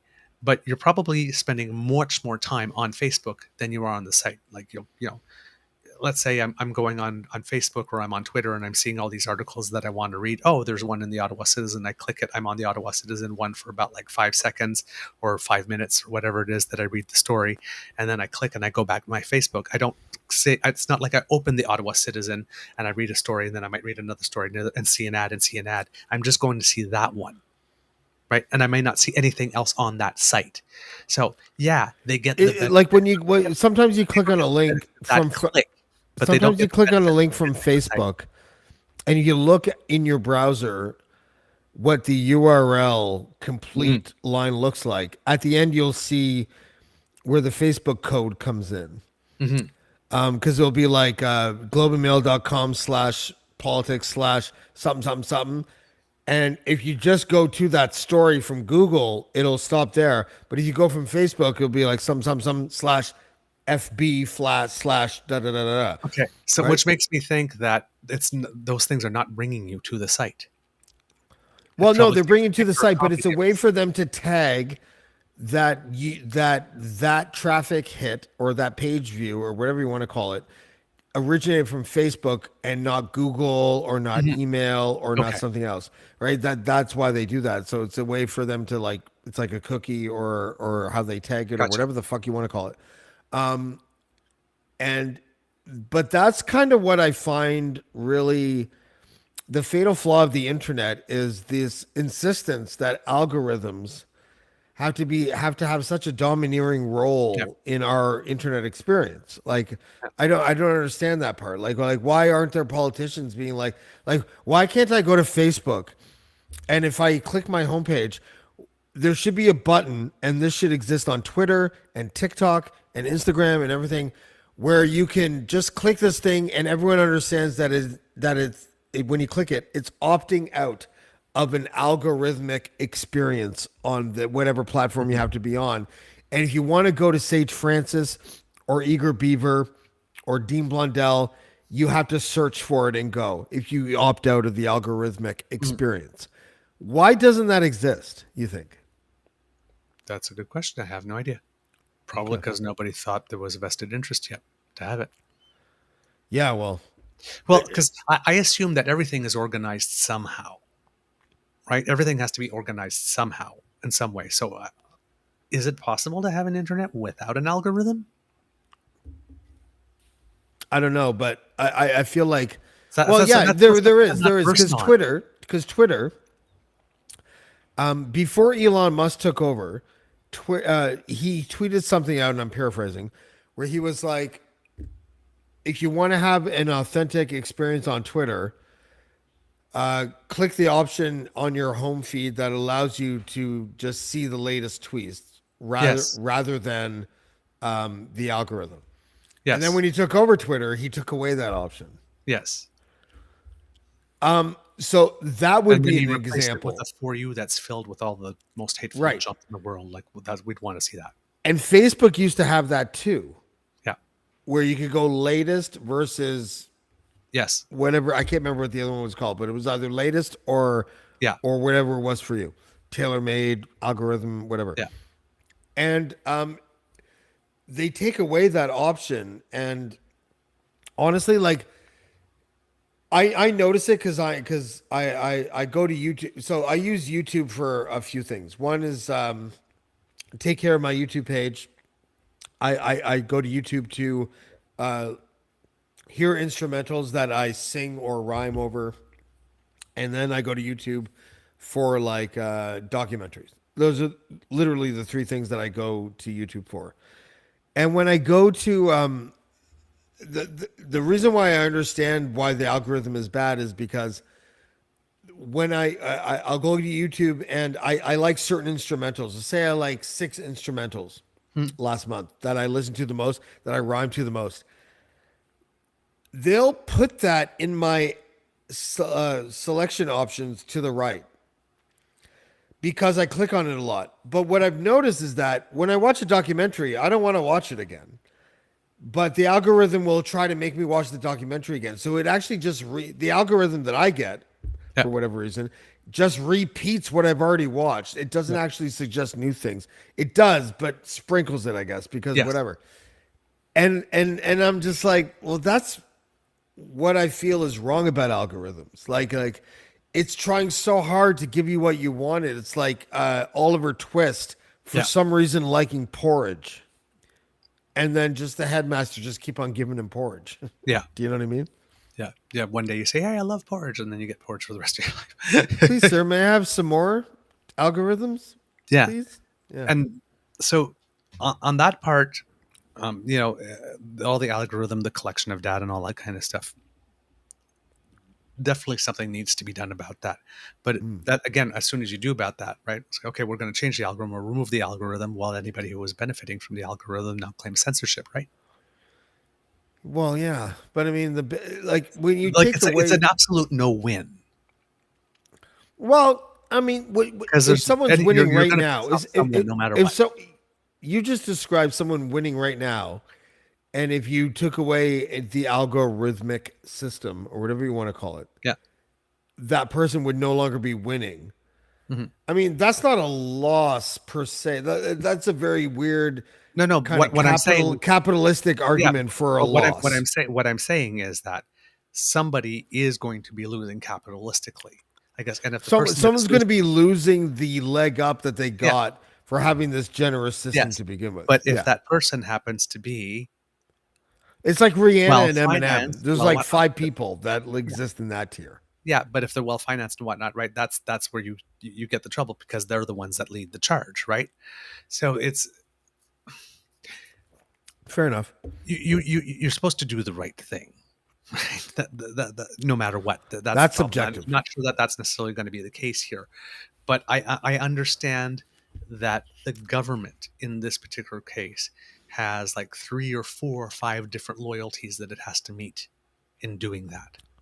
Right. And responsibilities in doing that. And they have to touch a little bit. So it's inherently a problem, which whatever solution is going to happen is probably not going to make very many people happy at all. But it's probably necessary.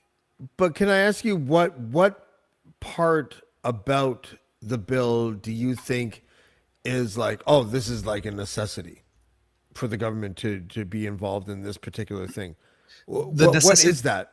To me, the part that's necessary is making sure that we have enough local and provincial that we don't have just one national news that removes anything that can be individual from a region, for a province, where you can't get your local news, you can't get your provincial news, you don't know what City Hall is doing, you don't know what your provincial government is doing, really.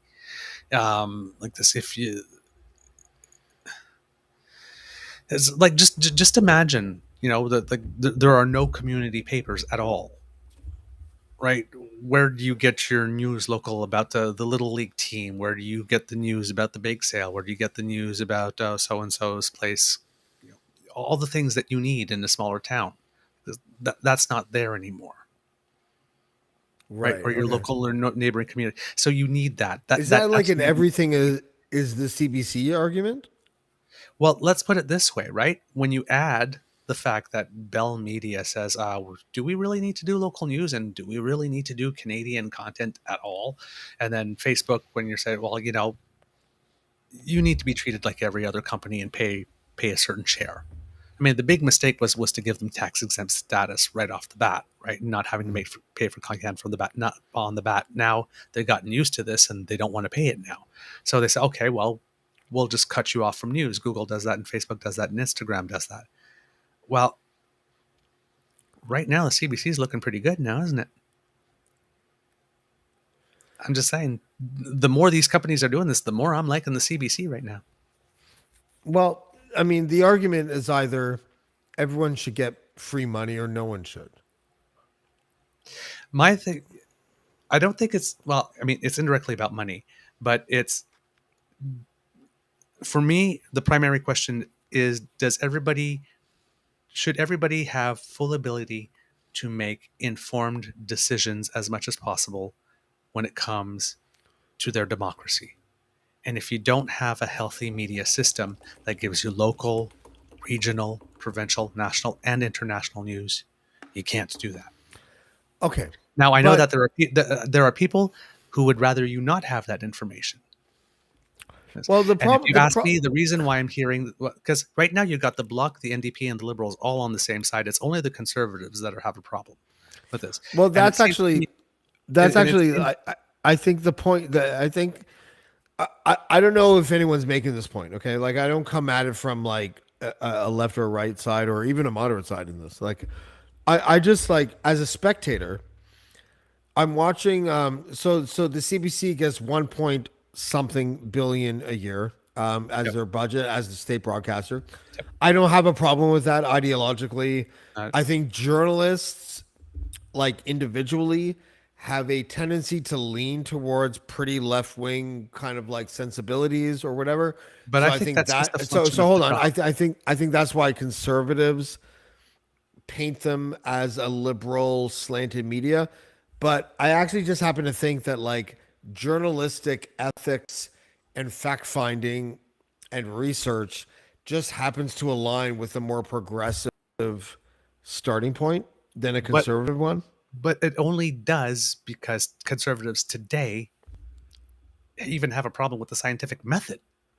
So, I mean, here's the thing with journalists. Well, Journalists tell it's people's- more. It's no, hold on. Journalists sorry. tell people stories, Mhm.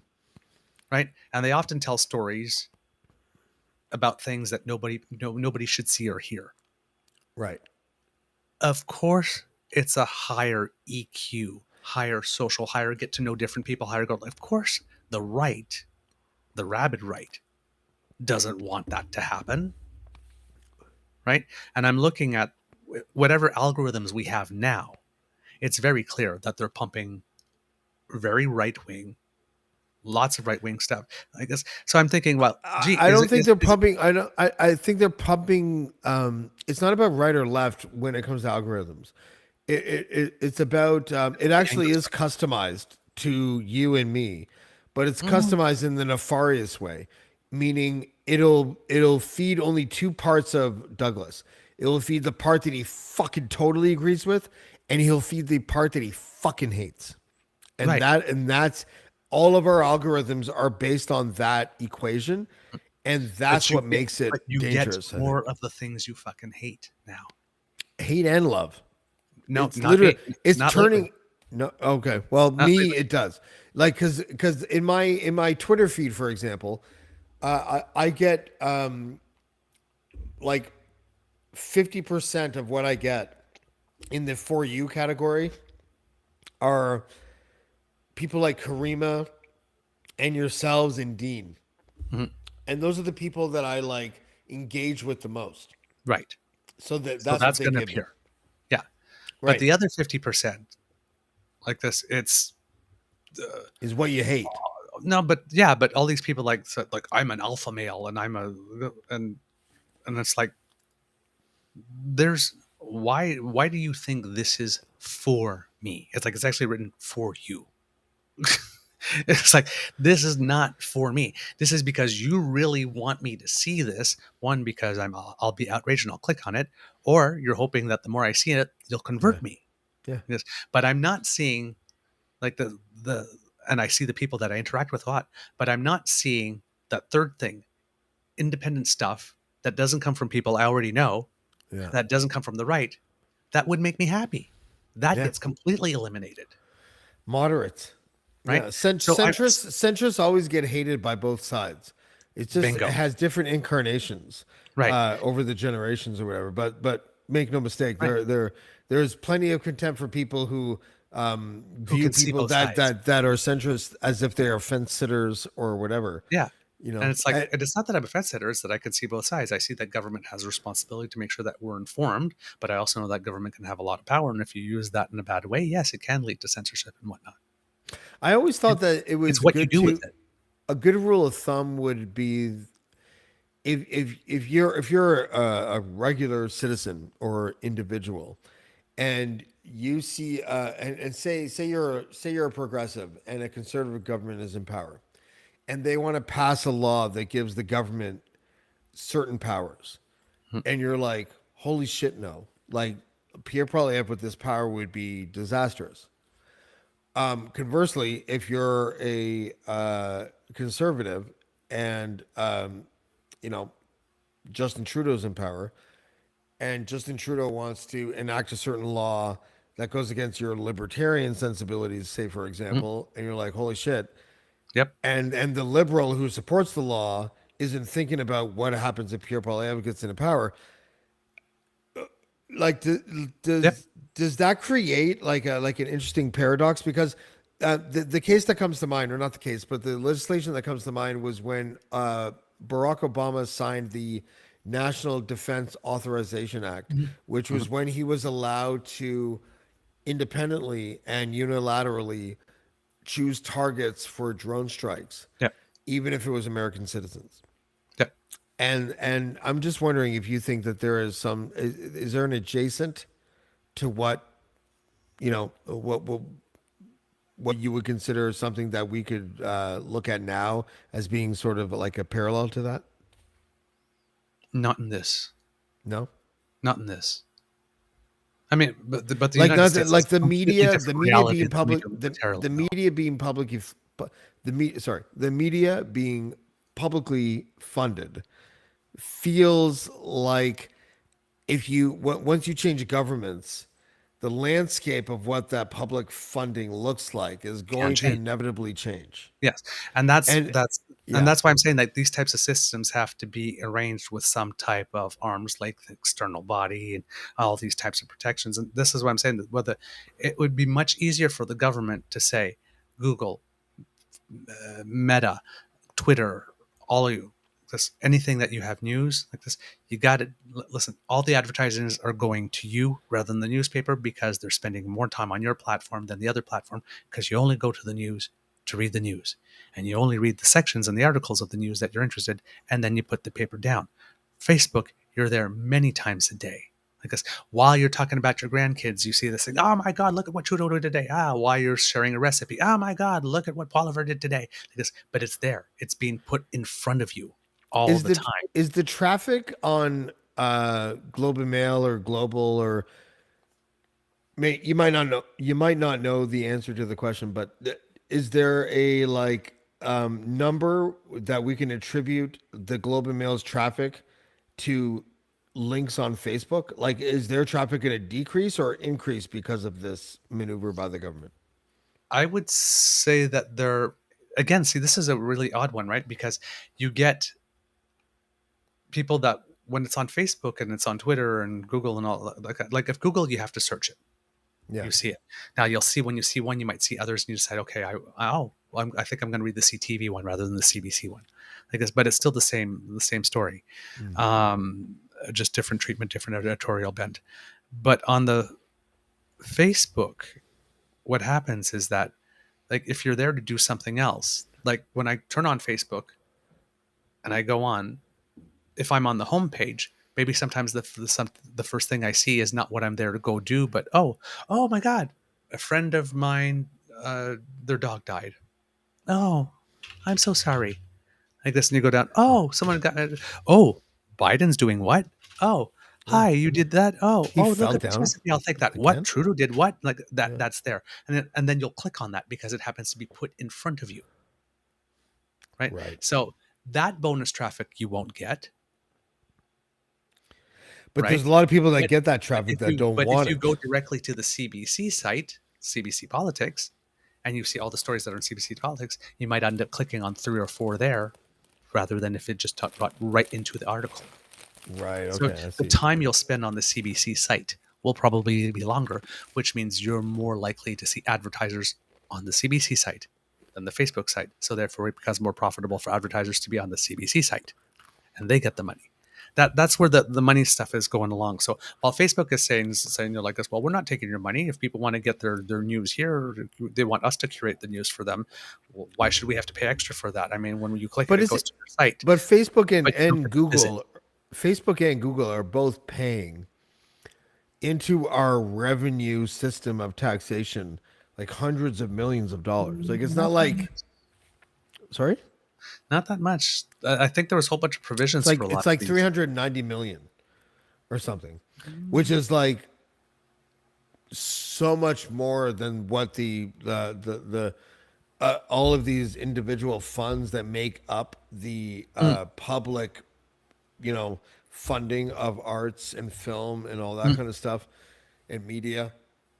It's not like these companies like Google and Facebook are not contributing to our No, economy, they're not. but they're not. But no, they are. But they're No, just not. But yeah, I mean, it's not that they're not. Sorry. yeah, It was no, incorrect. but they're categorized as something other than CanCon, for example. Yeah. So all of a sudden, it's like that money that they do contribute towards this system that goes towards whatever But is see, to completely me, discounted as if it doesn't exist, but right? see, Like, to me, I don't see the difference between that, like what happened with Netflix. Right, Netflix came in. We weren't charging PST on it. We weren't charging any tax. They weren't contributing to the CanCon fund. They weren't traveling, I guess. And then the government turned around and said, like Canadians have to be able to see some Canadian programming on Netflix when they tune in. Like this, you have to create some things here and you have to put on some content.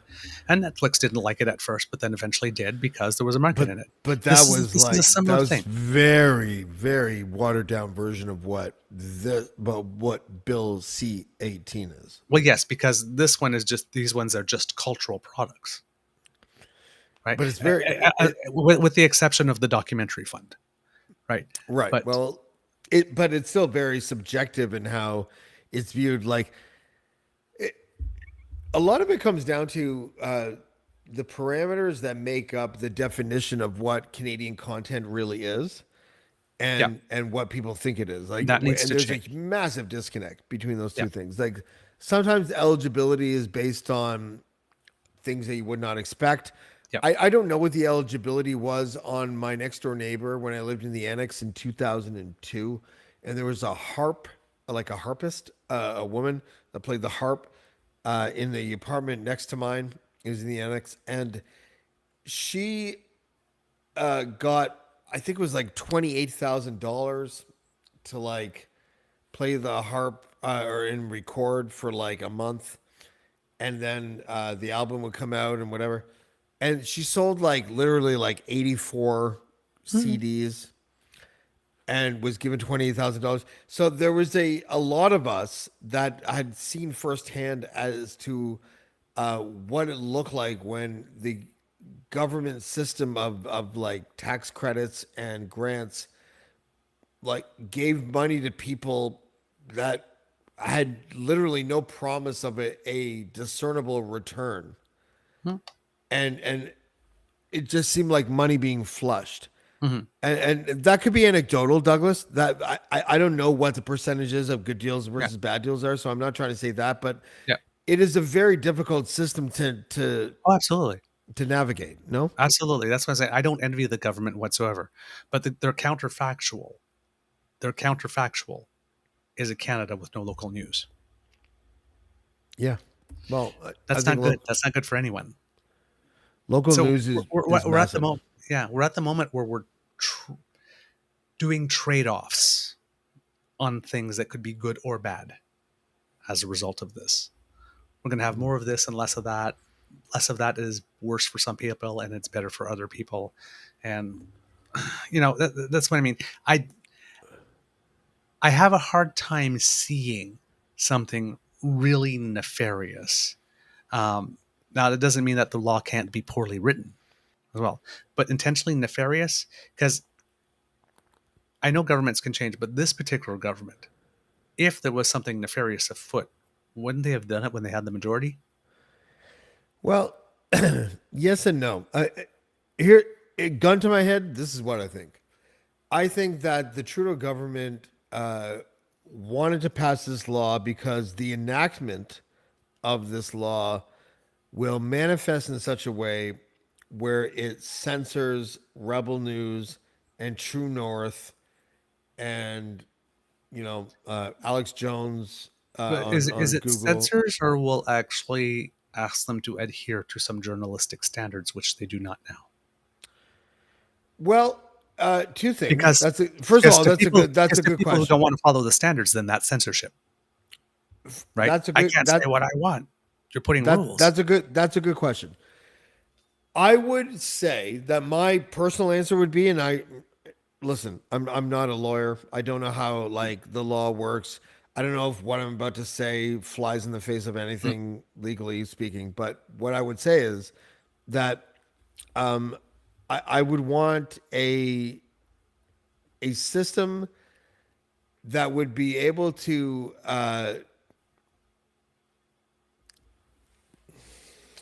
I want to be very careful with how I Mhm. say this. What was the last sentence that you just said before I was about to go off on my tangent just now, Douglas? Go. About the crap. I had it and I lost it. You got it. If there's anybody listening, help me. Uh, uh, the counterfactual government.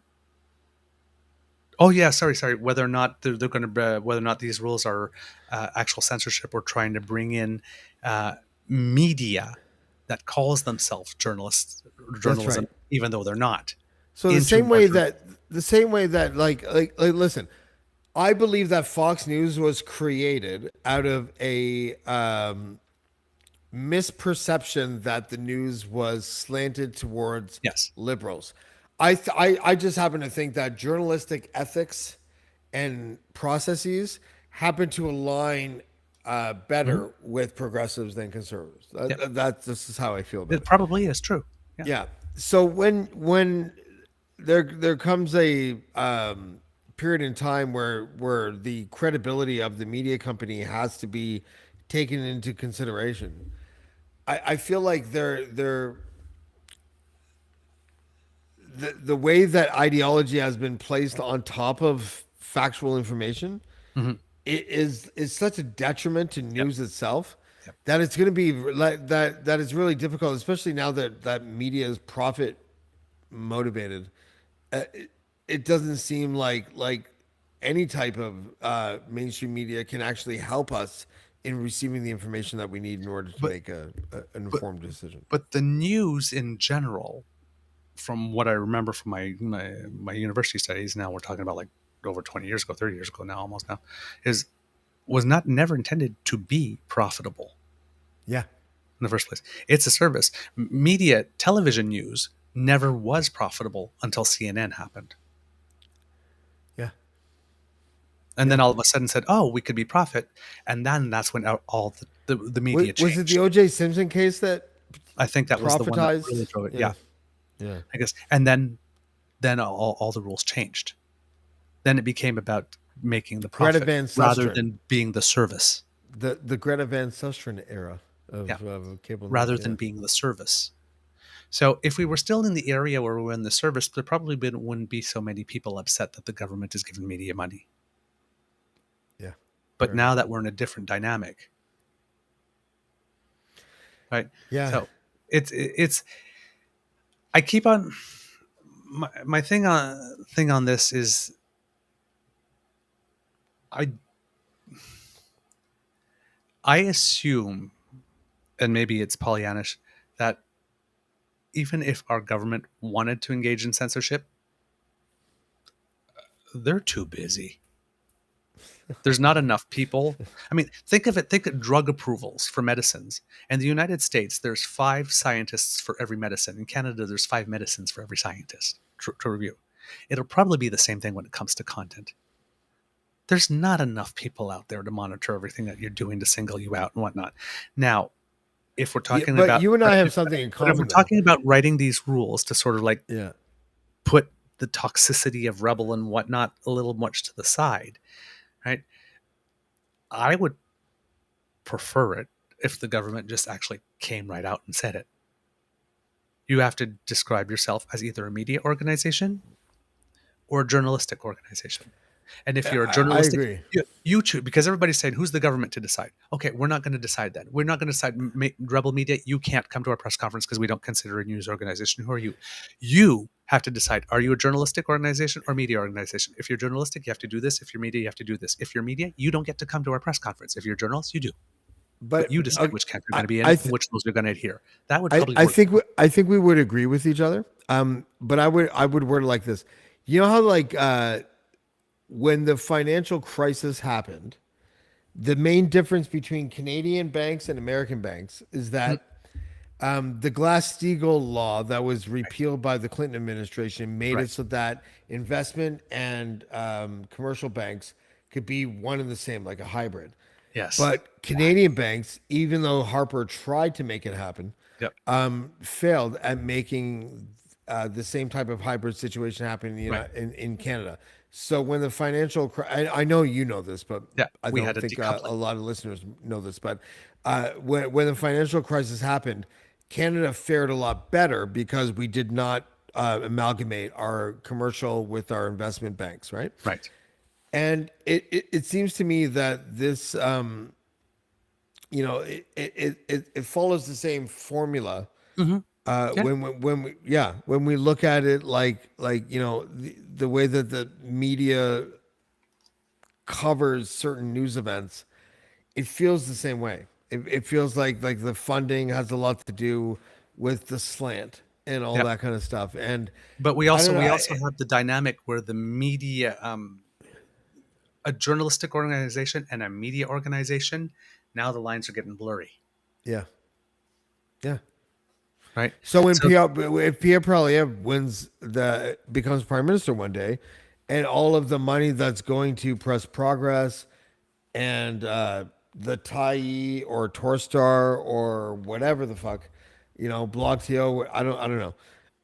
And all of a sudden Poilievre gets in, he directs those funds to Post Media and the Rebel and this and that. Like, so I feel like, are there, maybe I'll just ask you this, are there people that are looking at the sort of macro view of what that could look like with a different ideological government in after your government is voted out? You have to write that's the whole thing. These processes and these systems have to be written in such a way that they can survive both. Right. That's when you're passing these laws, right? You have all these people like throw them, we need to do this. We put this extreme thing. Okay. But what if it, like strong mayor, for example, right? Doug Ford was all for strong mayor when he knew he was going to have Sutcliffe and Tory, but now he's got Chow and all of a sudden it's like, crap. What did I do? That's very, but by the way, that's the most interesting political story of 2023 so far is Olivia Chow winning the mayor of Toronto. Mm-hmm. It really is. So for the media stuff, it just like the messy part seems to be because the government is involved clearly, and it's media and it's basic information. So that's why I'm saying something has to happen. Either that there are, like I said, we create categories that are specifically defined, and organizations decide where it is you're going to sit. Which criteria do you want to meet like this? But if you want to go to the national press pool, if you want to do like this, then you have to be actual journalists and you have to agree to do these things. Without which you don't get in, you get media accredited, but you're not journalists. So how do you define? You can come take pictures, but you can't ask questions or something like that. Or how do you define like actual journalists? That's where people smarter than me will have to do that. But I mean, with journalism, you have a deontological code that you have to adhere to. Well, there is an overall organization of journalists and press association and whatnot that sets standards. Rebel doesn't adhere to that. True North doesn't adhere to that. Like, okay, as a person who freelanced from like 2001 to 2018, so like 17 years. But you adhere to those standards. No, I was like guerrilla guy. Like I trespassed. I did a whole bunch of shit because I couldn't. Like seriously, because the writing met journalistic standards. Well, sure, the writing, but the access to the location in order to base your story and write about something is dependent entirely on whether or not you can either do one of two things: secure a media pass, like legitimately, Yep. or fucking guerrilla that shit Yep. and figure out a way to do it. Like Yep. I did with oh But that's shit, always been the case. So I think that will always exist. uh Because Flaherty. Woodward and Bernstein didn't get a media pass to go check that, right? No, but Jim Flaherty. Yep. I'm from Whitby. I was born in Montreal, grew up in Flaherty used to Whitby. live in my building in Ottawa. Right. And Flaherty was my MP in Whitby. I think I don't remember what years, maybe 99 or something like that onwards. I could be off by a decade for all I fucking know. I can't remember. But he was my MP. And it it was interesting because when he passed away, I just happened to live near it was St. James Cathedral. I think that's what it's called in Toronto. And I just wandered onto the property really early and just kind of sat in a corner and like drank a juice box and ate a sandwich. And then when the funeral was like an hour away from starting, I just kind of meandered to the front of the church and I interviewed Tom Mulcair and Jason Kenney and fucking like this person and that person. I got pictures of Harper that looked really good coming out of the limo with his green tie because Flaherty was Irish. Yep. I got interviews with Peter MacKay and Justin Trudeau and all this shit. And it was great, but I didn't have any pass to get Yep. there. Like That's I fine. had to guerrilla that shit. Yeah, that's and fine. and the reason why I'm even bringing this up is because the media fund creates at least a reasonable perception that the media groups that are being funded that are more friendly towards the government of the day will probably be received better than those that do not. And if you picture Polyev in power, and you see that exact scenario I just described, I'm pretty sure you can completely understand how unfair that would be. And so then the question becomes: are we equating the arguments, right? And obviously, like to be an anti-vaxxer and to be pro-science are not even positions. So you have to give one side or the other the go ahead in viability. So like in that argument, it's like, well, vaccines are scientifically proven. Listen, anti-vaxxer, what you're saying is propaganda, and here's why. And so you win that argument. But we live in an era, I think, where we have to spend more time thinking about those Yes. choices. Yes, And we I'm do. wondering if you agree. Yes, we do. Because these are not easy choices. They're not easy choices, and each situation is different. And like I said, yeah, and even you have freelancers who are indeed journalists who practice journalism. There's a code, there are standards, there are things they do, there are things that they will never do. Yep. Yes. And then, right? And then you have some people who, like, you got the Kean Bexties, for example, because you happen to show up somewhere with a camera and then create a scene and walk out with your hands behind your back, pretending like you're being arrested or something like that, and then film it like this. And then you call that journalism. That's not journalism. There's nothing about that. That's journalism. I mean, if you actually go to a journalism school, there's nothing about that. That's journalism. I'm sure he has a camera. Sure, he films things. Sure, he says what he saw. Sure, he writes it. But it's not journal. It doesn't come from the same place. He's not looking to inform. Do you think that His first priority is not to inform; it's to self-aggrandize. I'll leave you I'll leave it with this because I think this is an interesting question, but only because back in the day, I don't know if it was Oliver Stone's JFK or if it was a documentary or if it was reading about something dealing with that time.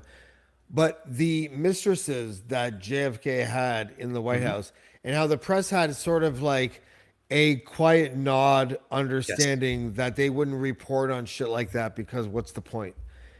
Do you think that like modern times and our adherence toward like tabloid reporting is such a antithesis to what it used to be like that it creates more problems than it solves?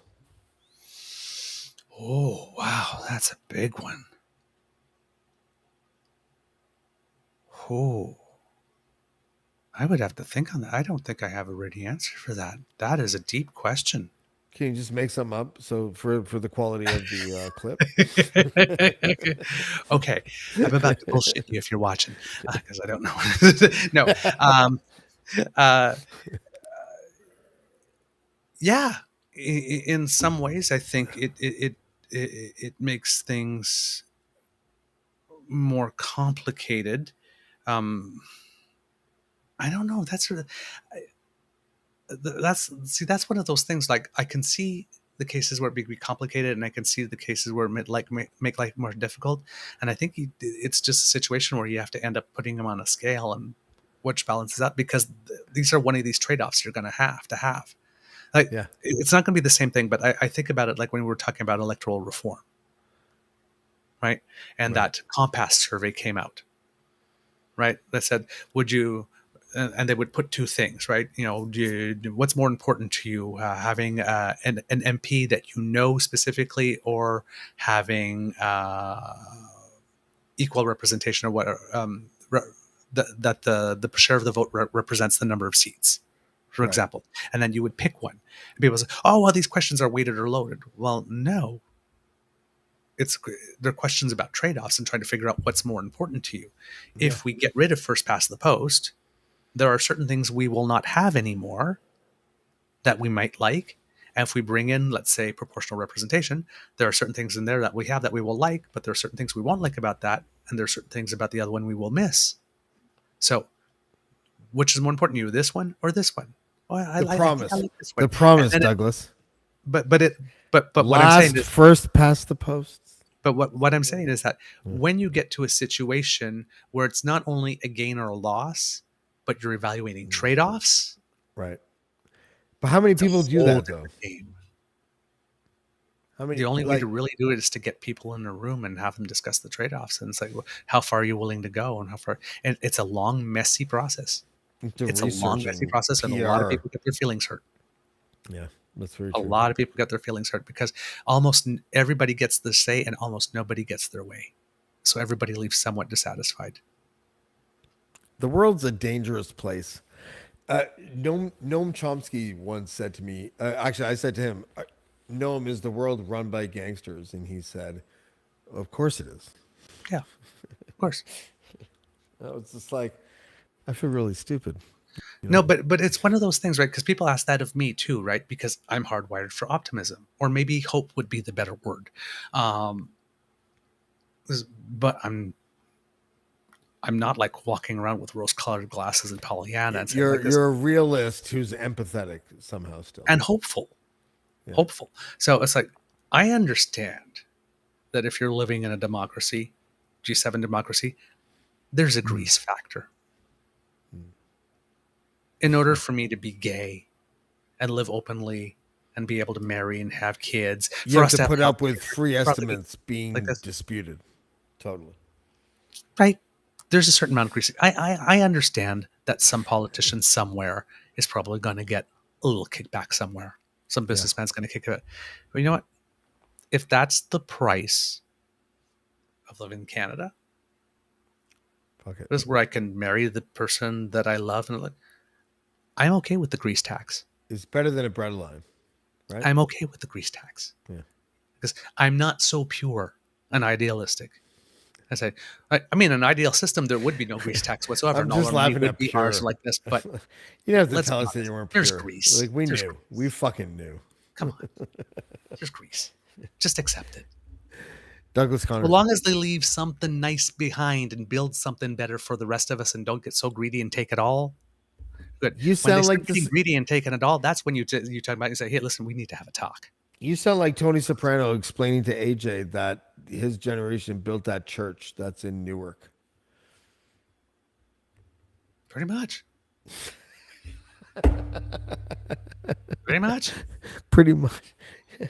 We built this Yeah. fucking house. Yeah, it's like the mafia passing it down to my kid who's underage and shouldn't be exposed to this shit. Fucking right it is, James. All right. Good. That's life. It's reality. Douglas, That's why I like talking to Dave Wallace, because it's like my mind doesn't work the way his does. I don't have a criminal mind. So like I haven't been with the underworld. I do not know what they do. I have an idea, but my mind can't go that far. I'm not that creative, and I'm not that right. So like so he tells me things, and I'm like my eyes open. It's like, oh my god, the underworld, me, man. the underworld. But I just know want it to let exists. everyone know that like what Douglas just said is that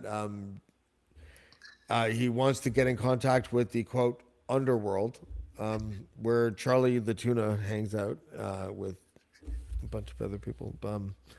That was hilarious. Come on, Satan, let's have some fun. It's the underworld.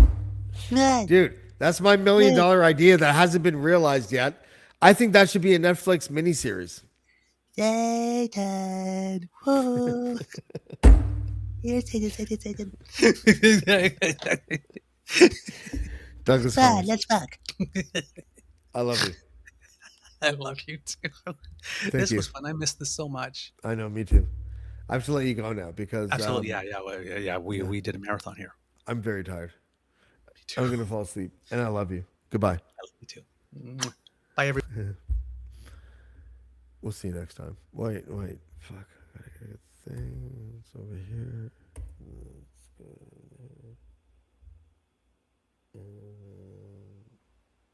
BB intro.